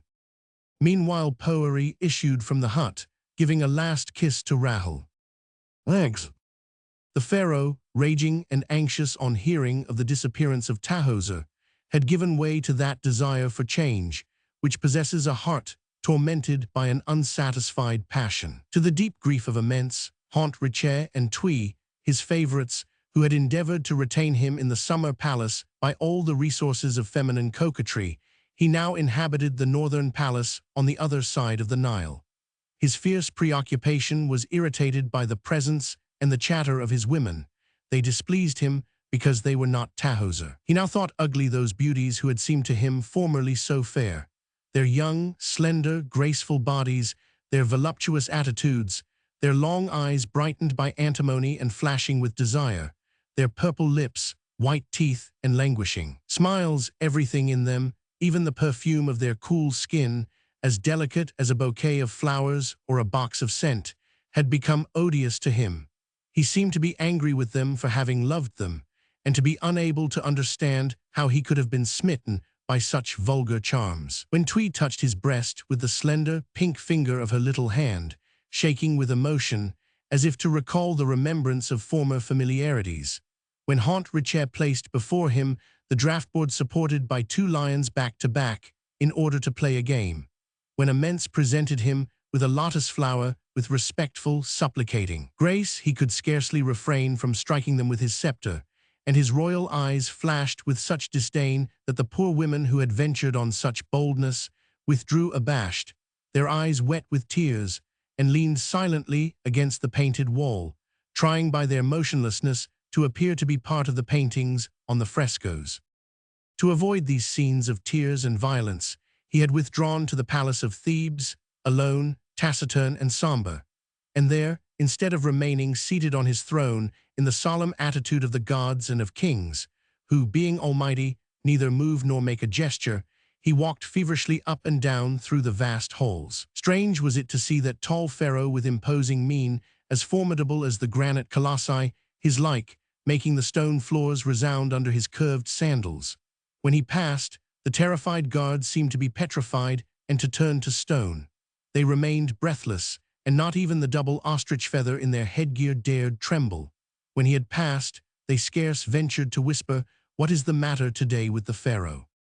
Had he returned from his expedition a beaten man, he could not have been more morose and somber. If, instead of having won 10 victories, slain 20,000 enemies, brought back 2,000 virgins chosen from among the fairest, 100 loads of gold dust, 1,000 loads of ebony and elephants' tusks, without counting the rare products and the strange animals, if, instead of all this, Pharaoh had seen his army cut to pieces, his war chariots overthrown and broken, if he had escaped alone from the rout under a shower of arrows, dusty, blood-covered, taking the reins from the hands of his driver dead by his side, he certainly could not have appeared more gloomy and more desperate. After all, the land of Egypt produces soldiers in abundance, innumerable horses neigh and paw the ground in the palace stables, and workmen could soon bend wood, melt copper, sharpen brass. The fortune of war is changeable, but a disaster may be atoned for. To have, however, wished for a thing which did not at once come to him, to have met with an obstacle between his will and the carrying out of that will, to have hurled like a javelin a desire which had not struck its mark, that was what amazed the Pharaoh who dwelt in the higher plane of almightiness. For one moment it occurred to him that he was only a man. So he wandered through the vast courts, down the avenues of giant pillars, passed under the mighty pylons, between the lofty monolithic obelisks and the colossi which gazed upon him with their great, frightened eyes. He traversed the hypostyle hall and the maze of the granitic forest with its 162 pillars, tall and strong as towers. The figures of gods, of kings, and of symbolic beings painted on the walls seemed to fix upon him their great eyes, drawn in black upon their profile masks, the urus snakes to twist and swell their hoods, the bird-faced divinities to stretch out their necks, the globes to spread over the cornices their fluttering wings of stone. A strange, fantastic life animated these curious figures, and peopled with living swarms the solitudes of the vast hall, which was as large as an ordinary palace. The divinities, the ancestors, the chimerical monsters, eternally motionless, were amazed to see the pharaoh, ordinarily as calm as themselves, striding up and down as though he were a man of flesh, and not of porphyry and basalt. Weary of roaming about that mysterious forest of pillars that upbore a granite heaven, like a lion which seeks the track of its prey and scents with its wrinkled nose the moving sand of the desert, the pharaoh ascended one of the terraces of the palace, stretched himself on a low couch, and sent for Timopht. Timopht appeared at once and advanced from the top of the stairs to the pharaoh, prostrating himself at every step. He dreaded the wrath of the master, whose favor he had, for a moment, hoped he had gained. Would the skill he had shown in discovering the home of Tahoser be a sufficient excuse for the crime of losing track of the lovely maid? Raising one knee and leaving the other bent, Timopht stretched out his arms with a supplicating gesture. "O king, do not doom me to death or to be beaten beyond measure. The beauteous Tahoser, the daughter of Petamounoph, on whom your desire deigned to descend as the hawk swoops down upon the dove, will doubtless be found, and when, returned to her home, she sees your magnificent gifts, her heart will be touched, and she will come of herself to take, among the women that dwell in your harem, the place which you will assign to her." "Did you question her servants and her slaves?" said the king. "The stick loosens the most rebellious tongue, and suffering makes men and women say what they would otherwise hide. Nafer and Sauham, her favorite maid and her oldest servant, told me that they had noticed the bolts of the garden gate drawn back, that probably their mistress had gone out that way. The gate opens on the river, and the water does not preserve the track of boats." What did the boatmen of the Nile say? They had seen nothing.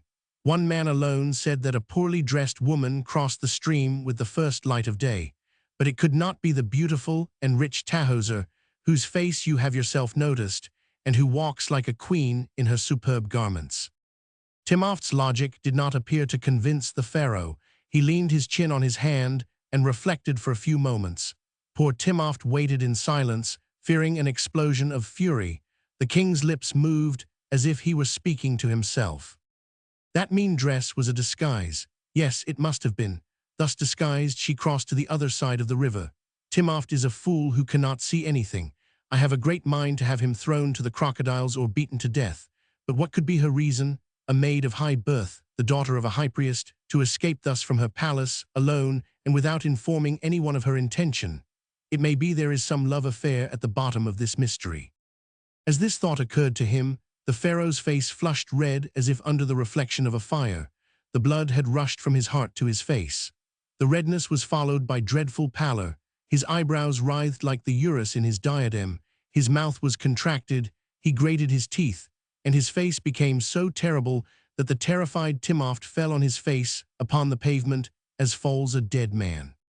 But the pharaoh resumed his coolness. His face regained its majestic, weary, placid look, and seeing that Timopht did not rise, he kicked him disdainfully.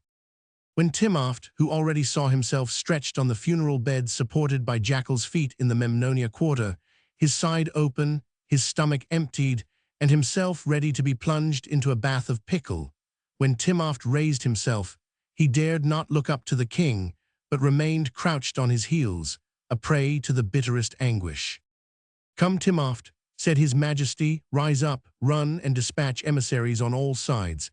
Have temples, palaces, houses, villas, gardens, yea, the meanest of huts searched, and find Tahoser. Send chariots along every road. Have the Nile traversed in every direction by boats. Go yourself and ask those whom you meet if they have not seen such and such a woman. Violate the tombs, if she has taken refuge in the abodes of death, far within some passage or hypogeum. Seek her out as Isis sought her husband Osiris torn away by Typhon, and dead or alive, bring her back, or by the urus of my Peshant, by the lotus of my scepter, you shall perish in hideous tortures." Timopht went off with the speed of a deer to carry out the orders of the pharaoh, who, somewhat calmer, took one of those poses of tranquil grandeur which the sculptors loved to give to the colossi set up at the gates of the temples and palaces, and calm as beseems those whose sandals, covered with drawings of captives with bound elbows, rest upon the heads of nations, he waited. A roar as of thunder sounded around the palace, and had the sky not been of unchangeable lapis lazuli blue, it might have been thought that a storm had burst unexpectedly. The sound was caused by the swiftly revolving wheels of the chariots galloping off in every direction and shaking the very ground. Soon the pharaoh perceived from the top of the terrace the boats cleaving the stream under the impulse of the rowers, and his messengers scattering on the other bank through the country. The Libyan chain, with its rosy light and its sapphire-blue shadows, bounded the horizon and formed a background to the giant buildings of Ramesses, Amenhotep, and Amenphtases. The pylons with their sloping angles, the walls with their spreading cornices, the colossi with their hands resting on their knees, stood out, gilded by the sunbeams, their size undiminished by distance. But the pharaoh looked not at these proud edifices. Amid the clumps of palms and the cultivated fields, houses and painted kiosks rose here and there, standing out against the brilliant colors of the vegetation. Under one of these roofs, on one of these terraces, no doubt, Tahoser was hiding, and by some spell he wished he could raise them or make them transparent. Hours followed on hours. The sun had sunk behind the mountains, casting its last rays on Thebes, and the messengers had not returned. The pharaoh preserved his motionless attitude. Night fell on the city, cool, calm, blue. The stars came out and twinkled in the deep azure. On the corner of the terrace, the pharaoh, silent, impassible, stood out dark like a basalt statue fixed upon the entablature. Several times the birds of night swept around his head, air settling on it, but terrified by his deep, slow breathing, they fled with startled wings. From the height where he sat, the king overlooked the city lying at his feet. Out of the mass of bluish shadow uprose the obelisks with their sharp pyramidions, the pylons, giant doors traversed by rays, high cornices, the colossi rising shoulder-high above the sea of buildings, the propyla, the pillars, with capitals swelled out like huge granite flowers, the corners of temples and of palaces brought out by a silvery touch of light. The sacred pools spread out shimmering like polished metal. The human-headed and the ram-headed sphinxes aligned along the avenues, stretched out their hindquarters, and the flat roofs were multiplied infinitely, white under the moonlight, in masses cut here and there into great slices by the squares and the streets. Red points studded the darkness, as if the stars had let sparks fall upon the earth. These were lamps still burning in the sleeping city. Still farther, between the less crowded buildings, Faintly seen shafts of palm trees waved their fans of leaves, and beyond, the contours and the shapes were merged in a vaporous immensity, for even the eagle's glance could not have reached the limits of Thebes, and on the other side Old Hopi was flowing majestically towards the sea. Soaring in sight and thought over that vast city of which he was the absolute master, the pharaoh reflected sadly on the limits set to human power, and his desire, like a raging vulture, gnawed at his heart. He said to himself, "All these houses contain beings who at the sight of me bow their faces into the dust, to whom my will is the will of the gods. When I pass upon my golden car, or in my litter borne by the oeris, virgins feel their bosoms swell as their long, timid glance follows me. The priests burn incense to me in their censers. The people wave palms and scatter flowers. The whistling of one of my arrows makes the nations tremble, and the walls of pylons huge as precipitous mountains are. Scarce sufficient to record my victories, the quarries can scarce furnish granite enough for my colossal statues. Yet once, in my superb satiety, I form a wish, and that wish I cannot fulfill. Timopht does not reappear. No doubt he has failed. O Tahoser, Tahoser, how great is the happiness you will have to bestow on me to make up for this long waiting." Meanwhile the messengers, Timopht at their head, were visiting the houses, examining the roads, inquiring after the priest's daughter, describing her to the travelers they met, but no one could answer them. The first messenger appeared on the terrace and announced to the pharaoh that Tahoser could not be found. The pharaoh stretched out his scepter, and the messenger fell dead, in spite of the proverbial hardness of the Egyptian's skull. A second came up. He stumbled against the body of his comrade stretched on the slabs. He trembled, for he saw that the pharaoh was angry. "What of Tahoser?" said the pharaoh, without changing his attitude. "O Majesty, all trace of her is lost," replied the poor wretch, kneeling in the darkness before the black shadow, which was more like a statue of Osiris than a living king. The granite arm was outstretched from the motionless torso, and the metal scepter fell like a thunderbolt. The second messenger rolled on the ground by the side of the first. The third shared the same fate. Timopht, in the course of his search, reached the house of Poery, who, having returned from his nocturnal excursion, had been amazed that morning at not seeing the sham Hora. Harfer and the servants who, the night before, had supped with her, did not know what had become of her. Her room had been found empty. She had been sought for in vain through the gardens, the cellars, the granaries, and the washing places. Poery replied, when questioned by Timopht, that it was true that a young girl had presented herself at his gate in the supplicating posture of misfortune, imploring hospitality on her knees, that he had received her kindly, had offered her food and shelter, but that she had left in a mysterious fashion for a reason which he could not fathom. In what direction had she gone? That he did not know. No doubt, having rested, she had continued on her way to some unknown place. She was beautiful, sad, wore a garment of common stuff, and appeared to be poor. Did the name of Hora which she had given stand for that of Tahoser? It was for Timopht to answer that question. Provided with this information, Timopht returned to the palace, and keeping well out of the reach of the pharaoh's scepter, he repeated what he had learned. "What did she go to Poery's for?" said the pharaoh to himself. "If Hora is really Tahoser, she loves Poery, and yet no, for she would not have fled thus after having been received under his roof. I shall find her again, even if I have to upset the whole of Egypt from the cataracts to the delta." Rahel, who from the threshold of the hut was watching Poery go away, thought she heard a faint sigh. She listened. Some dogs were baying to the moon, an owl uttered its doleful hoot, and the crocodiles moaned between the reeds of the river, imitating the cry of a child in distress. The young Israelite was about to re-enter the hut when a more distinct moan, which could not be attributed to the vague sounds of night, and which certainly came from a human breast, again struck her ear. Fearing some ambush, she drew cautiously near the place whence came the sound, and close to the wall of the hut she perceived, in the blue transparent darkness, the shape of a body fallen to the ground. The wet drapery outlined the limbs of the false Hora and betrayed her sex.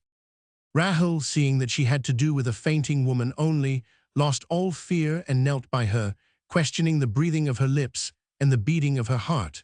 The one was just expiring on the pale lips, the other scarce beat under the cold breasts. Feeling the water which had soaked the stranger's dress, Rahel thought at first that it was blood, and imagined that the woman must be the victim of a murder. In order to help her to better purpose, she called Thamar, her servant, and the two women carried Tahoser into the hut.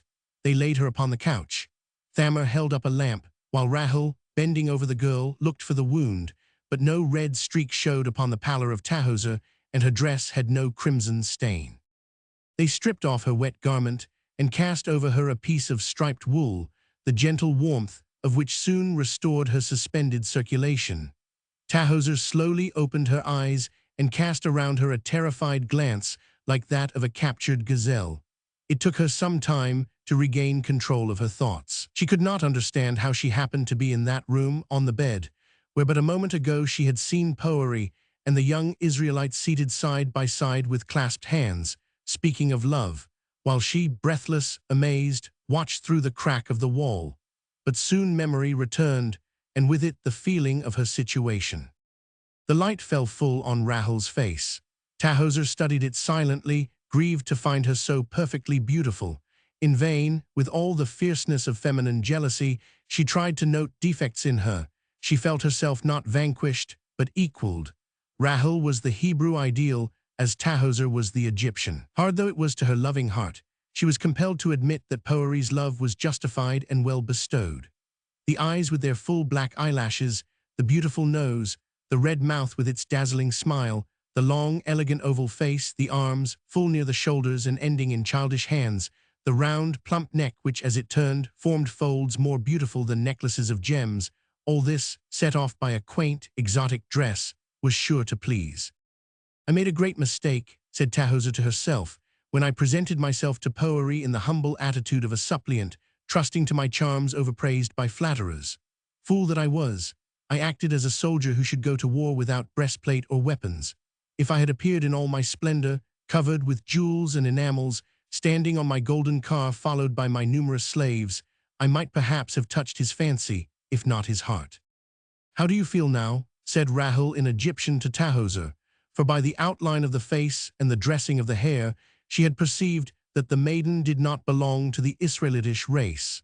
The sound of her voice was sympathetic and sweet, and the foreign accent added greater grace to it. Tahoser was touched in spite of herself, and replied, "I feel better. Your kind care will soon have restored me." "Do not tire yourself with speaking," answered the Israelite, placing her hand on Tahoser's lips. "Try to sleep, to regain your strength. Thamar and I will watch over you." Her agitation, the swim across the Nile, the long walk through the poor quarters of Thebes, had wearied out Petamaunop's daughter. Her delicate frame was exhausted, and soon her long lashes closed, forming a dark semicircle upon her cheeks flushed with fever. Sleep came to her but broken, restless, distorted by strange dreams, troubled by threatening hallucinations. Nervous shivers made the sleeper start, and broken words, replying to the dream dialogue, were spoken by the half-opened lips. Seated at the bed head, Rahel followed the changes in the features of Tahoser, troubled when she saw them contract and fill with grief, quieted again when the girl calmed down. Thamar, crouching beside her mistress, was also watching the priest's daughter, but her face expressed less kindliness. Coarse instincts showed in the wrinkles of her brow, pressed down by the broad band of the Hebrew headdress. Her eyes, still bright in spite of her age, sparkled with curious questionings in their brown and wrinkled orbits. Her bony nose, shining and curved like a vulture's beak, seemed to scent out secrets, and her lips, slightly moving, appeared to be framing interrogations. She was very much concerned about this stranger picked up at the door of the hut. Whence came she? How did she happen to be there? What was her purpose? Who could she be? Such were the questions which Thamar asked herself, and to which, very regretfully, she could find no satisfactory replies. Besides, Thamar, like all old women, was prejudiced against beauty, and in this respect Tahoser proved very unpleasant to her. The faithful servant forgave beauty in her mistress only, for her good looks she considered as her property, and she was proud and jealous of them. Seeing that Rahel kept silence, the old woman rose and sat down near her, and winking her eyes, the brown lids of which rose and fell like a bat's wing, she whispered in the Hebrew tongue, "Mistress, nothing good will come of this woman." "Why do you think so, Thamar?" answered Rahel in the same low tone and using the same language. "It is strange," went on the suspicious Thamar that she should have fainted there and not elsewhere. She fell at the spot where weakness came upon her. The old woman shook her head doubtfully. "Do you suppose," said Poery's beloved, "that her faint was simulated? The dissector might have cut her side with his sharp stone, so like a dead body did she seem. Her dull eyes, her pale lips, her pallid cheeks, her limp limbs, her skin as cold as that of the dead, these things cannot be counterfeited." "No, doubtless," replied Thamar, "although there are women clever enough to feign all these symptoms, for some reason or another, so skillfully as to deceive the most clear-sighted. I believe that the maiden had swooned, as a matter of fact." "Then what are you suspicious of? How did she happen to be there in the middle of the night, in this distant quarter, inhabited only by the poor captives of our tribe, whom the cruel Pharaoh employs in making brick, and to whom he refuses the straw necessary to burn the bricks? What motive brought that Egyptian woman to our wretched huts? Why was her garment soaking wet, as if she had just emerged from a pool or from the river?" "I know no more than you do," replied Rahel.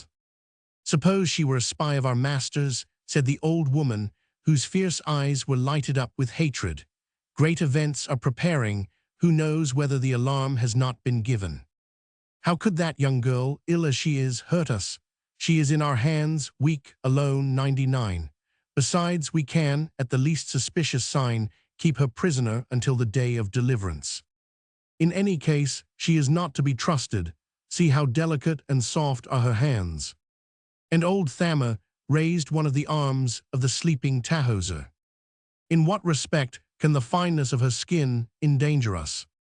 "O imprudent youth," said Thamar, "O mad youth, which cannot see anything, which walks through life trustfully, without believing in ambushes, in brambles under the grass, in hot coals under the ashes, and which would gladly caress a viper, believing it to be only a snake.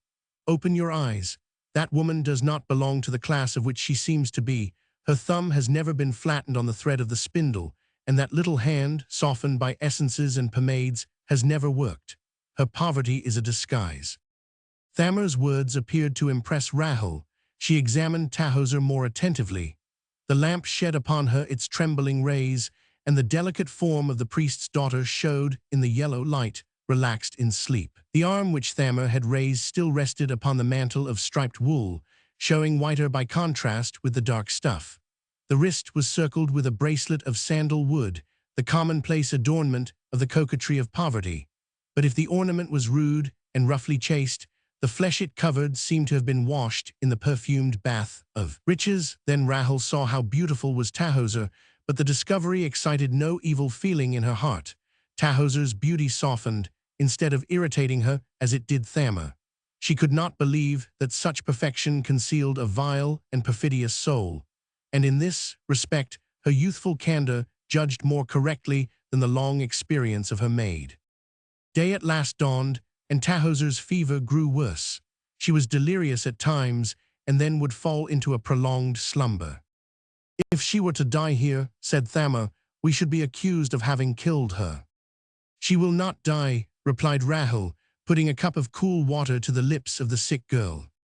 "If she does, I shall throw her body by night into the Nile," continued the obstinate Thamar, "and the crocodiles will undertake to make it disappear." The day passed, the night came, and at the accustomed hour Poery, having given the usual signal, appeared as he had done the night before on the threshold of the hut. Rahel came to meet him, her finger on her lips, and signed to him to keep silence and to speak low, for Tahoser was sleeping. Poery, whom Rahel led by the hand to the bed on which Tahoser rested, at once recognized the sham Hora, whose disappearance had preoccupied him a good deal, especially since the visit of Timopht, who was looking for her in his master's name.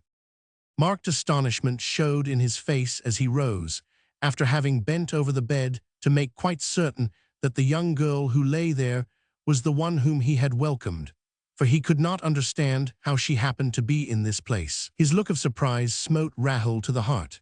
She stood in front of Poery to read the truth in his eyes, placed her hands upon his shoulders, and fixing her glance upon him, said, in a dry, sharp voice which contrasted with her speech, usually as gentle as the cooing of a dove, "So you know her?" Thamar grinned with satisfaction. She was proud of her perspicacity and almost glad to see her suspicions as regarded the stranger partially justified. "Yes," replied Poery quietly. The bright eyes of the old woman sparkled with malicious curiosity. Rahul's face resumed its expression of trustfulness. She no longer doubted her lover. Poery told her that a girl calling herself Hora had presented herself at his home as a suppliant, that he had received her as any guest should be received, that the next day she had disappeared from among the maids, and that he could not understand how she happened to be there. He also added that the emissaries of the pharaoh were everywhere looking for Tahoser, the daughter of the high priest Petamounoph, who had disappeared from her palace. "You see that I was right, mistress," said Thamar triumphantly. "Hora and Tahoser are one and the same person." "That may be," replied Poery, "but there are a number of difficulties which my reason does not explain. First, why should Tahoser, if it is she, don this disguise? Next, by what miracle do I meet here the maiden whom I left last night on the other bank of the Nile, and who certainly could not know whither I was going?" "No doubt she followed you," said Rahul. "I am quite sure that at that time there was no other boat on the river but mine. That is the reason her hair was so dripping wet and her garments soaked. She must have swum across the Nile." "That may well be. I thought for a moment that I had caught sight in the darkness of a human head above the waters." "It was she, poor child," said Rahul. "Her fatigue and her fainting corroborate it, for after your departure I picked her up stretched senseless outside the hut." "No doubt that is the way things occurred," said the young man. "I can see the acts, but I cannot understand the motive." "Let me explain it," said Rahul, smiling. "Although I am but a poor, ignorant woman, and you are compared, as regards your vast knowledge, to the priests of Egypt who study night and day within sanctuaries covered with mystic hieroglyphs, the hidden meaning of which they alone can penetrate. But sometimes men, who are so busy with astronomy, music, and numbers, do not guess what goes on in a maiden's heart. They can see a distant star in the heavens. They do not notice a love close to them. Or you're rather, Tahoser, for it is she took this disguise to penetrate into your house and to live near you. Jealous, she glided in the shadow behind you. At the risk of being devoured by the crocodiles in the river, she swam across the Nile. On arriving here, she watched us through some crack in the wall and was unable to bear the sight of our happiness. She loves you because you are very handsome, very strong, and very gentle. But I do not care, since you do not love her. Now do you understand?" A faint blush colored Poery's cheeks. He feared lest Rahul were angry and spoke thus to entrap him, but her clear, pure glance betrayed no hidden thought. She was not angry with Tahoser for loving the man whom she loved herself. In her dreams, Tahoser saw Poery standing by her. Ecstatic joy lighted up her features, and half raising herself, she seized the hand of the young man to bear it to her lips. "Her lips are burning," said Poery, withdrawing his hand. "With love as much as with fever," replied Rahul, "but she is really 99. Suppose Thamar were to fetch Mosh. He is wiser than the wise men and the wizards of Pharaoh, every one of whose wonders he imitates. He knows the secret properties of plants and makes drinks of them which would bring the dead to life. He shall cure Tahoser, for I am not cruel enough to wish her to lose her life." Thamar went off grumbling and soon returned, followed by a very tall old man whose majestic aspect inspired reverence. A long white beard fell down over his breast, and on either side of his brow 2 huge protuberances caught and retained the light. They looked like 2 horns or 2 beams. Under his thick eyebrows his eyes shone like fire. He looked, in spite of his simple dress, like a prophet or a god. Acquainted with the state of things by Poery, he sat down by Tahoser's couch and said, as he stretched his hand over her, "In the name of the mighty one beside whom all other gods are idols and demons, though you do not belong to the elect of the Lord, maiden, be cured." Roman 12. The tall old man withdrew solemnly, leaving, as it were, a trail of light behind him. Tahoser, surprised at feeling her sickness suddenly leave her, cast her eyes around the room, and soon, wrapping herself in the blanket with which the young Israelite had covered her, she put her feet to the ground and sat up on the edge of the bed. Fatigue and fever had completely left her.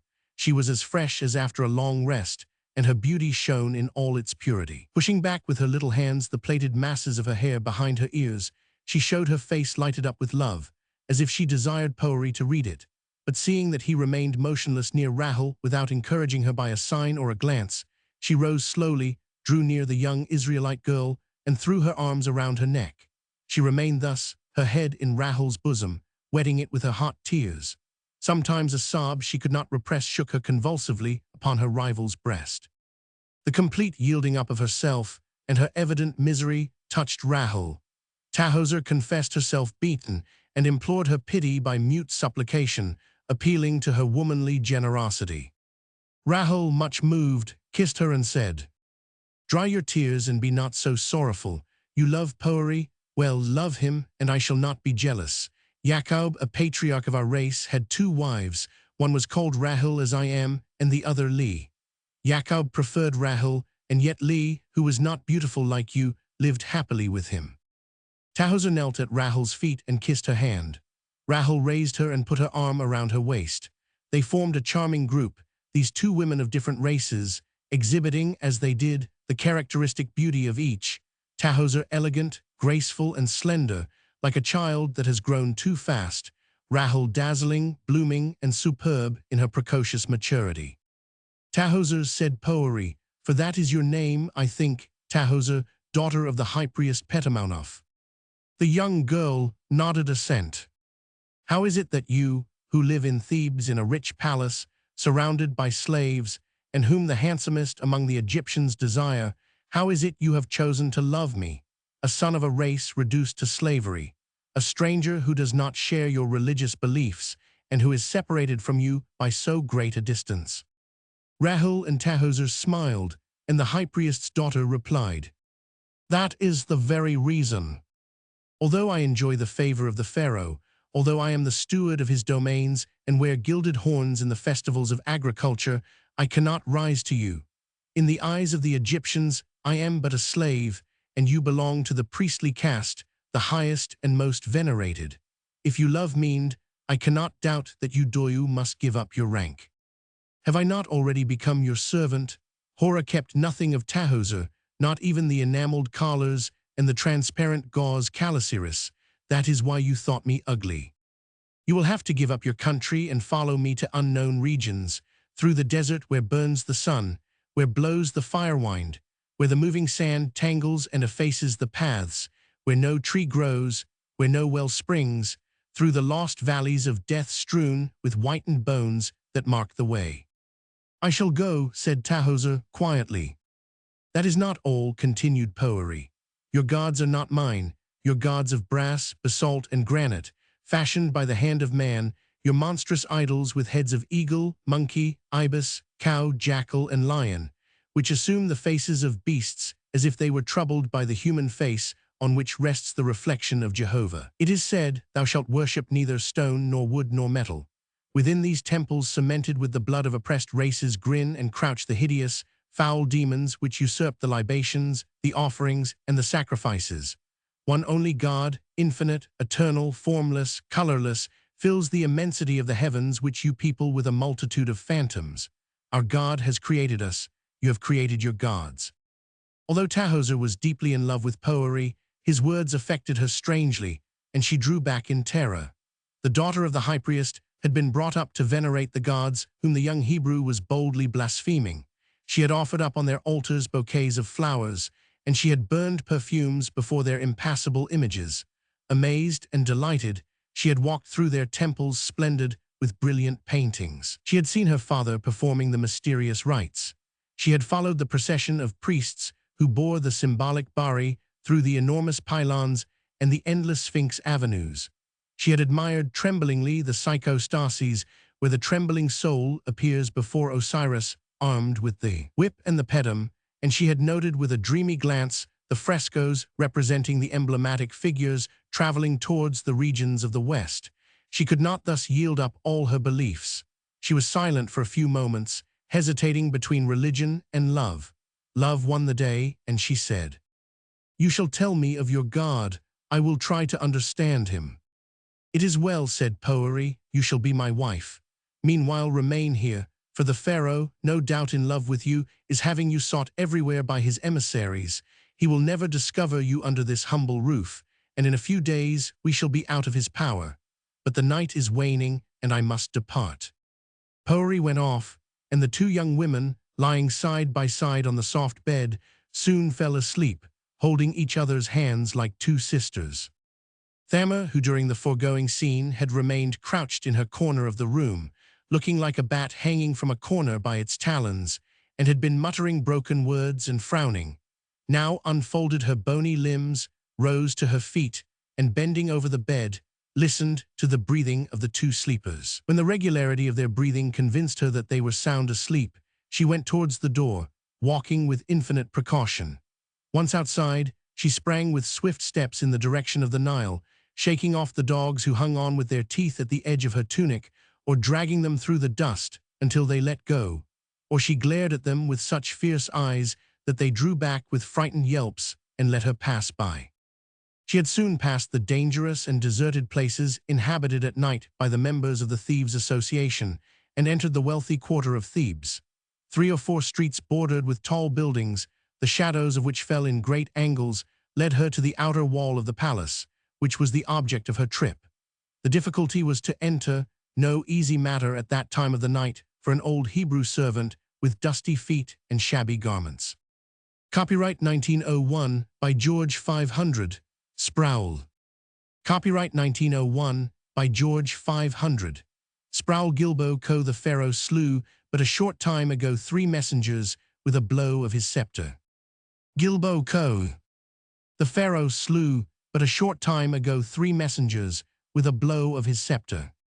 She went to the main pylon, before which watched, stretched at length, 50 ram-headed sphinxes, arranged in 2 lines like monsters ready to crush between their granite jaws the imprudent ones who should attempt to force a passage.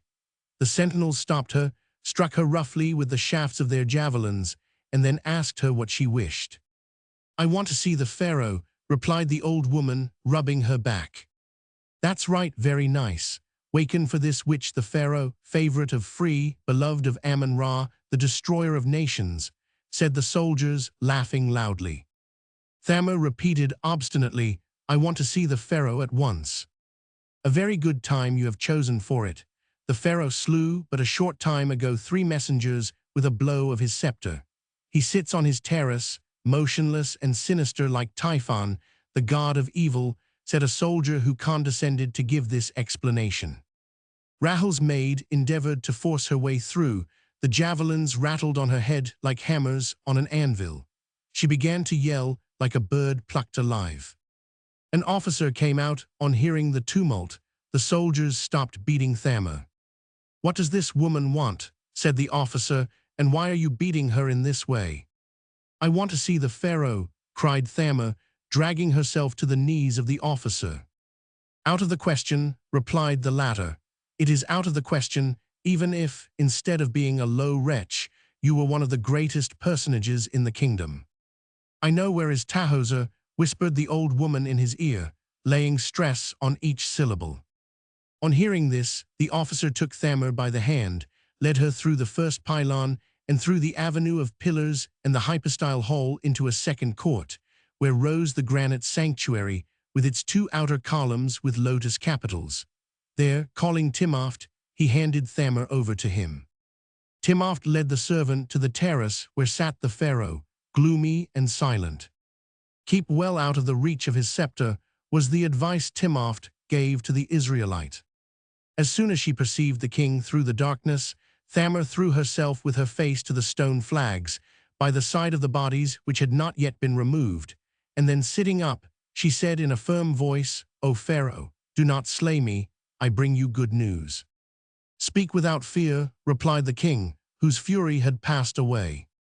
"Tahoser, whom your messengers have sought in the 4 corners of the world, I know where she is." At the name of Tahoser, Pharaoh rose as if moved by a spring and stepped towards Thamar, who was still kneeling. "If you speak the truth, you may take from my granite halls as much as you can lift of gold and precious stones. I will put her in your hands, you may be sure," said the old woman with a strident laugh. What was the motive which had led Thamar to inform the pharaoh of the retreat where the priest's daughter was in hiding? She wished to prevent a union which she disliked. She entertained towards the race of Egypt a blind, fierce, unreasoning, almost bestial hatred, and the thought of breaking Tahoser's heart delighted her. Once in the hands of the pharaoh, Rahul's rival would be unable to escape. The granite walls of the palace would keep their prey. "Where is she?" said Pharaoh. "Tell me the spot. I want to see her at once." "Your Majesty, I alone can guide you. I know the windings of those loathsome quarters, where the humblest of your servants would disdain to set foot. Tahoser is there, in a clay and straw hut, which nothing marks from the huts which surround it, amid the heaps of bricks, which the Hebrews make for you outside the regular dwellings of the city."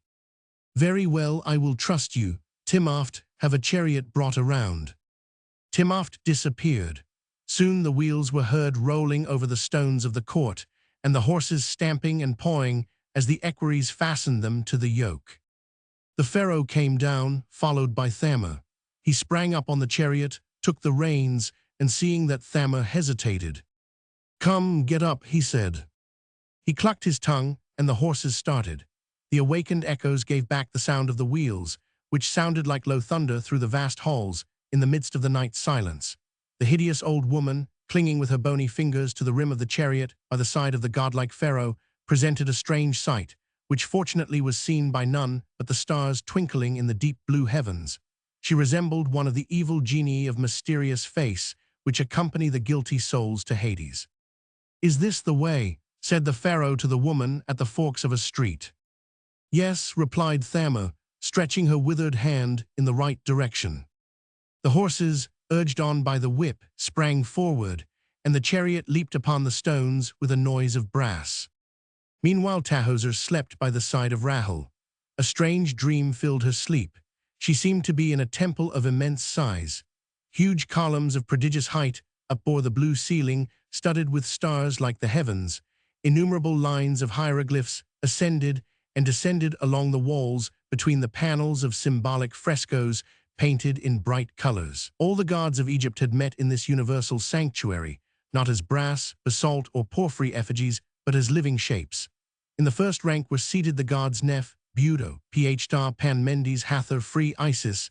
Then came the 12 celestial gods, 6 male gods, Rumfa, Pi, Zeus, Otosi, Pi, Hermes, Imuthi, and 6 female deities, the moon, ether, fire, air, water, earth. Behind these swarmed vaguely and indistinctly 365 decans, the familiar demons of each day. Next appeared the terrestrial deities, the second Osiris, Haruuri, Typhon, the second Isis, Nephthys, the dog-headed Anubis, Thoth, Busiris, Bubastes, the great Serapis. Beyond, in the shade, were faintly seen idols in form of animals, oxen, crocodiles, ibises, hippopotami. In the center of the temple, in his open mummy case, lay the high priest Petamounoph, who, the bandages having been unwound from his face, gazed with an ironical air at that strange and mysterious assembly.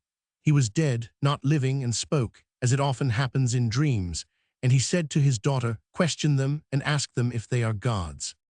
And Tahoser proceeded to put to each one that question, and each and all replied, "We are only numbers, laws, forces, attributes, effluvia, and thoughts of God, but not one of us is the true God."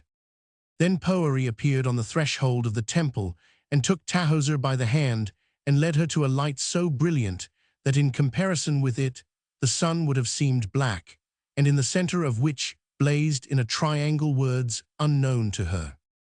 Meanwhile Pharaoh's chariot flew over all obstacles, and the axles of the wheels rayed the walls in the narrow lanes. "Pull in your horses," said Thamur to the pharaoh. "The noise of the wheels in this solitude and silence might startle the fugitive, and she would again escape you."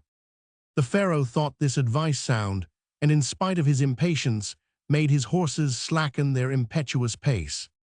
"There is the place," said Thamur. "I left the door open. Go in, I shall look after the horses." The king descended from the chariot, and bowing his head, entered the hut. The lamp was still burning, and shed its dying beams on the 2 sleeping girls.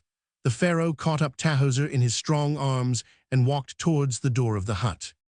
When the priest's daughter awoke, and saw flaming near her face the shining face of the pharaoh, she thought at first that it was one of the fancies of her dream transformed, but the air of night which struck her face soon restored her to the sense of reality. Mad with terror, she tried to scream, to call for help. The cry remained in her throat, and then, who would have helped her against the pharaoh? With one bound, the king sprang onto his chariot, threw the reins around his back, and pressing to his breast the hafted Tahoser, sent his coursers at their top speed towards the northern palace. Thamar glided like a serpent into the hut, crouched down in her accustomed place, and gazed with a look almost as tender as a mother's on her dear Rahel, who was still sound asleep. Roman 13. The draught of cold air, due to the speed of the chariot, soon made Tahoser recover from her faint. Pressed and crushed against the breast of the pharaoh by his two stony arms, her heart had scarce room to beat, and the hard enameled collars were making their mark on her heaving bosom. The horses, whose reins the king slackened by bending towards the front of the car, rushed furiously forward. The wheels went round like whirlwinds, the brazen plates jostled, the heated axles smoked. Tahoser, terrified, saw vaguely, as in a dream, flash to the right and left vast masses of buildings, clumps of trees, palaces, temples, pylons, obelisks, colossi, which the night made more fantastic and terrible. What were the thoughts that filled her mind during that mad rush? She thought as little as thinks a dove, fluttering in the talons of a hawk, which is carrying it away to its eyrie. Mute terror stupefied her, made her blood run cold, and dulled her feelings. Her limbs hung limp. Her will was relaxed like her muscles, and had she not been held firmly in the arms of the pharaoh, she would have slipped and fallen in a heap on the bottom of the chariot like a piece of stuff which is let drop. Twice she thought she felt upon her cheek a burning breath and two lips of fire. She did not attempt to turn away her head. Terror had killed modesty in her.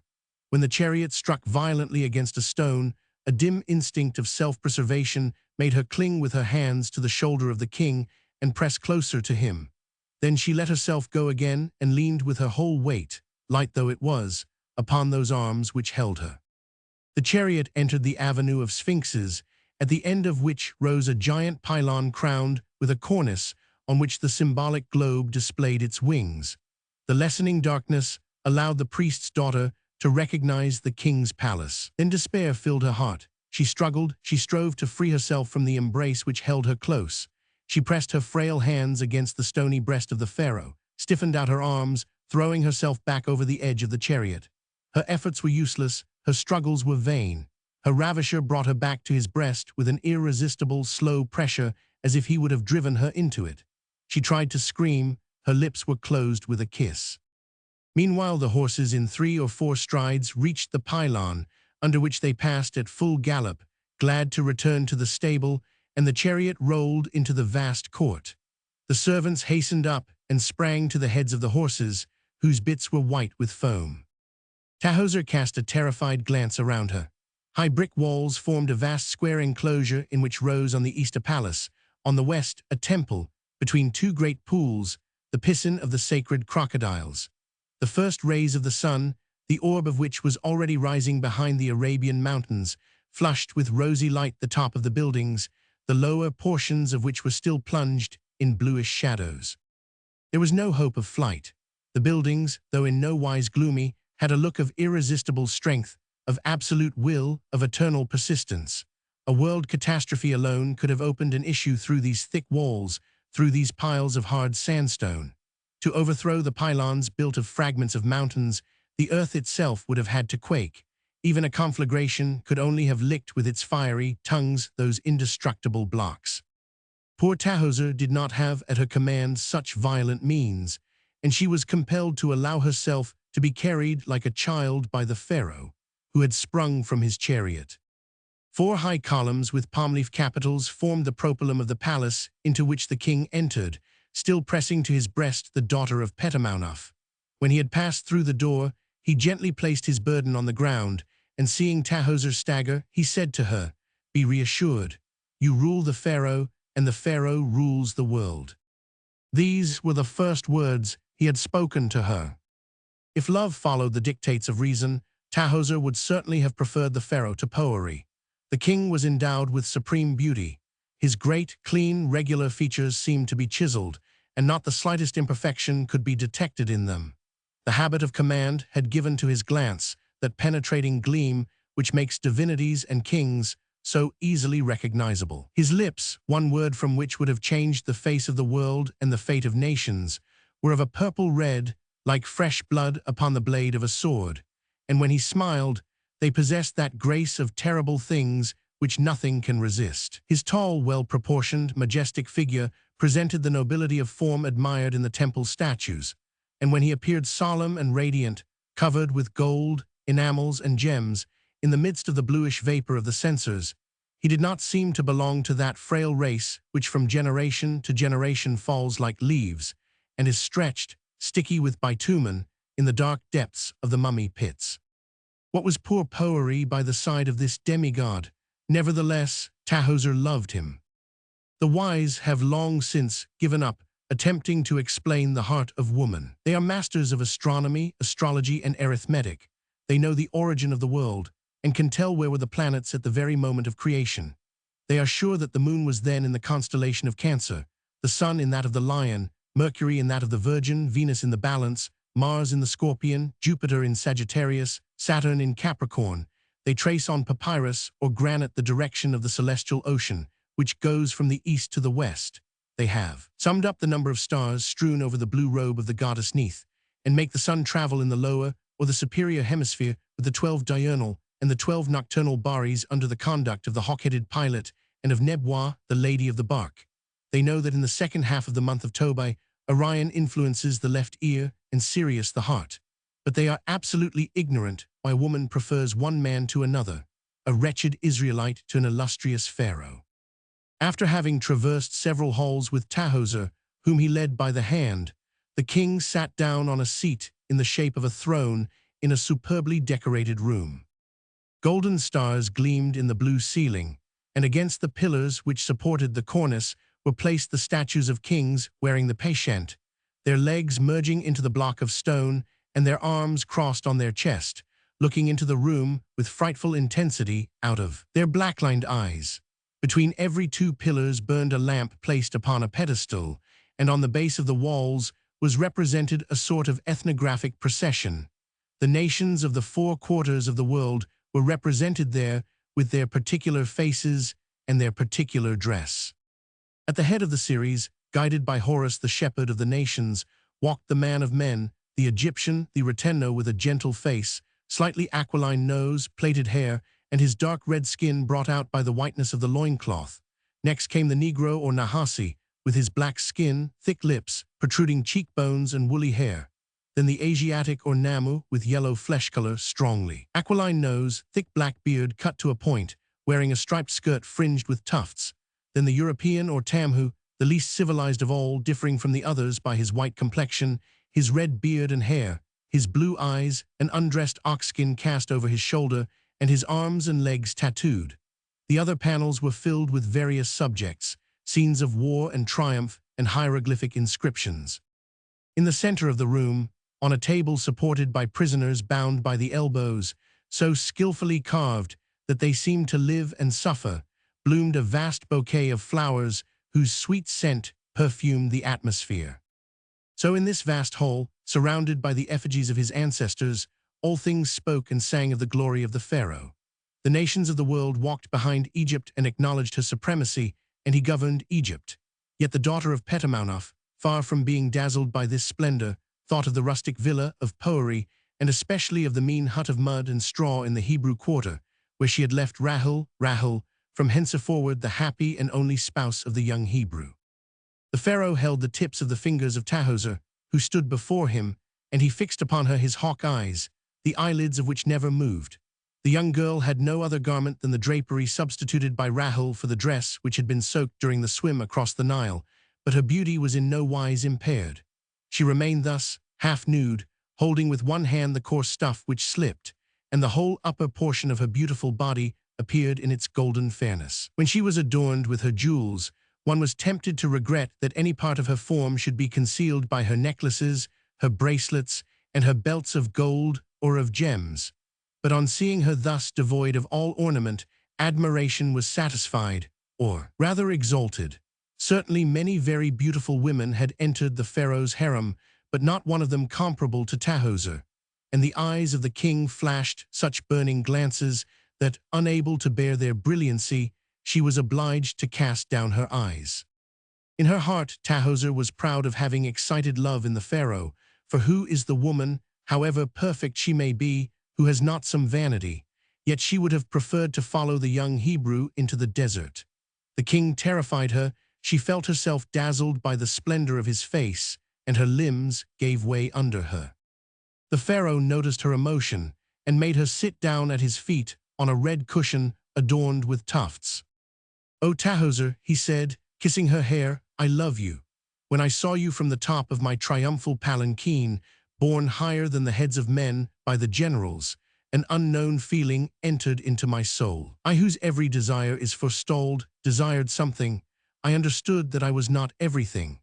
Until then, I had lived solitary in my almightiness, in the depths of my vast palaces, surrounded by mere shadows which called themselves women, and who had no more effect upon me than the painted figures in the frescoes. I heard in the distance, muttering and complaining low, the nations upon whose heads I wipe my sandals or which I lift by their hair, as I am represented doing on the symbolical bas-relief of the palaces, and in my cold breast, as strong as that of a basalt god, I never heard the beat of my own heart. It seemed to me that there was nowhere on earth a being like myself, a being who could move me.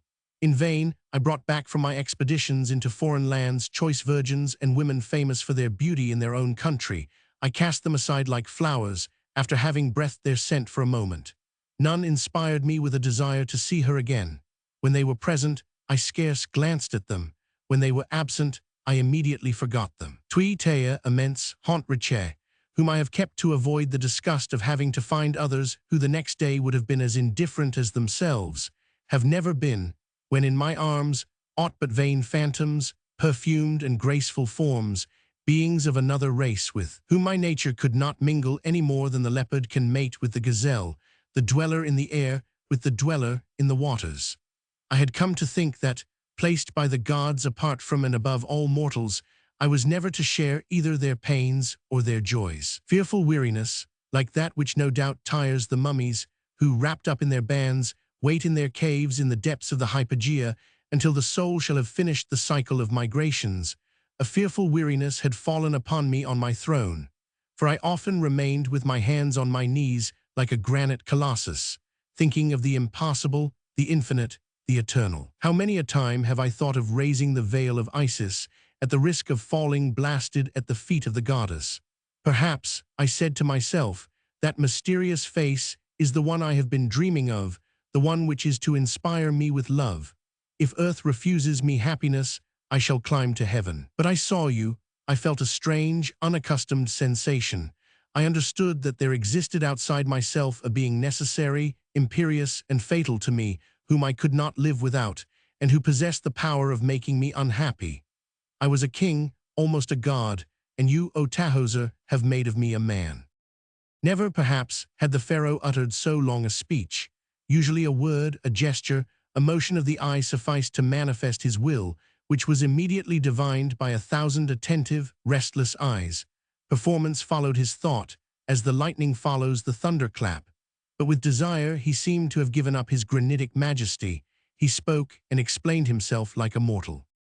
Tahoser was a prey to singular emotion. However much she felt the honor of having inspired love in the man preferred of free, in the favored of Amun-Ra, the destroyer of nations, in the terrifying, solemn and superb being upon whom she scarce dared to gaze, she felt no sympathy for him, and the idea of belonging to him filled her with terror and repulsion. To the pharaoh who had carried off her body, she could not give her soul, which had remained with Poeri and Rahel, and as the king appeared to await a reply, she said, "How is it, O king, that amid all the maids of Egypt your glance should have fallen on me whom so many others surpass in beauty, in talent, in gifts of all sorts? How is it that in the midst of clumps of white, blue, and rose lotus, with open corollas, with delicate scent, you have chosen the modest blade of grass which nothing marks? I know not, but I know that you alone exist in this world for me, and that I shall make kings' daughters your servants." "But suppose I do not love you," said Tahoser timidly.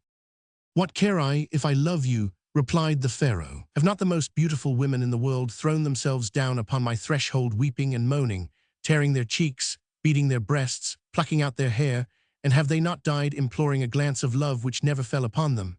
Never has passion in anyone made my heart of brass beat within my stony breast.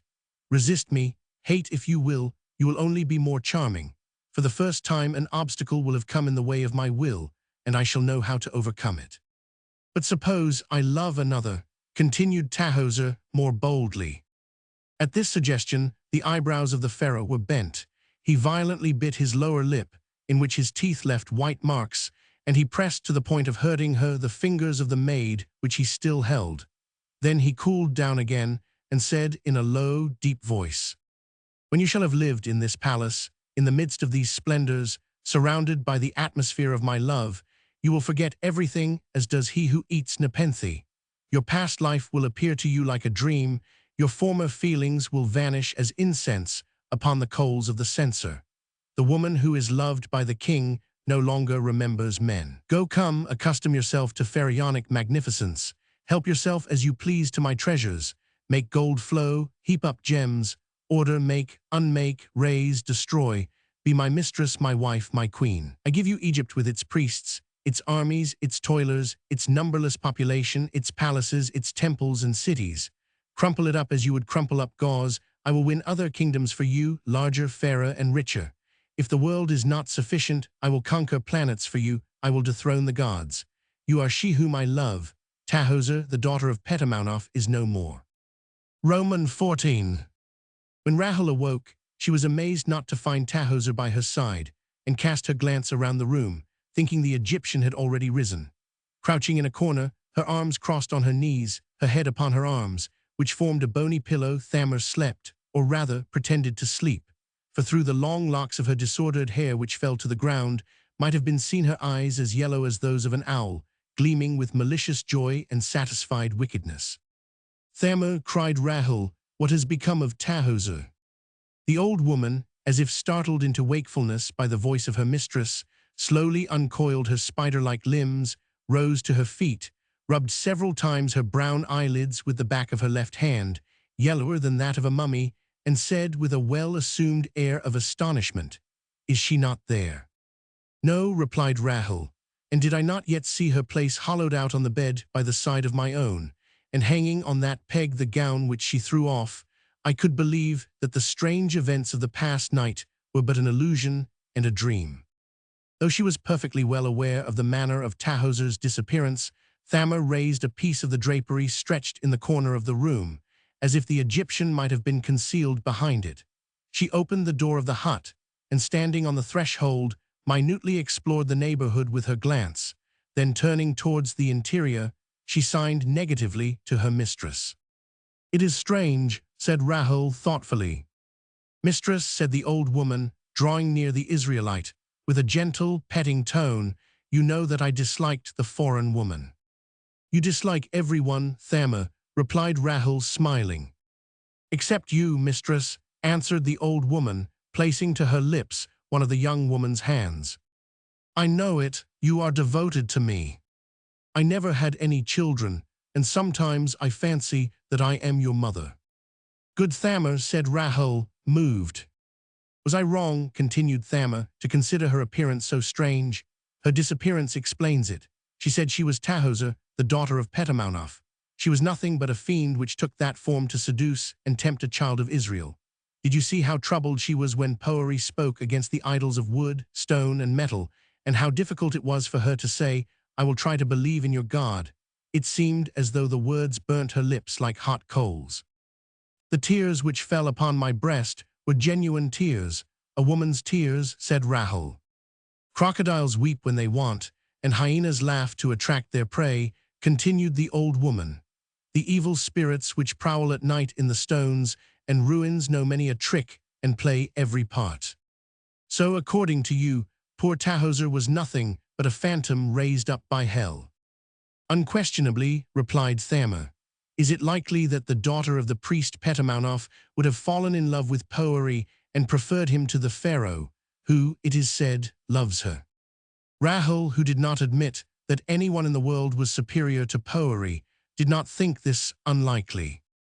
If she loved him as much as she said she did, why did she run off when, with your consent, he accepted her as his second wife. It was the condition that she must renounce the false gods and adore Jehovah, which put to flight that devil in disguise. In any case, that devil had a very sweet voice and very tender eyes. At bottom, Rahel was perhaps not greatly dissatisfied with the disappearance of Tahoser. She thus kept wholly to herself the heart which she had been willing to share, and yet she had the merit of the sacrifice she had made.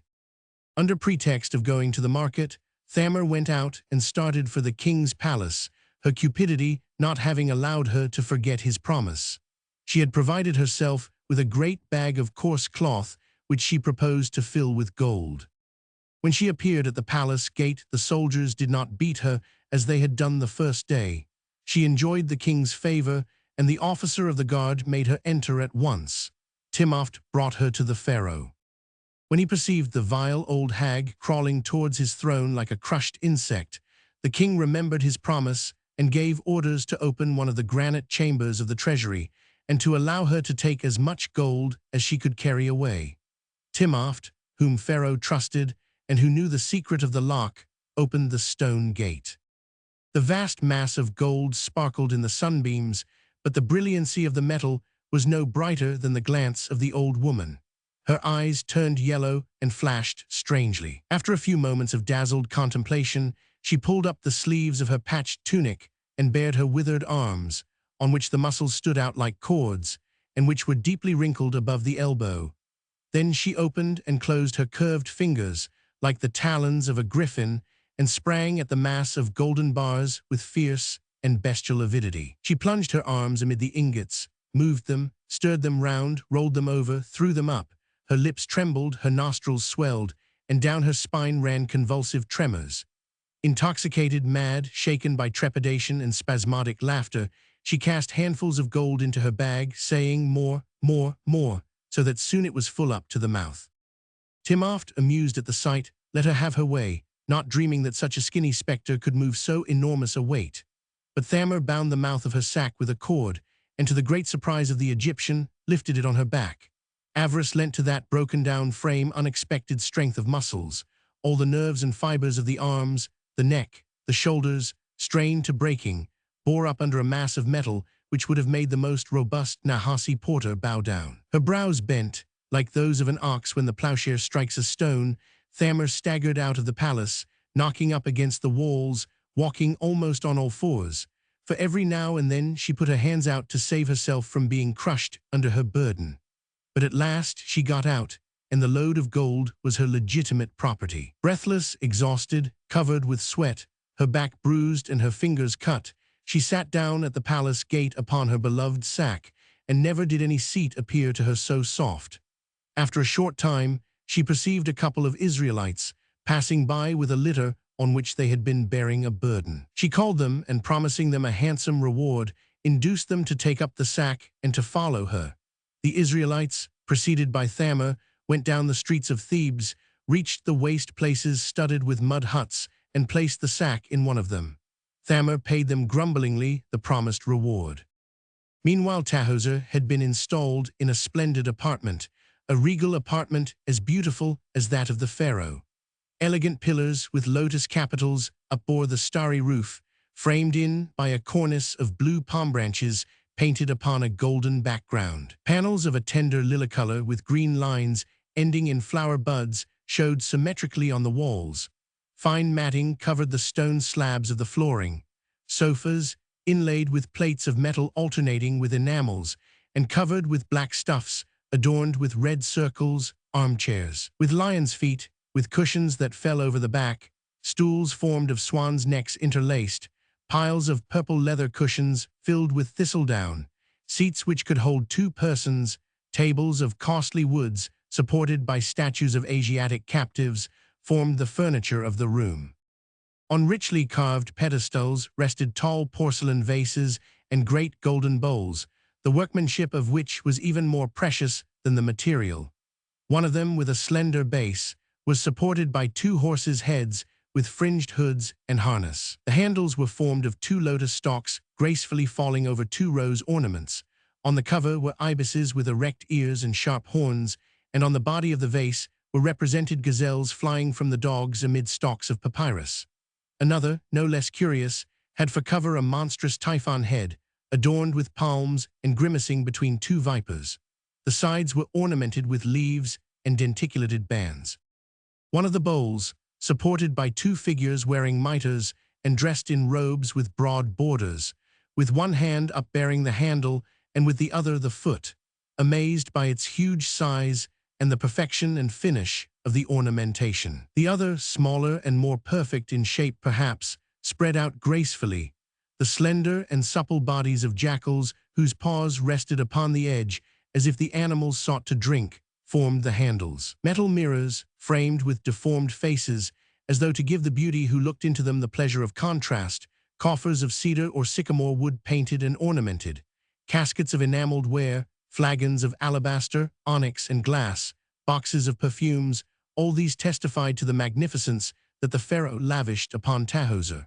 The precious objects contained in that room were well worth a kingdom's ransom. Seated upon an ivory seat, Tahoser looked at the stuffs and gems shown her by nude maidens who scattered around the wealth contained in the coffers.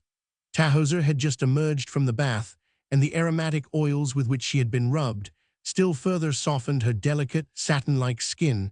Her flesh was almost translucent. She was of superhuman beauty, and when she gazed upon the burnished metal mirror, with her eyes brightened with antimony, she could not help smiling upon her reflection.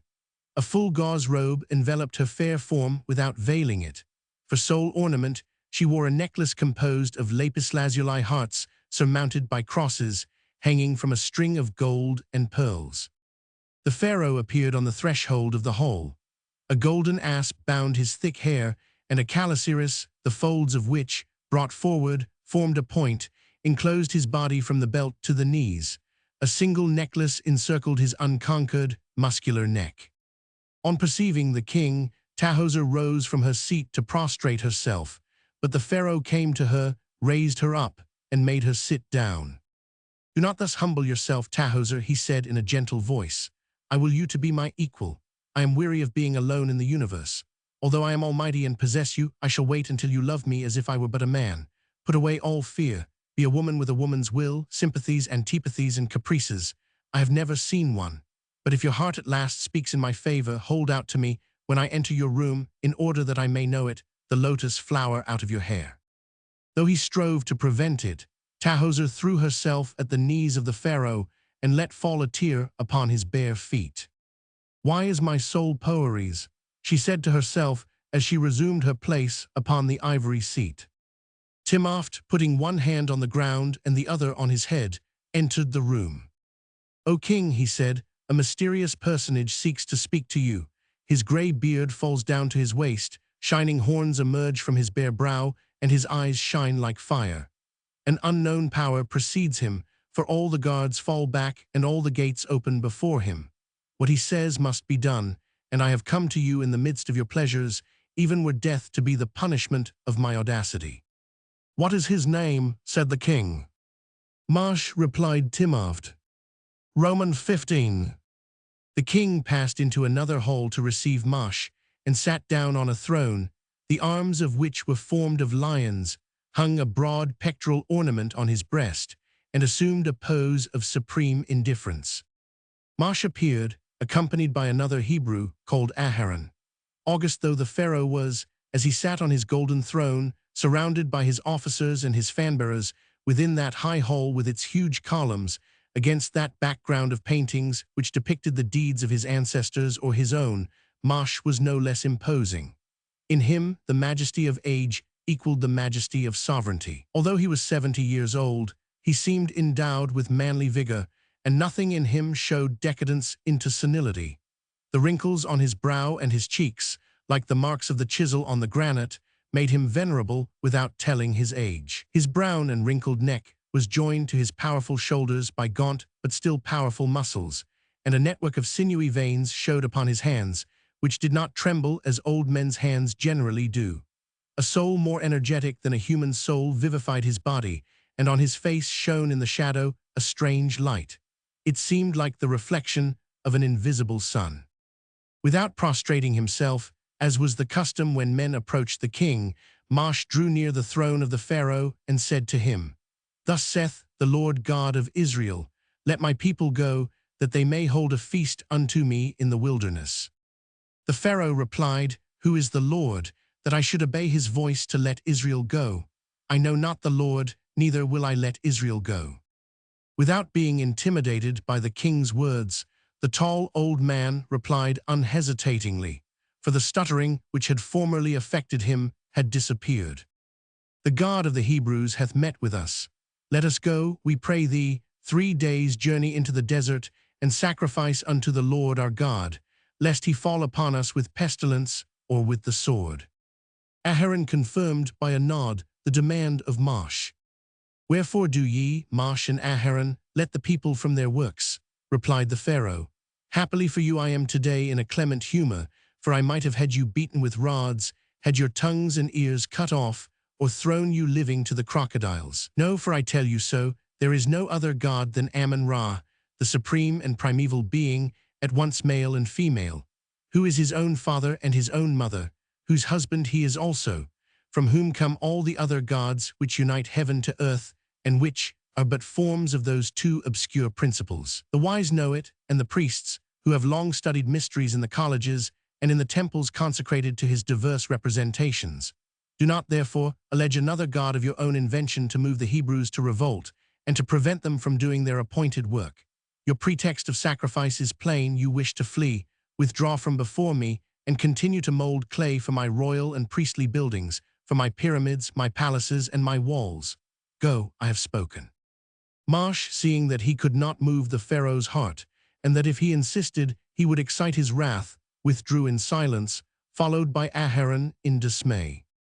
"I have obeyed the Lord God," said Marsh to his companion when they had crossed the pylon, "but the Pharaoh remains as insensible as if I had been speaking to those granite figures seated upon thrones at the palace gates, or to those idols with heads of dogs, monkeys, or hawks, to which the priests burn incense within the depths of the sanctuaries.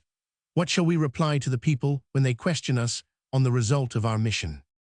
The Pharaoh, fearing lest the Hebrews should bethink themselves of throwing off their yoke in accordance with the suggestions of Marsh, made them work more severely than before, and refused them straw to make their bricks.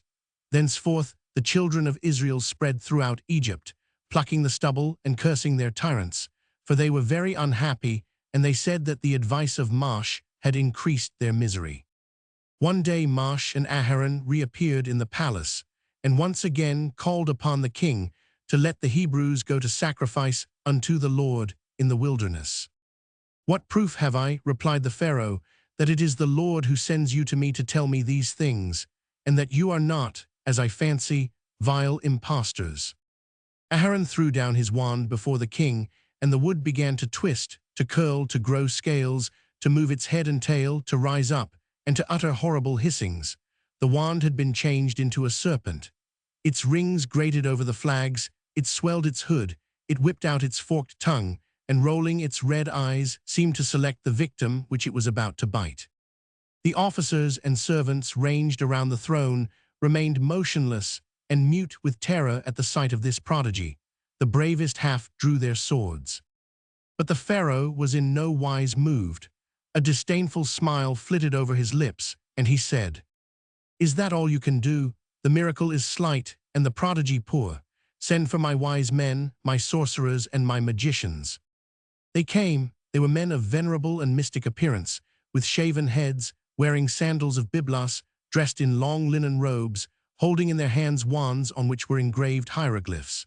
They were yellow, and dried up like mummies by night watches, study, and austerity. The fatigue entailed by successive initiations could be read upon their faces, in which their eyes alone seemed to retain life. They drew up in a line before the throne of the Pharaoh, without paying the least attention to the serpent, which wriggled, crawled, and hissed.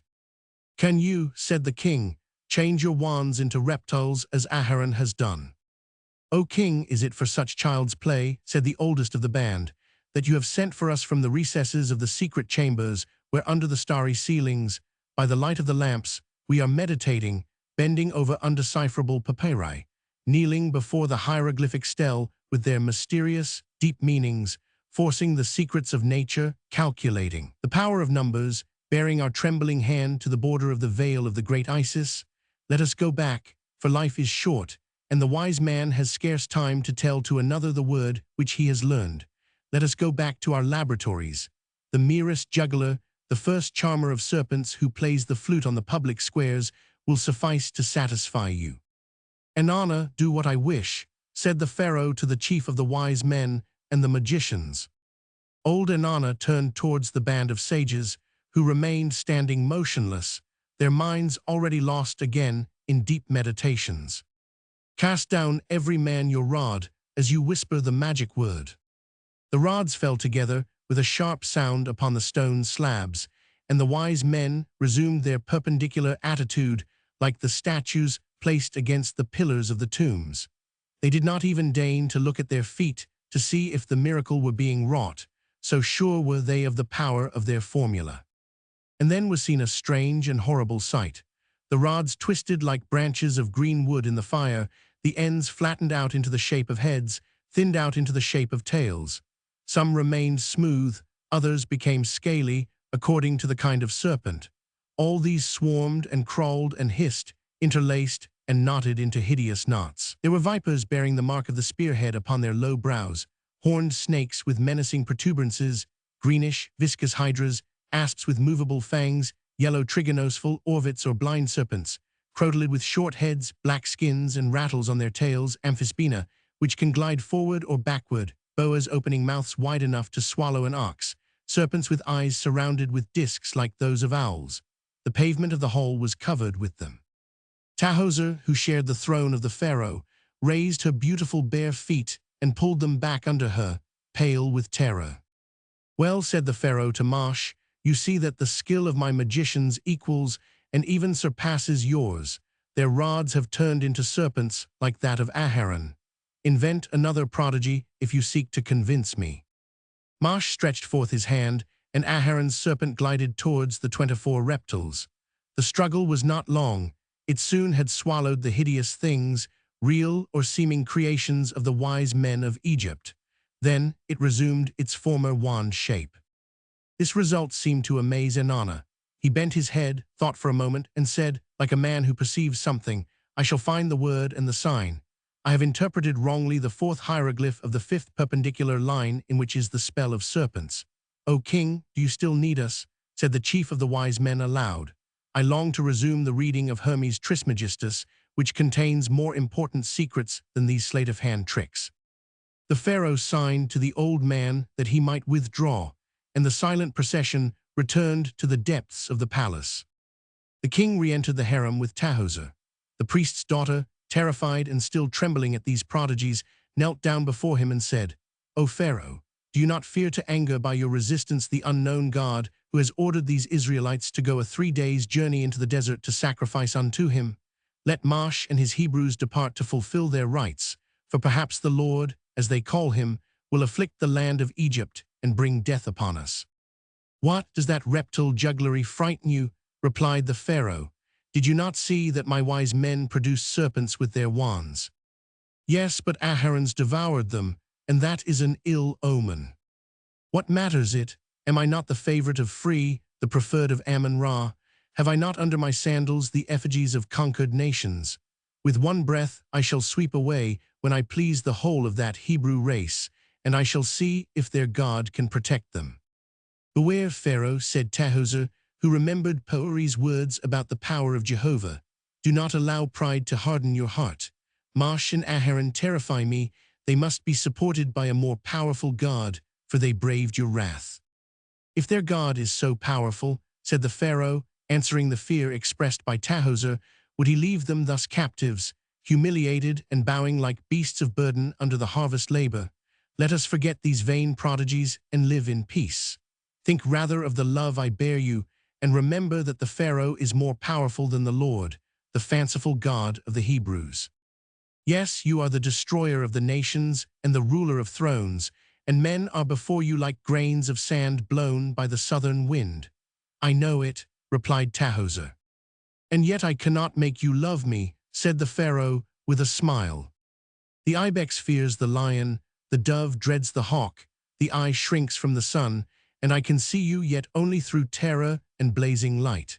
It takes human weakness a long time to become familiar with royal majesty. A god always terrifies a mortal. You fill me with regret, Tahoser, that I am not the first comer, an officer, a nomarch, a priest, a laborer, or even less. But since I cannot make the king into a man, I can make a queen out of the woman and bind the golden urus upon your lovely brow. The queen will no longer dread the king. Even when you make me sit by you on your throne, my thoughts remain kneeling at your feet. But you are so good in spite of your superhuman beauty, your power so boundless, and your splendor so dazzling, that perhaps my heart will grow bold and will dare to beat against yours. Thus talked the pharaoh and Tahoser. The priest's daughter could not forget Poery and sought to gain time by flattering the passion of the king. To escape from the palace, to find the young Hebrew again, was impossible. Besides, Poery had accepted her love rather than shared it. Rahel, in spite of her generosity, was a dangerous rival. And then, the love of the pharaoh touched the priest's daughter. She desired to love him, and perhaps she was not so far from doing so as she believed. Romans 16. A few days later, the pharaoh was driving along the Nile, standing on his chariot and followed by his court. He had gone forth to observe the height of the flood, when in the center of the road appeared, like two phantoms, Aharon and Mash. The king drew in his horses, the foam of whose mouths was already flecking the breast of the tall, motionless old man. Mash, with slow and solemn voice, repeated his adjuration. "Prove to me by some wonder the power of your God," answered the king, "and I will grant your request." Turning towards Aharon, who was a few steps behind him, Mash said, "Take thy rod, and stretch out thine hand upon the waters of Egypt, upon their streams, upon their rivers, and upon their ponds, and upon all their pools of water, that they may become blood, and that there may be blood throughout all the land of Egypt, both in vessels of wood and in vessels of stone." Aharon lifted up his rod and smote the waters that were in the river. The train of the pharaoh awaited the result anxiously. The king, who had a heart of brass within a breast of granite, smiled disdainfully, trusting in the skill of his wise men to confound the foreign magicians. As soon as the river had been smitten by the rod of the Hebrew, the rod which had been a serpent, the waters began to turn muddy and to boil. Their mud color was gradually changed. Reddish tones began to mingle with it. Then the whole mass assumed a somber purple color, and the Nile seemed a river of blood with scarlet waves that edged the banks with rosy foam. It seemed to reflect a vast conflagration or a sky rayed by lightning, but the atmosphere was calm. Thebes was not burning, and the unchanging azure spread over the red stream, marked here and there by the white bellies of dead fishes. The long crocodiles, using their crooked paws, emerged from the river onto the bank, and the heavy hippopotami, like blocks of rose granite covered with leprous black moss, fled through the reeds or raised above the stream their mighty heads, unable to breathe in that water of blood. The canals, the fish ponds, and the pools had all turned the same color, and the vessels full of water were red like the basins in which the blood of victims is collected. The pharaoh was not astonished at the wonder, and said to the Hebrews, "This miracle might terrify a credulous and ignorant people, but it has nothing surprising for me. Let Inanna and the wise men come. They will repeat this enchantment." The wise men came, led by their chief. Inanna cast a glance on the river and its purple waves, and saw at once what was the matter. "Restore things to their primitive condition," he said to Mash's companion. "I will repeat your wonder."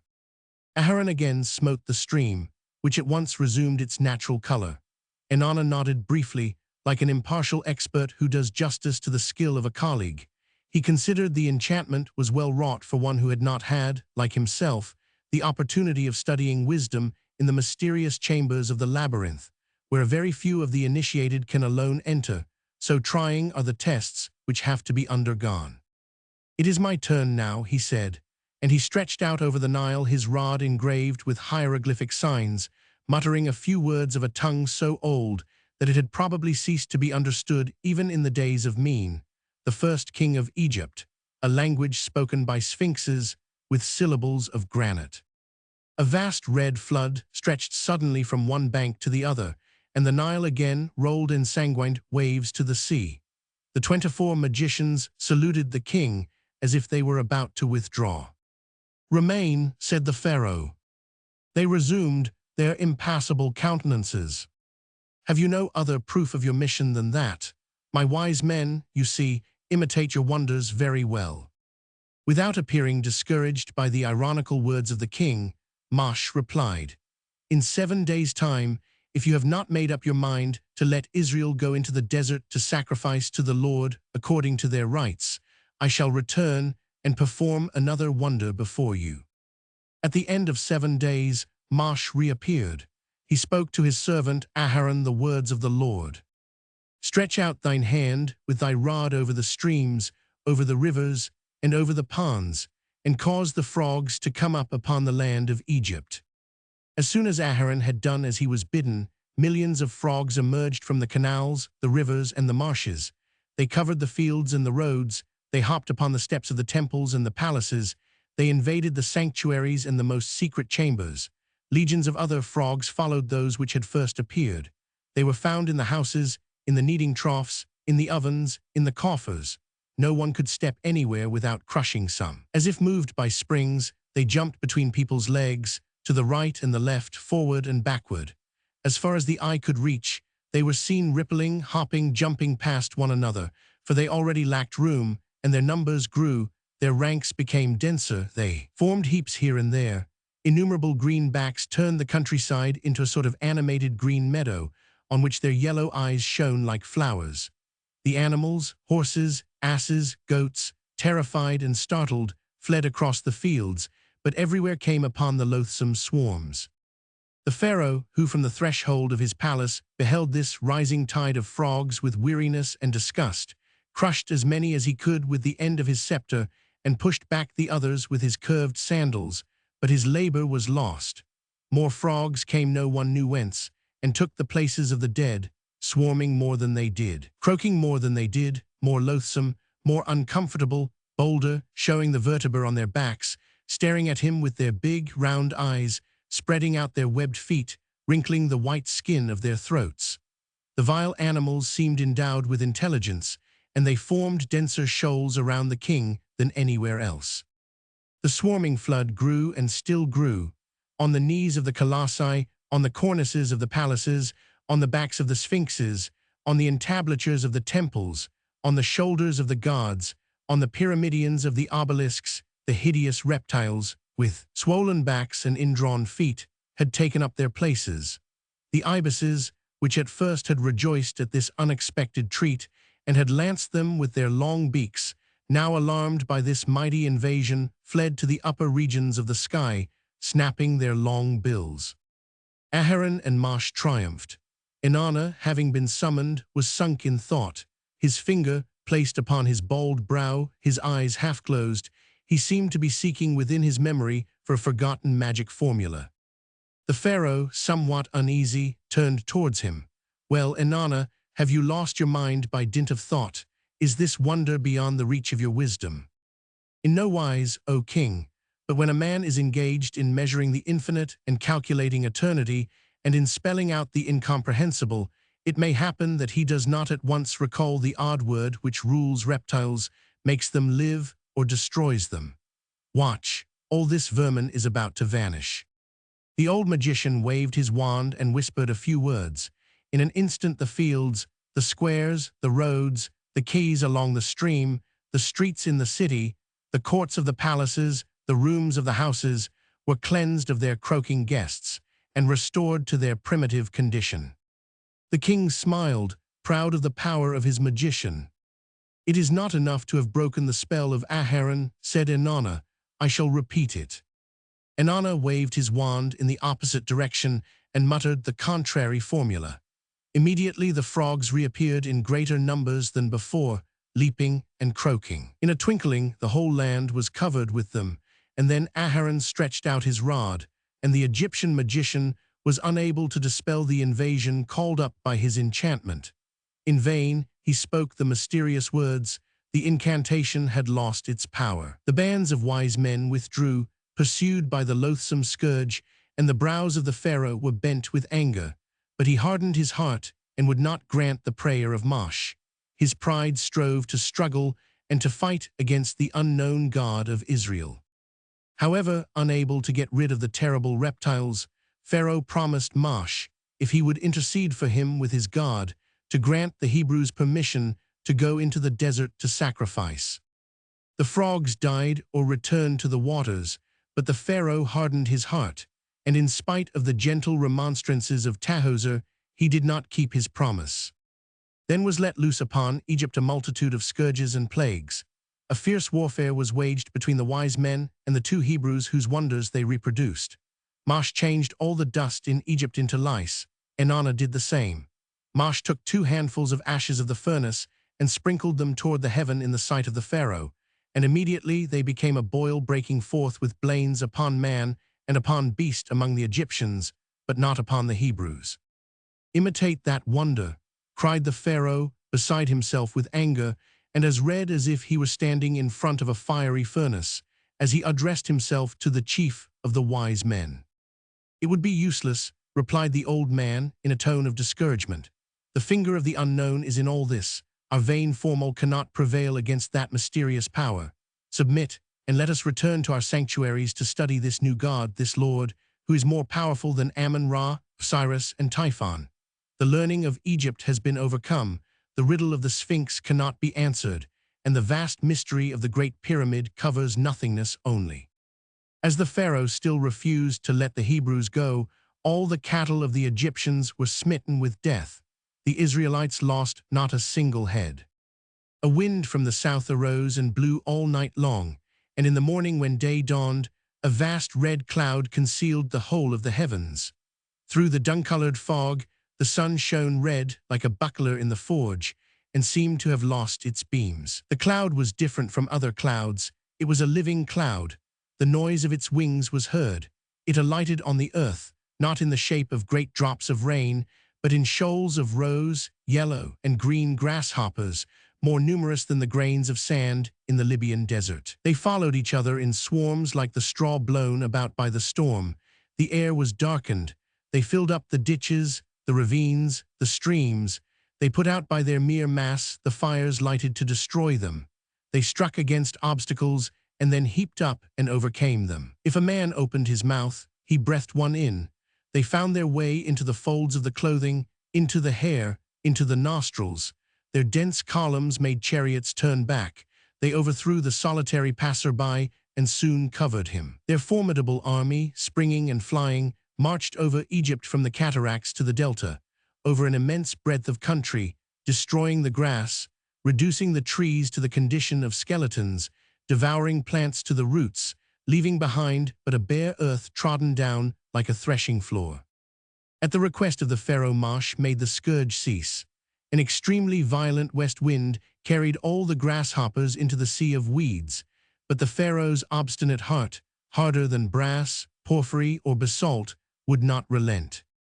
Hail, a scourge unknown to Egypt, fell from heaven amid blinding lightning and deafening thunder, in enormous stones, cutting, bruising, breaking everything, mowing down the grain as if with a scythe. Then black, opaque, horrifying darkness, in which lights were extinguished as in the depths of the airless passages, spread its heavy clouds over the land of Egypt, so fair, so luminous, so golden under its azure sky, where the night is clearer than the daytime in other climes. The terrified people, believing themselves already shrouded in the impenetrable darkness of the sepulchre, groped their way or sat down by the propyla, uttering plaintive cries and tearing their clothes. One night, a night of terror and of horror, a spectre flew across the whole of Egypt, entering every house the door of which was not marked with red, and the firstborn of the males died, the son of the Pharaoh, as well as the son of the meanest hind. Yet the king, notwithstanding all these dread signs, would not yield. He remained within the recesses of his palace, fierce, silent, gazing at the body of his son stretched out upon the funeral couch with the jackal's feet, and heedless of the tears of Tahoser which wetted his hand. Mash stood upon the threshold of the room without anyone having introduced him, for all the servants had fled hither and thither, and he repeated his demand with imperturbable serenity. "Go," said Pharaoh at last, "and sacrifice unto your God as you please." Tahoser threw herself on the king's neck, and said to him, "Now I love you, for you are a man and not a god of granite." Romans 17. The pharaoh did not answer Tahoser. He gazed with a somber eye upon the body of his firstborn son. His untamed pride rebelled, even as he yielded. In his heart, he did not believe in the Lord, and he explained away the scourges which had smitten Egypt by attributing them to the magic power of Mosh and Aharon, which was greater than that of his magicians. The thought of yielding exasperated his violent, fierce soul. But even had he wished to retain the Israelites, his terrified people would not have allowed it. The Egyptians, dreading to die, would all have driven out the foreigners who were the cause of their ills and suffering. They kept away from them with superstitious terror, and when the great Hebrew passed, followed by Aharon, the bravest fled, fearing some new prodigy, and they said, "Is not the rod of his companion about to turn into a serpent again and coil itself around us?" Had Tahoser then forgotten poery when she threw her arms around the pharaoh's neck? In no wise, but she felt, springing up within the king's obstinate soul, projects of vengeance and of extermination. She feared massacres in which would have fallen the young Hebrew and the gentle Rahel, a general destruction, which this time would have changed the waters of the Nile into real blood, and she strove to turn away the king's wrath by her caresses and gentle words. The funeral procession came for the body of the young prince, to carry it to the Memnonia quarter, where it was to undergo the preparation for embalming, which lasts 70 days. The pharaoh saw the body depart with a gloomy look, and he said, as if filled with a melancholy presentiment, "Now have I no longer a son, O Tahoser.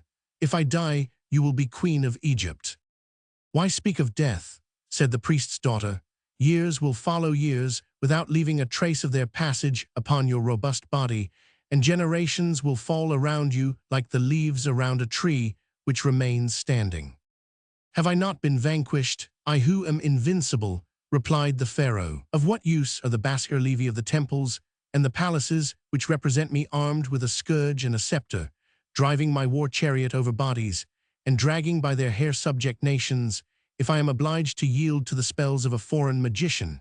If the gods to whom I have raised so many vast temples, built for eternity, do not defend me against the unknown god of that low race, the prestige of my power is forever gone. My wise men, reduced to silence, abandon me. My people murmur against me.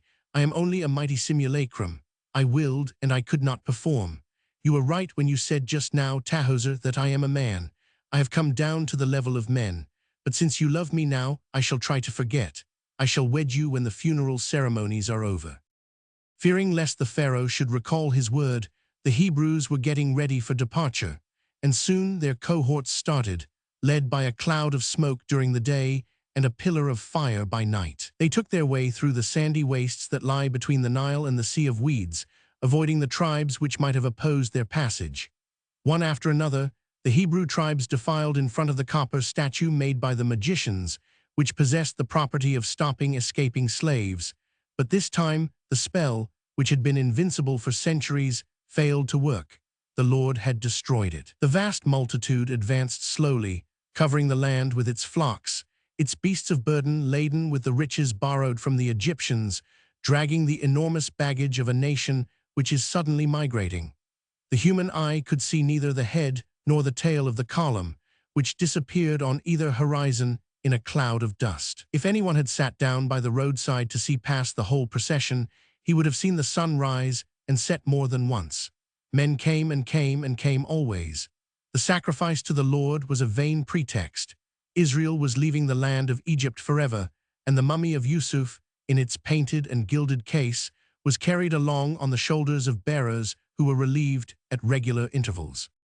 So the pharaoh became very wroth indeed, and resolved to pursue the fleeing Hebrews. He ordered 600 war chariots to be prepared, called together his commanders, bound around his body his broad crocodile leather belt, filled the 2 quivers in his car with arrows and javelins, drew on his wrist his brazen bracelet, which deadens the vibration of the cord, and started, followed by a nation of soldiers. Furious and formidable, he urged his horses to their topmost speed, and behind him the 600 chariots sounded with the noise of brass like earthly thunder. The foot soldiers hastened on, but they were unable to keep up with his impetuous speed. Often the pharaoh was obliged to stop and await the rest of his army. During these halts, he struck with his fist the edge of his chariot, stamped with impatience, and ground his teeth. He bent towards the horizon, seeking to perceive, behind the sand whirled by the wind, the fleeing tribes of the Hebrews, and raged at the thought that every hour increased the interval which separated them.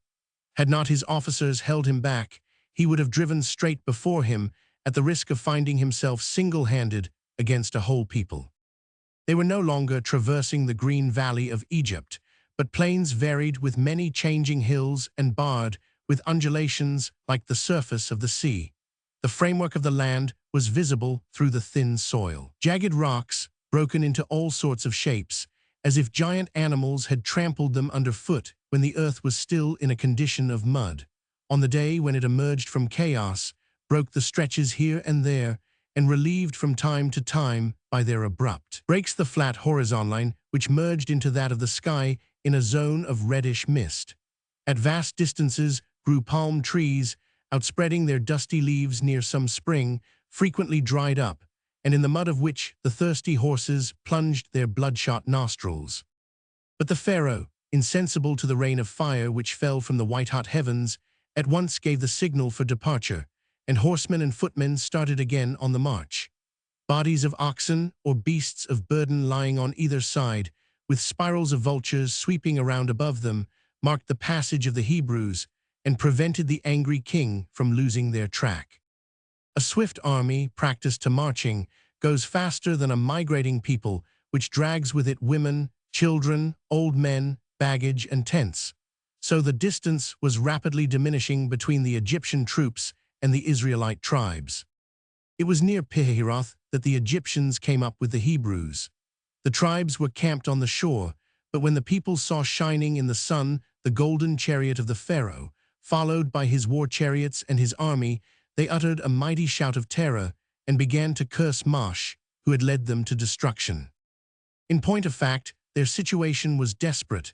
In front of the Hebrews was the line of battle, behind them the deep sea. The women rolled on the ground, tearing their clothes, pulling at their hair, beating their breasts. "Why did you not leave us in Egypt? Slavery is better than death, and you have led us into the desert to die. Were you afraid that we should not have sepulchres enough?" Thus yelled the multitudes, furious with Mosh, who remained impassible. The bolder took up their arms and prepared to defend themselves, but the confusion was frightful, and the war chariots, when they charged through that compact mass, would certainly make an awful slaughter. Mosh stretched out his hand over the sea, after having called upon the name of the Lord, and then took place a wonder which no magician could have repeated. There arose an east wind of startling violence, which blew through the waters of the Sea of Weeds like the share of a giant plough, throwing to right and left briny mountains crowned with crests of foam. Divided by the impetuosity of that irresistible wind, which would have swept away the pyramids like grains of dust, the waters rose like liquid walls and left free between them a broad way which could be traversed dry-shod. Through their translucency, as behind thick glass, were seen marine monsters twisting and squirming, terrified at being surprised by daylight in the mysterious depths of the abyss. The Hebrew tribes rushed through this miraculous issue, forming a human torrent that flowed between two steep banks of green waters. An innumerable race marked with 2 millions of black dots the livid bottom of the gulf, and impressed its feet upon mud which the belly of the Leviathans alone had rayed. And the terrible wind still blew, passing over the heads of the Hebrews, whom it would have thrown to the ground like grain, and keeping back by its breath the heap of roaring waters. It was the breath of the Lord which was dividing the sea. Terrified at the wonder, the Egyptians hesitated to pursue the Hebrews, but the Pharaoh, with that high courage which nothing could daunt, urged on his horses, which reared and plunged, lashing them in turn with his terrible thonged whip, his eyes bloodshot, foaming at the lips, and roaring like a lion whose prey is escaping. He at last compelled them to enter that strangely opened road. The 600 cars followed. The Israelites of the rear guard, among whom were Poeri, Rahel, and Thamar, believed themselves lost when they saw the enemy taking the same road that they had traversed. But when the Egyptians were fairly within the gulf, Mosh made a sign, the wheels of the cars fell off, and there was a horrible confusion of horses and warriors falling against each other.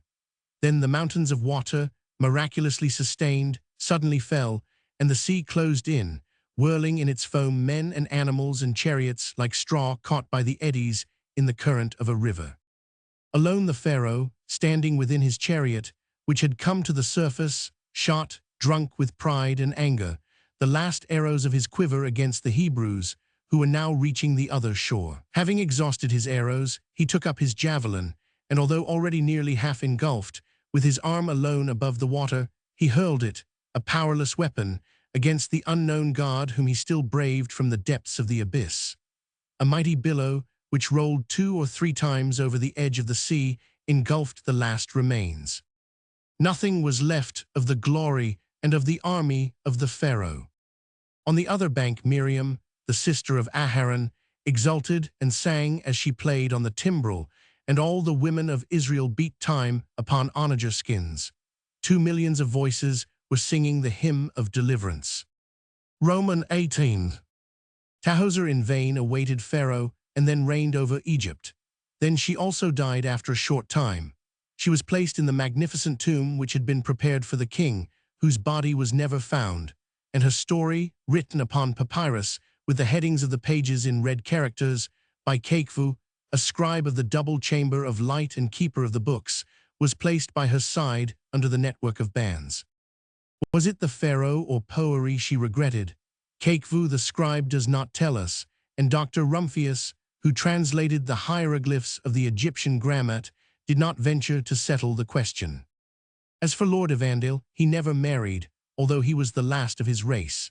His young countrywomen cannot understand his coldness towards their sex, but it would never occur to them that Lord Evandale is retrospectively in love with Tahoser, the daughter of the high priest Petamounoph, who died 3,500 years ago. Yet there are English crazes which have less sound reason for their existence than this one. Egypt. Egypt. The unwrapping of a mummy. During the exhibition of 1857, I was invited to be present at the opening of one of the mummy cases in the collection of Egyptian antiquities, and at the unwrapping of the mummy it contained. My curiosity was indeed lively. My readers will easily understand the reason. The scene at which I was to be present I had imagined and described beforehand in the Romance of a Mummy. I do not say this to draw attention to my book, but to explain the peculiar interest I took in this archaeological and funereal meeting.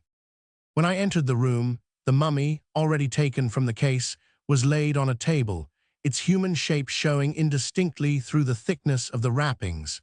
On the faces of the coffin was painted the judgment of the soul, the scene which is usually represented in such cases. The soul of the dead woman, led by 2 funeral genii, the one hostile, the other favorable, was bowing before Osiris, the great judge of the dead, seated on his throne, wearing the patient, the conventional beard on the chin, and a whip in his hand. Farther on, the dead woman's actions, good or bad, represented by a pot of flowers and a rough piece of stone, were being weighed in scales. A long line of judges, with heads of lions, hawks, or jackals, were awaiting in hieratic attitudes the result of the weighing before delivering judgment. Below this painting were inscribed the prayers of the funeral ritual and the confession of the dead, who did not own to her faults, but stated, on the contrary, those she had not committed, I have not been guilty of murder or of theft or of adultery, etc. Another inscription contained the genealogy of the woman, both on the father's and on the mother's side. I do not transcribe here the series of strange names, the last of which is that of Nes Khans, the lady enclosed in the case, where she believed herself sure of rest while awaiting the day on which her soul would, after many trials, be reunited to its well-preserved body and enjoy supreme felicity with its own flesh and blood. A broken hope, for death is as disappointing as life. The work of unrolling the bandages began. The outer envelope, of stout linen, was ripped open with scissors. A faint, delicate odor of balsam, incense, and other aromatic drugs spread through the room like the odor of an apothecary's shop. The end of the bandage was then sought for, and when found, the mummy was placed upright to allow the operator to move freely around her and to roll up the endless band, turned to the yellow color of ecru linen by the palm wine and other preserving liquids. Strange indeed was the appearance of the tall ragdoll, the armature of which was a dead body, moving so stiffly and awkwardly with a sort of horrible parody of life, under the hands that were stripping it, while the bandages rose in heaps around it. Sometimes the bandages held in place pieces of stuff, like fringed serviettes, intended to fill hollows or to support the shape. Pieces of linen, cut open in the middle, had been passed over the head and fitted to the shoulders, fell down over the chest. All these obstacles having been removed, there appeared a sort of veil like coarse India muslin of a pinkish color, the soft tone of which would have delighted a painter. It appears to me that the dye must have been anato, unless the muslin, originally red, turned rose color through the action of the balsam and of time. Under the veil there was another series of bandages, of finer linen, which bound the body more closely with their innumerable folds. Our curiosity was becoming feverish, and the mummy was being turned somewhat quickly. A Hoffman or an Edgar Poe could have found here a subject for one of his weird tales. It so happened that a sudden storm was lashing the windows with heavy drops of rain that rattled like hail. Pale lightnings illumined on the shelves of the cupboards the old yellowed skulls and the grimacing death's heads of the Anthropological Museum, while the low rolling of the thunder formed an accompaniment to the waltz of Nes Khans, the daughter of Horus and Ra, as she pirouetted in the impatient hands of those who were unwrapping her. The mummy was visibly growing smaller in size, and its slender form showed more and more plainly under its diminishing wrappings. A vast quantity of linen filled the room, and we could not help wondering how a box, which was scarcely larger than an ordinary coffin, had managed to hold it all. The neck was the first portion of the body to issue from the bandages. It was covered with a fairly thick layer of naphtha, which had to be chiseled away. Suddenly, through the black remains of the natron, there flashed on the upper part of the breast a bright gleam of gold, and soon there was laid bare a thin sheet of metal, cut out into the shape of the sacred hawk, its wings outspread, its tail fan-like, like that of eagles in heraldry. Upon this bit of gold a funeral jewel, not rich enough to tempt body-snatchers, had been written with a reed and ink a prayer to the gods, protectors of the tombs, asking that the heart and the viscera of the dead should not be removed far from her body. A beautiful microscopic hawk, which would have made a lovely watch charm, was attached by a thread to a necklace of small plates of blue glass, to which was hung also a sort of amulet in the shape of a flail made of turquoise blue enamel. Some of the plates had become semi-opaque, no doubt owing to the heat of the boiling bitumen which had been poured over them, and then had slowly cooled. So far, of course, nothing unusual had been found. In mummy cases, there are often discovered numbers of these small trifles, and every curiosity shop is full of similar blue enameledware figures. But we now came upon an unexpected and touchingly graceful detail. Under each armpit of the dead woman had been placed a flower, absolutely colorless, like plants which have been long pressed between the leaves of a herbarium, but perfectly preserved, and to which a botanist could readily have assigned a name. Were they blooms of the lotus or the Persea? No one of us could say. This find made me thoughtful. Who was it that had put these poor flowers there, like a supreme farewell, at the moment when the beloved body was about to disappear under the first rolls of bandages? Flowers that are 3,000 years old, so frail and yet so eternal, make a strange impression upon one. There was also found amid the bandages a small fruit-berry, the species of which it is difficult to determine. Perhaps it was a berry of the Nepenthe, which brought oblivion. On a bit of stuff, carefully detached, was written within a cartouche the name of an unknown king belonging to a dynasty no less forgotten. This mummy fills up a vacant place in history and tells of a new pharaoh.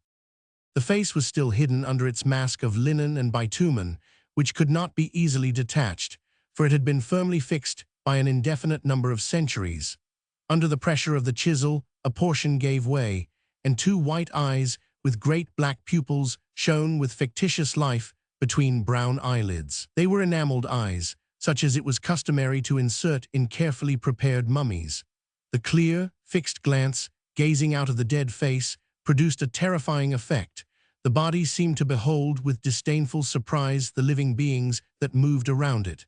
The eyebrows showed quite plainly upon the orbit, hollowed by the sinking of the flesh. The nose, I must confess, and in this respect Nes Khans was less pretty than Tahoser, had been turned down to conceal the incision through which the brain had been drawn from the skull, and a leaf of gold had been placed on the mouth, as the seal of eternal silence. The hair, exceedingly fine, silky and soft, dressed in light curls, did not fall below the tops of the ears, and was of that auburn tint so much prized by Venetian women.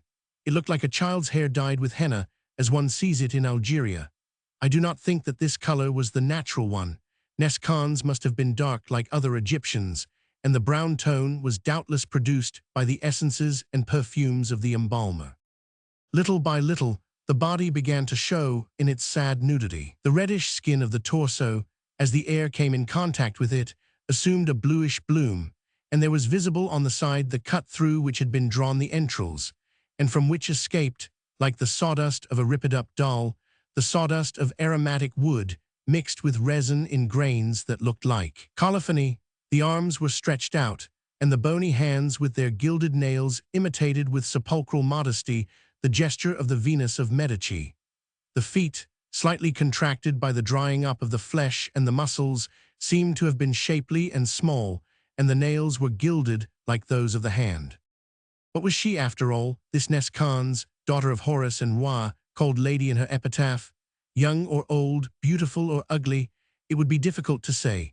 She is now not much more than a skin covering bones, and it is impossible to discover in the dry, sharp lines the graceful contours of Egyptian women, such as we see them depicted in temples, palaces, and tombs. But is it not a surprising thing, one that seems to belong to the realm of dreams, to see on a table, in still appreciable shape, a being which walked in the sunshine, which lived and loved 500 years before Moses, 2,000 years before Jesus Christ?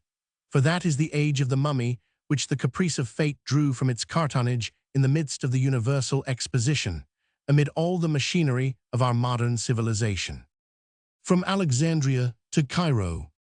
The railway to Cairo runs first along a narrow strip of sand which separates the Bahr el-Madi, or Lake of Aboukir, from Lake Merodes, now filled with salt water. As you go towards Cairo, Lake Merodes is on your right and the Lake of Aboukir on your left. The former stretches out like a sea between shores so low that they disappear, and thus make it impossible to estimate the size of the lake, which melts away into the sky on the horizon. The sunlight fell perpendicularly upon its smooth waters, and made them flash and sparkle until the eye was weary. In other places, the grey waters lay stagnant amid the grey sands, or else were of the dead white of tin. It would have been easy to believe oneself in the Holland polders, traveling along one of the sleepy inland seas. The heavens were as colorless as Van der Velde's skies, and the travelers, who, trusting to painters, had dreamed of a blaze of color, gazed with amazement upon the vast extent of absolutely flat, grayish-toned land, which in no wise recalled Egypt, at least such as one imagines it to be. On the side opposite Lake Merodes rose, in the midst of luxuriant gardens, the country homes of the rich merchants of the city, of the government officials, and of the consuls, painted in bright colors, sky blue, rose, or yellow, picked out with white, and here and there the great sails of boats, bound to Fao or to Rosetta through the Mahmoudi Canal, showed above the vegetation and seemed to be traveling on dry land.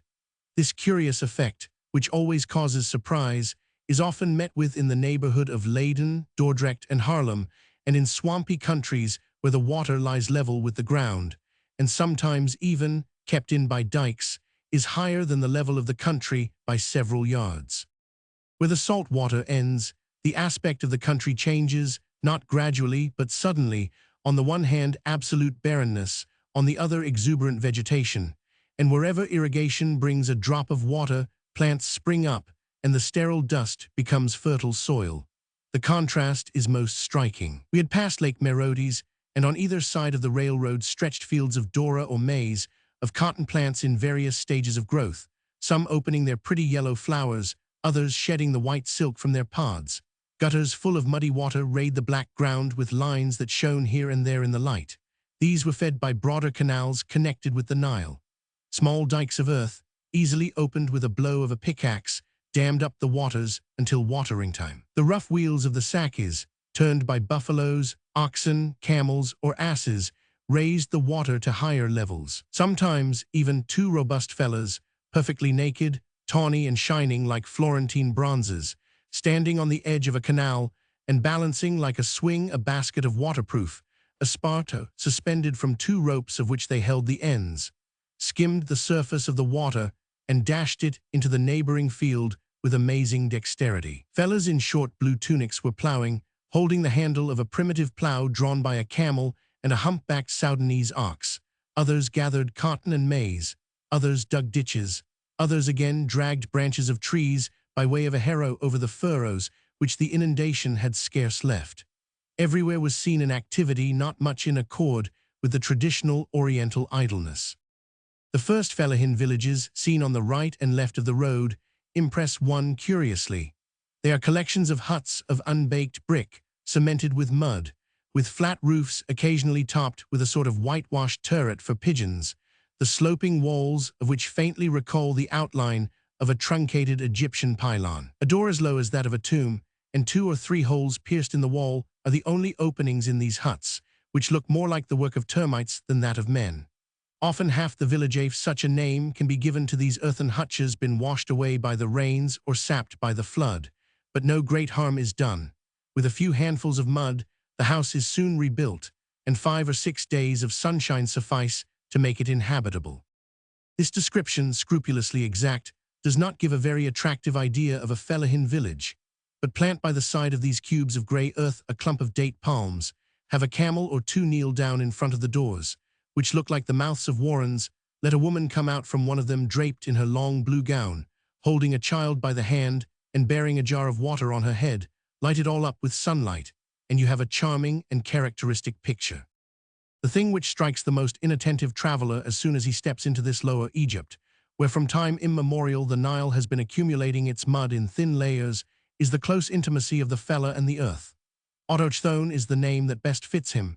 He springs from the clay which he treads, he is made out of it, and scarce has emerged from it. He manipulates it, presses it as a child presses its nurse's breast, to draw from its brown bosom the milk of fertility. He sinks waist-deep into its fertile mud, drains it, waters it, dries it, according to its needs, cuts canals in it, builds up levees upon it, draws from it the clay with which he constructs his family dwelling, and with which he will cement his tomb. Never was a respectful son more careful of his old mother. He does not leave her as do those vagabond children who forsake their natal roof in search of adventures. He remains there, always attentive to the least want of his antique ancestor, the black earth of Came. If she thirsts, he gives her drink. If she is troubled by too much humidity, he dries it. In order not to wound her, he works her almost without tools, with his hands.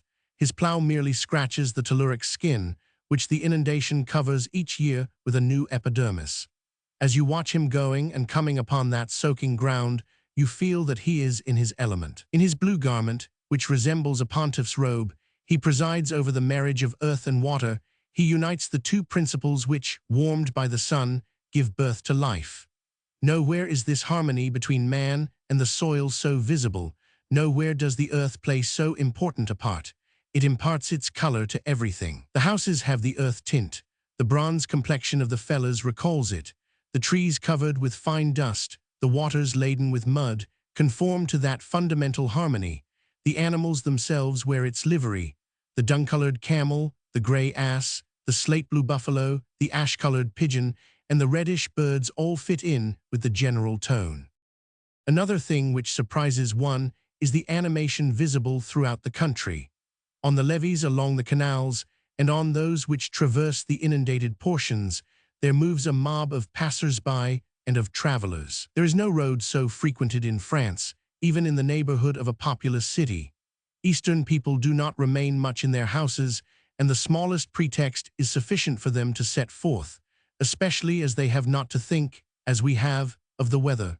The barometer is always at set fair, and rain is so uncommonly rare that a man would be glad to get a soaking.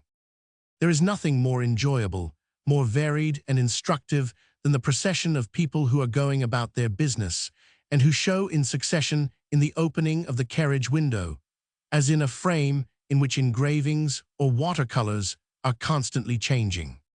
First, camels ambling along with a resigned and melancholy look, swinging their long necks, curious animals whose awkward shapes recall the attempts of a vanished creation. On the hump of the foremost is perched the turbaned driver, as majestic as Eliezer, the servant of Abraham, going to Mesopotamia to seek a wife for Isaac. He yields with lazy suppleness to the rough but regular motions of the animal, sometimes smoking his chibouque as if he were seated at the door of a cafe or pressing the slow pace of his steed. Camels like to go in single file. They are accustomed to it, and 5 or 6 are usually tied together, sometimes even more, and thus the caravan travels along, showing quaint against the flat lines of the horizon, and for want of any object of comparison, apparently of vast size. On either side of the line trot 3 or 4 swift-footed lads, armed with wands, for in the East beasts of burden never lack hostlers and whippersin. Some of the camels are reddish, others sorrel, others brown, some even are white, but dun is the most frequent color. They carry stones, wood, grass bound with esparto cords, bundles of sugar cane, boxes, furniture, in fact, whatever in our country would be loaded on carts. Just now we might have thought ourselves in Holland as we passed along those gray stretches of submerged ground, but the illusion is soon dispelled. As the camel swings along the canal bank, you feel that you are approaching Cairo, and not Amsterdam.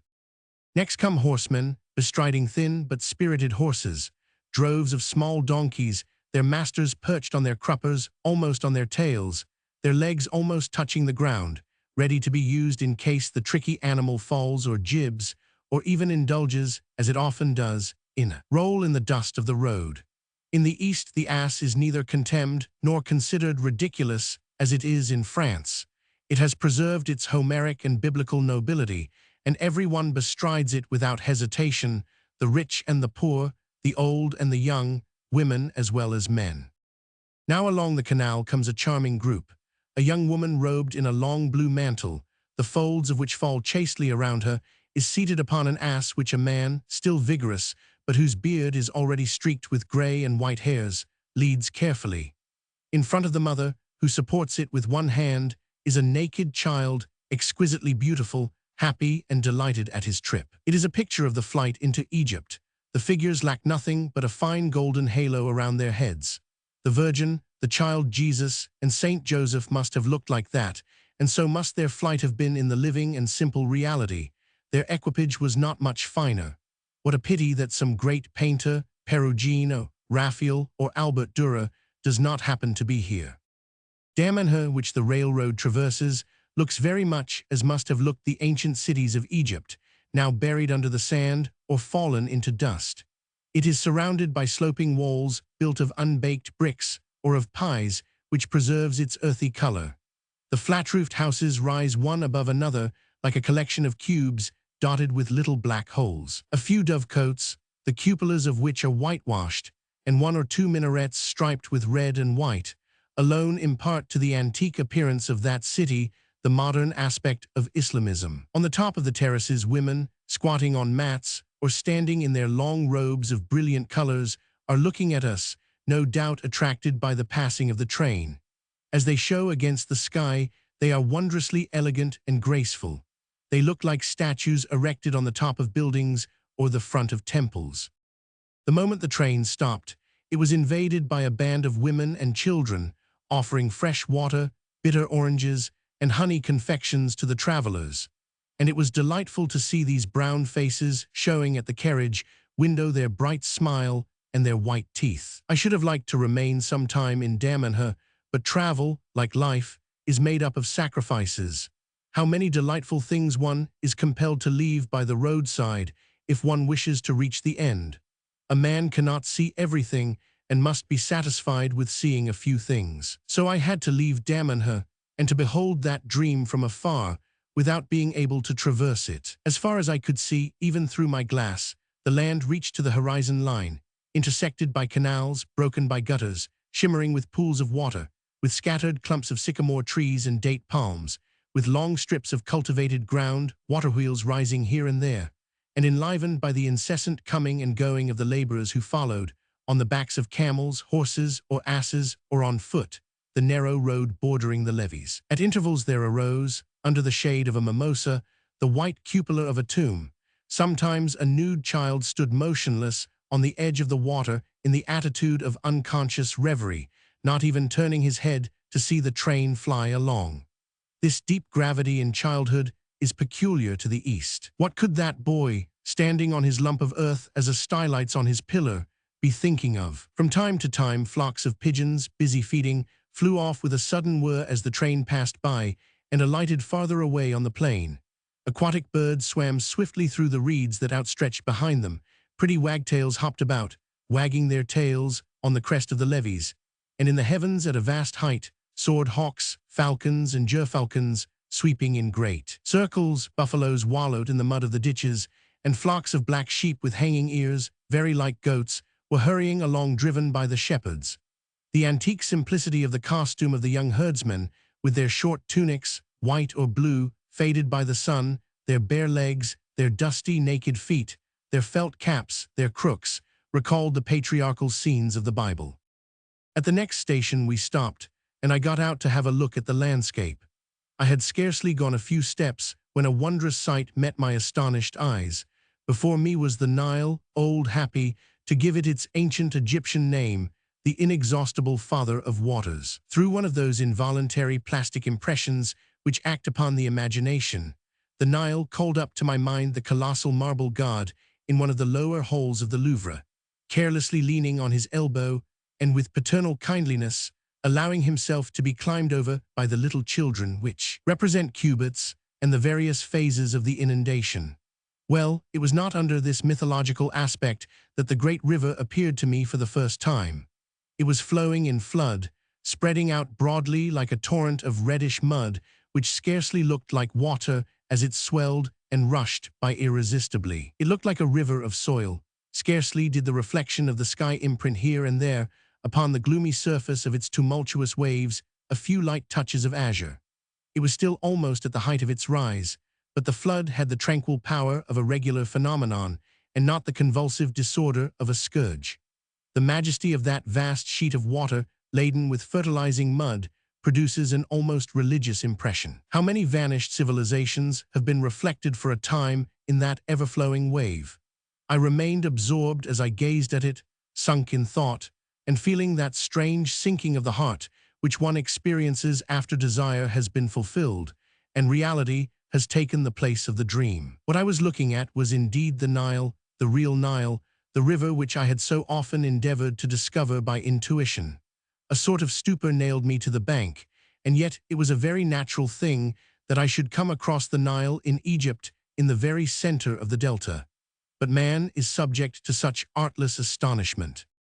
Dahabiehs and feluccas, spreading their great lateen sails, were tacking across the river, passing from one shore to the other, and recalling the shape of the mystic baris of the times of the pharaohs. We set out again. The aspect of the country was still the same. Fields of cotton, maize, doora, stretched as far as the eye could reach. Here and there glimmered the portions of the ground covered by the flood. Slate-blue buffaloes wallowed in the pools and emerged covered with mud. Water birds stood along the edges and sometimes flew off as the train passed, watched by families of fellahs squatting on the banks of the ditches. Along the road traveled the endless procession of camels, asses, oxen, black goats, and foot passengers, which enlivened to such an extent that peaceful, flat landscape. I had already noticed, when in Holland, the additional importance given to figures by a flat country. The lack of hills makes them stand out, and as they usually show against the sky, they loom larger. I seem to see pass by the zones of painted bas-relief representing agricultural scenes, which occasionally formed part of the decoration of the halls of Egyptian tombs. Here and there rose villages or farms, the lines of whose sloping, earth-gray walls recalled the substructures of antique temples. Groups of sycamore and mimosa trees, set off by clumps of date palms, brought out the soft tones of the walls by the contrast of their rich verdure. Elsewhere I caught sight of fellahin huts, surmounted by whitewashed dovecotes, placed side by side like beehives or the minarets of a mosque. We soon reached Tanta, a somewhat important town, to which the fine mosque of Sayyid Ahmed Badawi attracts pilgrims twice a year, and the fairs of which are frequented by the caravans. Tanta, from the railway station, for the train does not stop long enough to allow travelers to visit the town, has an animated and picturesque aspect. Amid the houses in the Arab style with their lookouts and their awnings, rise buildings in that Oriental Italian style dear to persons of progress and of modern ideas, painted in soft colors, ochre, salmon, or sky blue, flat-roofed clay huts, over all, the minarets of the mosque, the white cupolas of a few tombs, and the inevitable fig trees and palms rising above the low garden walls. Between the town and the station stretches waste ground, a sort of fairground, on which are camps, huts of reed or of date palm branches, tents formed of old rags of cloth, and sometimes of the linen of an unrolled turban. The inhabitants of these frail dwellings cook in the open air. The coffee is made, a cup at a time, in a small brass kettle, and on plates of tin are cooked the thin Dora cakes. The fuel is camel's dung. The fellahs suck eagerly the sweetish juice of the sugar cane cut into short pieces, and the slices of watermelon show within the green skin their ripe, rosy flesh, spotted with black seeds. Women, as graceful as statues, come and go, holding the end of their veil between their teeth so as to conceal one half of the face, and bearing on their heads Theban jars or copper vases, while the men, squatting on the ground or on small carpets, their knees up to their chins, forming an acute angle like the legs of locusts in an attitude which no European could assume, and recalling the judges of Amenti ranged in rows one behind another on the papyri of funeral rituals, preserve that dreamy immobility so dear to Orientals when they have nothing to do. For to move about merely for exercise, as Christians do, strikes them as utter folly. Dromedaries, alone or grouped in circles, kneeling under their burdens, stretch out their long legs on the sand, motionless in the burning sun. Asses, some of which are daintily harnessed, with saddles of red morocco rising in a boss on the withers, and with headstalls adorned with tufts, and others with an old carpet for a saddle cloth, were waiting for the travelers who were to stop at Tanta to bear them from the station to the town. The donkey drivers, clothed in short blue and white tunics, bare-armed and bare-legged, their heads covered with a fez, a wand in their hand, and resembling the slender figures of shepherds or youths, which are so exquisitely drawn on the bodies of Greek vases, stood near their animals in an indolent attitude, which they abandoned as soon as a chance customer came their way. Then they indulged in mad gesticulations, guttural cries, and fought with each other, until the unfortunate tourist ran the risk of being torn to pieces or stripped of the best part of his garments. Tawny, wandering dogs with jackal ears, fallen indeed from their old position, and forgetting apparently that they counted Anubis, the dog-headed Anubis latrator, among their ancestors, passed in and out among the groups, but without taking the least interest in what was going on. The bonds which in Europe unite the dog to man do not exist in the East. Its social instinct has not been developed, its sympathies have not been appealed to, it has no master and lives in a savage state. No services are asked of it, and it is not cared for. It has no home and dwells in holes which it makes, unless it stays in some open tomb. No one feeds it. It hunts for itself, gorging on dead bodies and unnameable debris. There is a proverb which says that wolves do not eat each other. Eastern dogs are less scrupulous. They readily devour their sick, wounded, or dead companions. It seemed strange to me to see dogs which did not make any advances to me and did not seek to be caressed, but maintained a proud and melancholy reserve. Little girls in blue gowns and little Negroes in white tunics came up to the carriages, offering pastry, cakes, bitter oranges, lemons, and apples, yes, apples. Eastern people seem to be very fond of that acid northern fruit which, along with wretched, granulous pears, forms part of every dessert, at which of course one never gets either pomegranates, or bananas, or dates, or oranges, or purple figs, or any native fruits, which are no doubt left to the common people. The whistle of the engine sounded, and we were again carried away through that very humid and very green delta. However, as we advanced there showed on the horizon lines of rosy land from which vegetable life was wholly absent. The sand of the desert advances with its waves, as sterile as those of the sea, eternally disturbed by the winds and beating upon the islet of cultivated earth surrounded and stormed by dusty foam, as upon a reef which it endeavors to cover up. In Egypt, whatever lies above the level of the flood is smitten with death. There is no transition. Where stops Osiris, Typhon begins. Here luxuriant vegetation, there not a blade of grass, not a bit of moss, not a single one of the adventurous plants which grow in solitary and lonely places, nothing but ground-up sandstone, without any mixture of loam. But if a drop of Nile water falls upon it, straightway the barren sand is covered with verdure. These strips of pale salmon color form a pleasant contrast with the rich tints of the great plain of verdure spread out before us.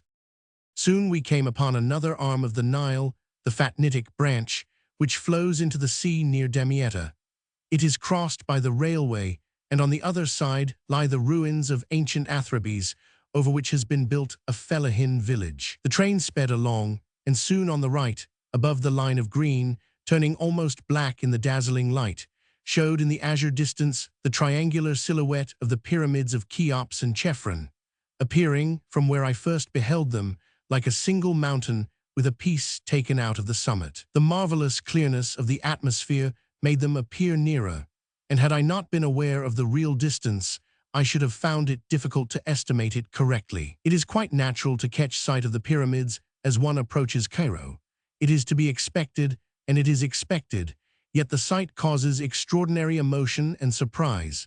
It is impossible to describe the effect produced by that vaporous outline so faint that it almost melts into the color of the sky, and that, if one had not been forewarned, it might escape notice. Neither years nor barbarians have been able to overthrow these artificial mountains, the most gigantic monuments, except, perhaps, the Tower of Babel ever raised by man.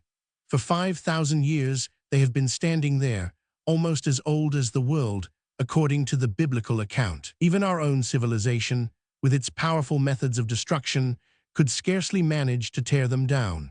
The pyramids have seen ages and dynasties flow by like billows of sand, and the colossal Sphinx with its noseless face ever smiles at their feet, with its ironical and mysterious smile. Even after they were opened, they kept their secret, and yielded up but the bones of oxen by the side of an empty sarcophagus. Eyes that have been closed so long that Europe, perchance, had not emerged from the flood when those eyes beheld the light, gazed upon them from where I am.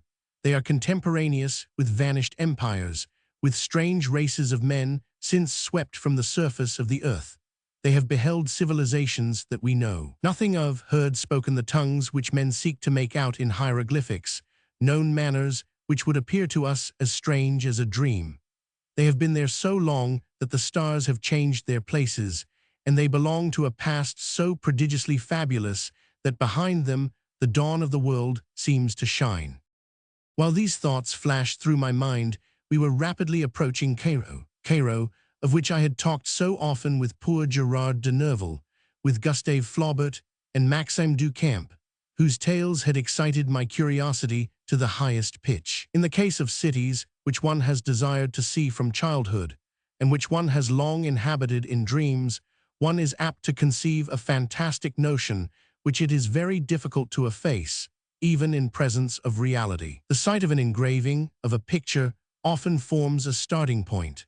My Cairo, built out of the materials of the 1001 Nights, centered around the Esbekieh place, the strange painting of which Marilhat had sent from Egypt to one of the first exhibitions which followed the Revolution of July. Unless I am mistaken, it was his first picture, and whatever the perfection which he afterwards attained, I do not believe that he ever painted a work fuller of life, more individual, and more striking.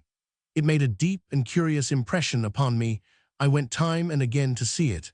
I could not take my eyes off it, and it exercised upon me a sort of nostalgic fascination. It was from that painting that my dreams started upon fantastic trips through the narrow streets of ancient Cairo, once traversed by Caliph Harun al-Rashid and his faithful vizier Jaafar, under the disguise of slaves or common people. My admiration for the painting was so well known that Marilhat's family gave me, after the death of the famous artist, the pencil sketch of the subject made on the spot, and which he had used as a study for the finished work. And now we had arrived.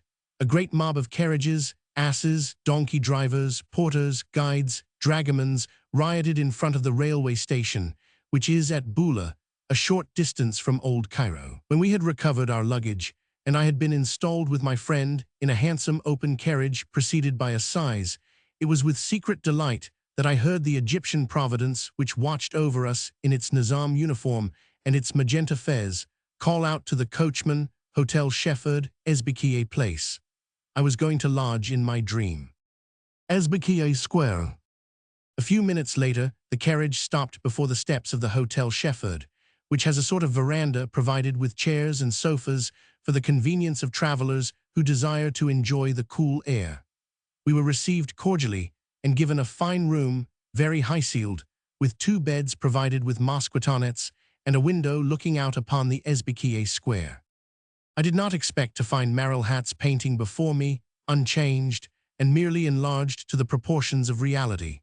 The accounts of tourists who had recently returned from Egypt had made me aware that the Esbekiyeh no longer looked the same as formerly, when the waters of the Nile turned it into a lake in times of flood, and when it still preserved its true Arab character. Huge mimosas and sycamores fill up the center of the square with domes of foliage so intensely green that it looks almost black. On the left rises a row of houses, among which are to be seen, side by side with the newer buildings, old Arab dwellings more or less modernized. A great number of moucharabis had disappeared. There remains a sufficient number of them, however, to preserve the oriental character of this side of the square. Above the trees on the other side of the square, higher than the line of the roofs, are seen 4 or 5 minarets, the shafts of which, built in courses alternately blue and red, stand out against the azure sky. On the right, the scarps of macadam, of a rosy gray, show their bare sides, on which no vegetation is apparent. The trees of the square conceal the newer buildings, and thus my dream was not too much upset. Being an invalid, I had to be somewhat careful, and required 2 or 3 days of complete rest. If the reader is fond of travel, he will understand how great was my desire to begin exploring that labyrinth of picturesque streets in which swarms a varicolored crowd, but it was out of the question for the time being. I thought that Cairo, more complacent in this respect than the mountain to the prophet, would come to me if I could not go to it, and as a matter of fact, Cairo was polite enough to do so. While my luckier companions started to visit the city, I settled myself on the veranda. It was the best place I could have chosen, for even leaving out the people on the square, the veranda roof sheltered many curious characters. There were dragomans, most of them Greeks or Copts, wearing the fez and a short, braided jacket and full trousers. Cavasses richly costumed in oriental fashion, cimeter on the hip, khanjar in the belt, and silver-topped cane in the hand. Native servants in white drawers and blue or pink gowns.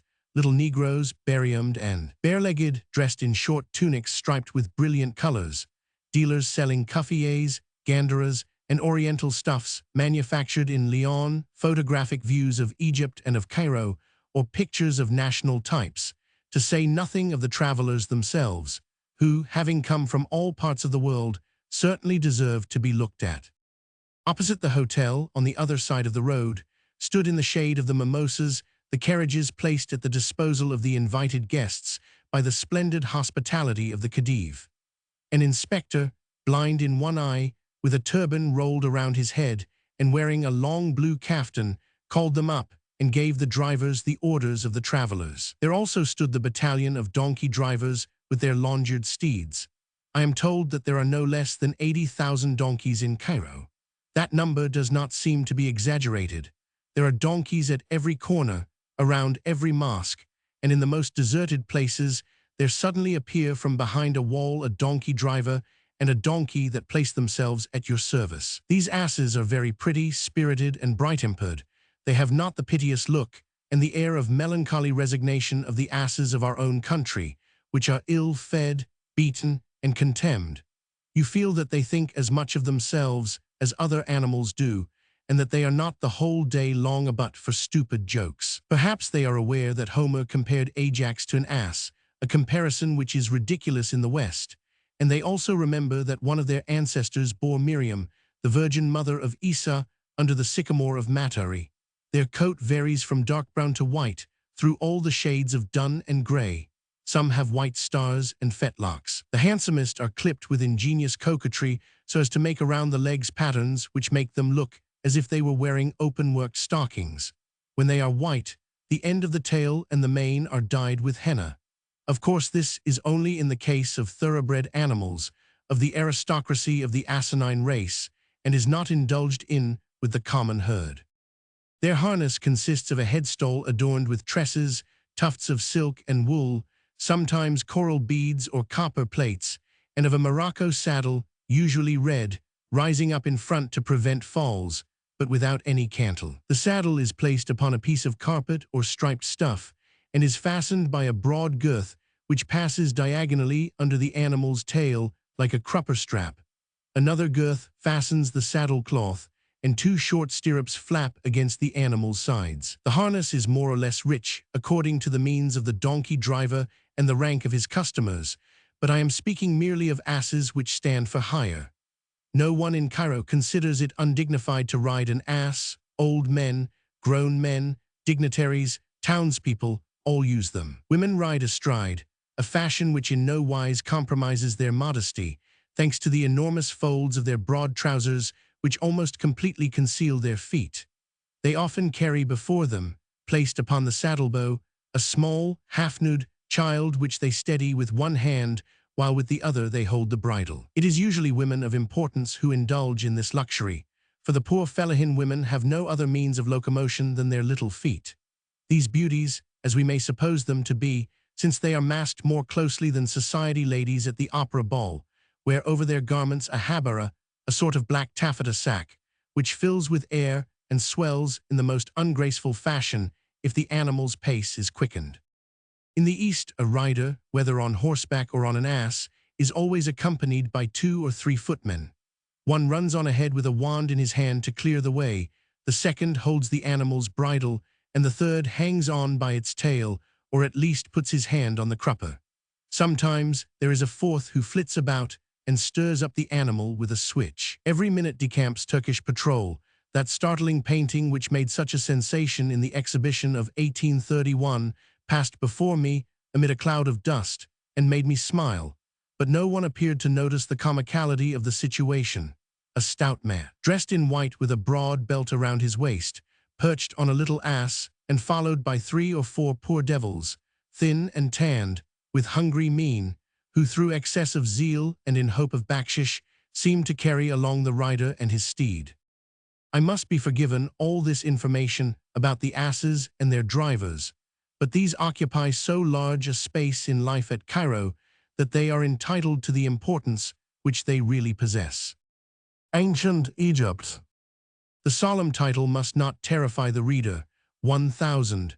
Ernest Feydeau's book is, in spite of its title, most attractive reading. In his case, science does not mean weariness, as happens too often. The author of Funeral Customs and Sepulture among the Ancient Nations desired to be understood of all, and everybody may profit by his long and careful researches. He has not sealed his work with 7 seals, as if it were an apocalyptic volume, to be understood by adepts only.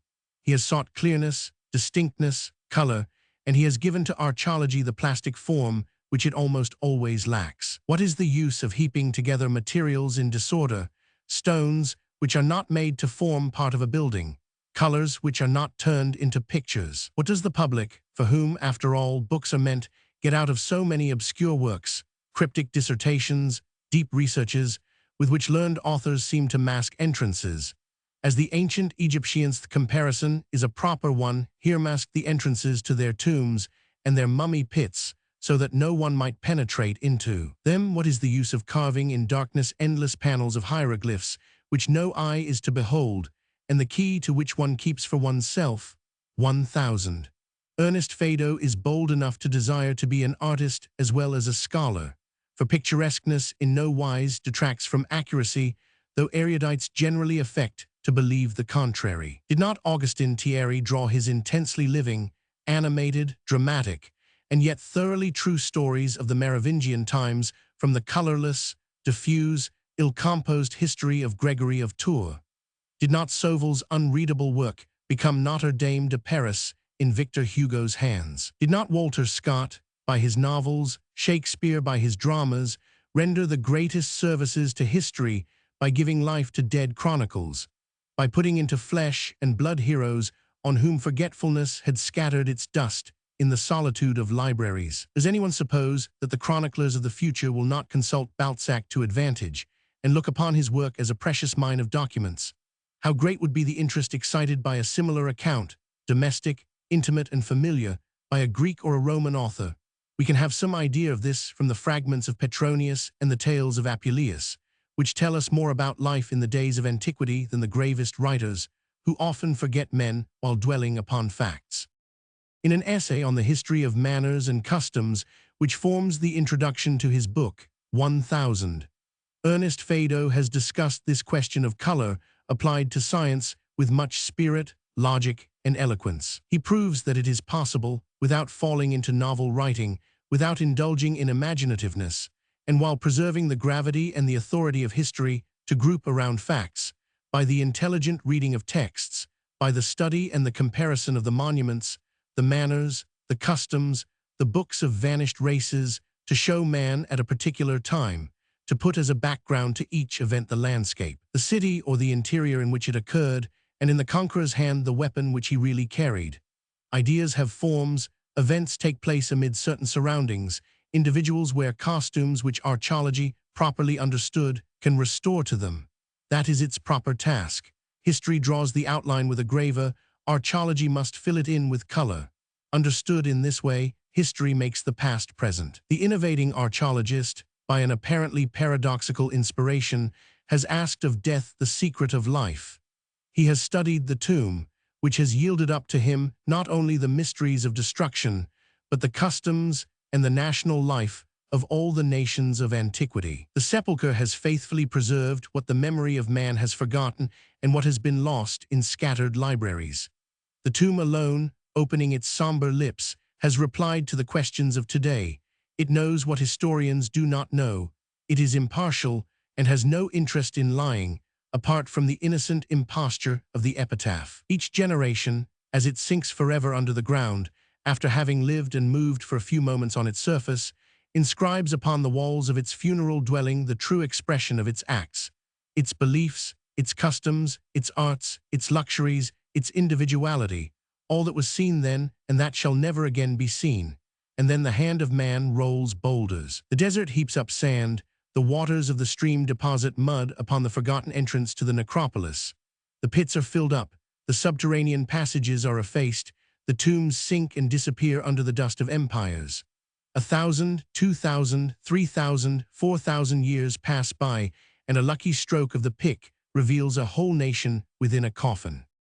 The ancients, differing in this respect from the moderns, spent their life in preparing their last dwelling.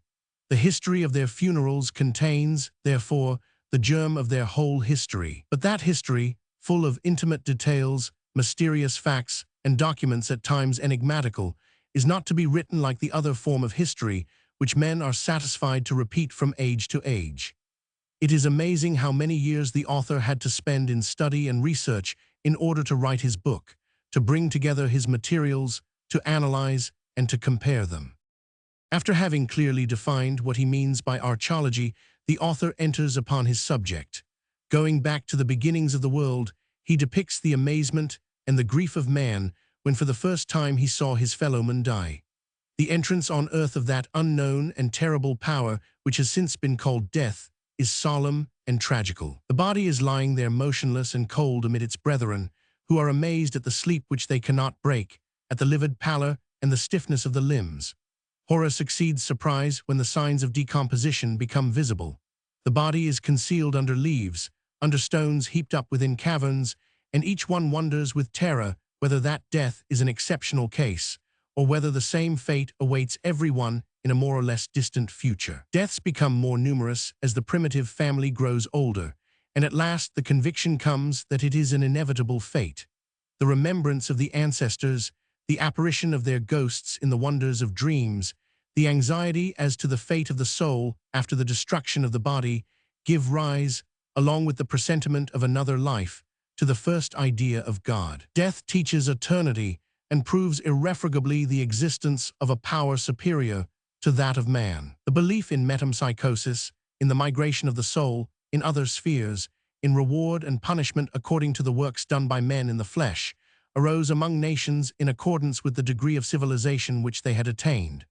Among the least civilized, these doctrines exist in a state of confusion, remain vague, uncouth, surcharged with superstition and peculiarities. Nevertheless, everywhere the mystery of the tomb is venerated. It may be affirmed that no nation was so preoccupied with death as ancient Egypt. It is a strange sight to behold that people preparing its tomb from childhood, refusing to yield up its dust to the elements, and struggling against destruction with invincible obstinacy. Just as the layers of Nile mud have overlaid one another since the birth of time, the generations of Egypt are ranged in order at the bottom of the mummy pits of the hypogea and the pyramids of the necropolis, their bodies intact, for the worm of the tomb dare not attack them, repelled as it is by the bitter bituminous odors. But for the sacrilegious devastations of man, that dead people would be found complete, and its numberless multitudes might cover the earth. Imagination is staggered when it attempts to calculate the probable numbers. If Egyptian civilization had lasted 10 centuries longer, the dead would have ended by expelling the living from their native land. The necropolis would have invaded the city, and the stark mummies in their bandages would have stood up by the wall of the hearth. You cannot have forgotten the marvelous chapter on a bird's-eye view of Paris, an amazing restoration by a poet, in which archaeology itself, in spite of the progress it has made, would find it difficult to discover a flaw. Well, what Victor Hugo has done for medieval Paris, 1000. Ernest Feydeau has attempted for the Thebes of the pharaohs, and his restoration, as complete as it is possible for it to be, and which no historian had attempted, stands out before us as sharply as a plan in relief, and with all the perspective of a panorama. Thebes of the 100 Gates, as Homer called it, antiquity has told us nothing more about this ancestress of capitals, but 1000. Ernest Feydeau takes us walking with him through the city of Ramesses. He shows us all its monuments, its temples, its palaces, the dwellings of the inhabitants, the gardens, the harbor, the fleet of vessels. He draws and colors the costumes of the people. He enters the harems and shows us the traveling musicians, the dancers, the enslaved nations which built for the Egyptians, the soldiers maneuvering on the parade ground, the processions of Ammon, the foreign peoples which come seeking refuge and corn, the caravans of 3,500 years ago bringing in the tribute. Then he describes the colleges of priests, the quarters inhabited by the embalmers, the minutest details of the embalming processes, the funeral rites, the construction of the thousands of hypogea and mummy pits which are to receive the mummies. Finally, he shows us, passing through the streets of that strange city, the funeral procession of a royal scribe upon its catafalque, drawn by oxen, the numberless mourners, the hosts of servants bearing alms and offerings. I regret that the length of that passage does not allow of my quoting it in full and enabling the reader to mark the union of a beautiful style with scientific knowledge.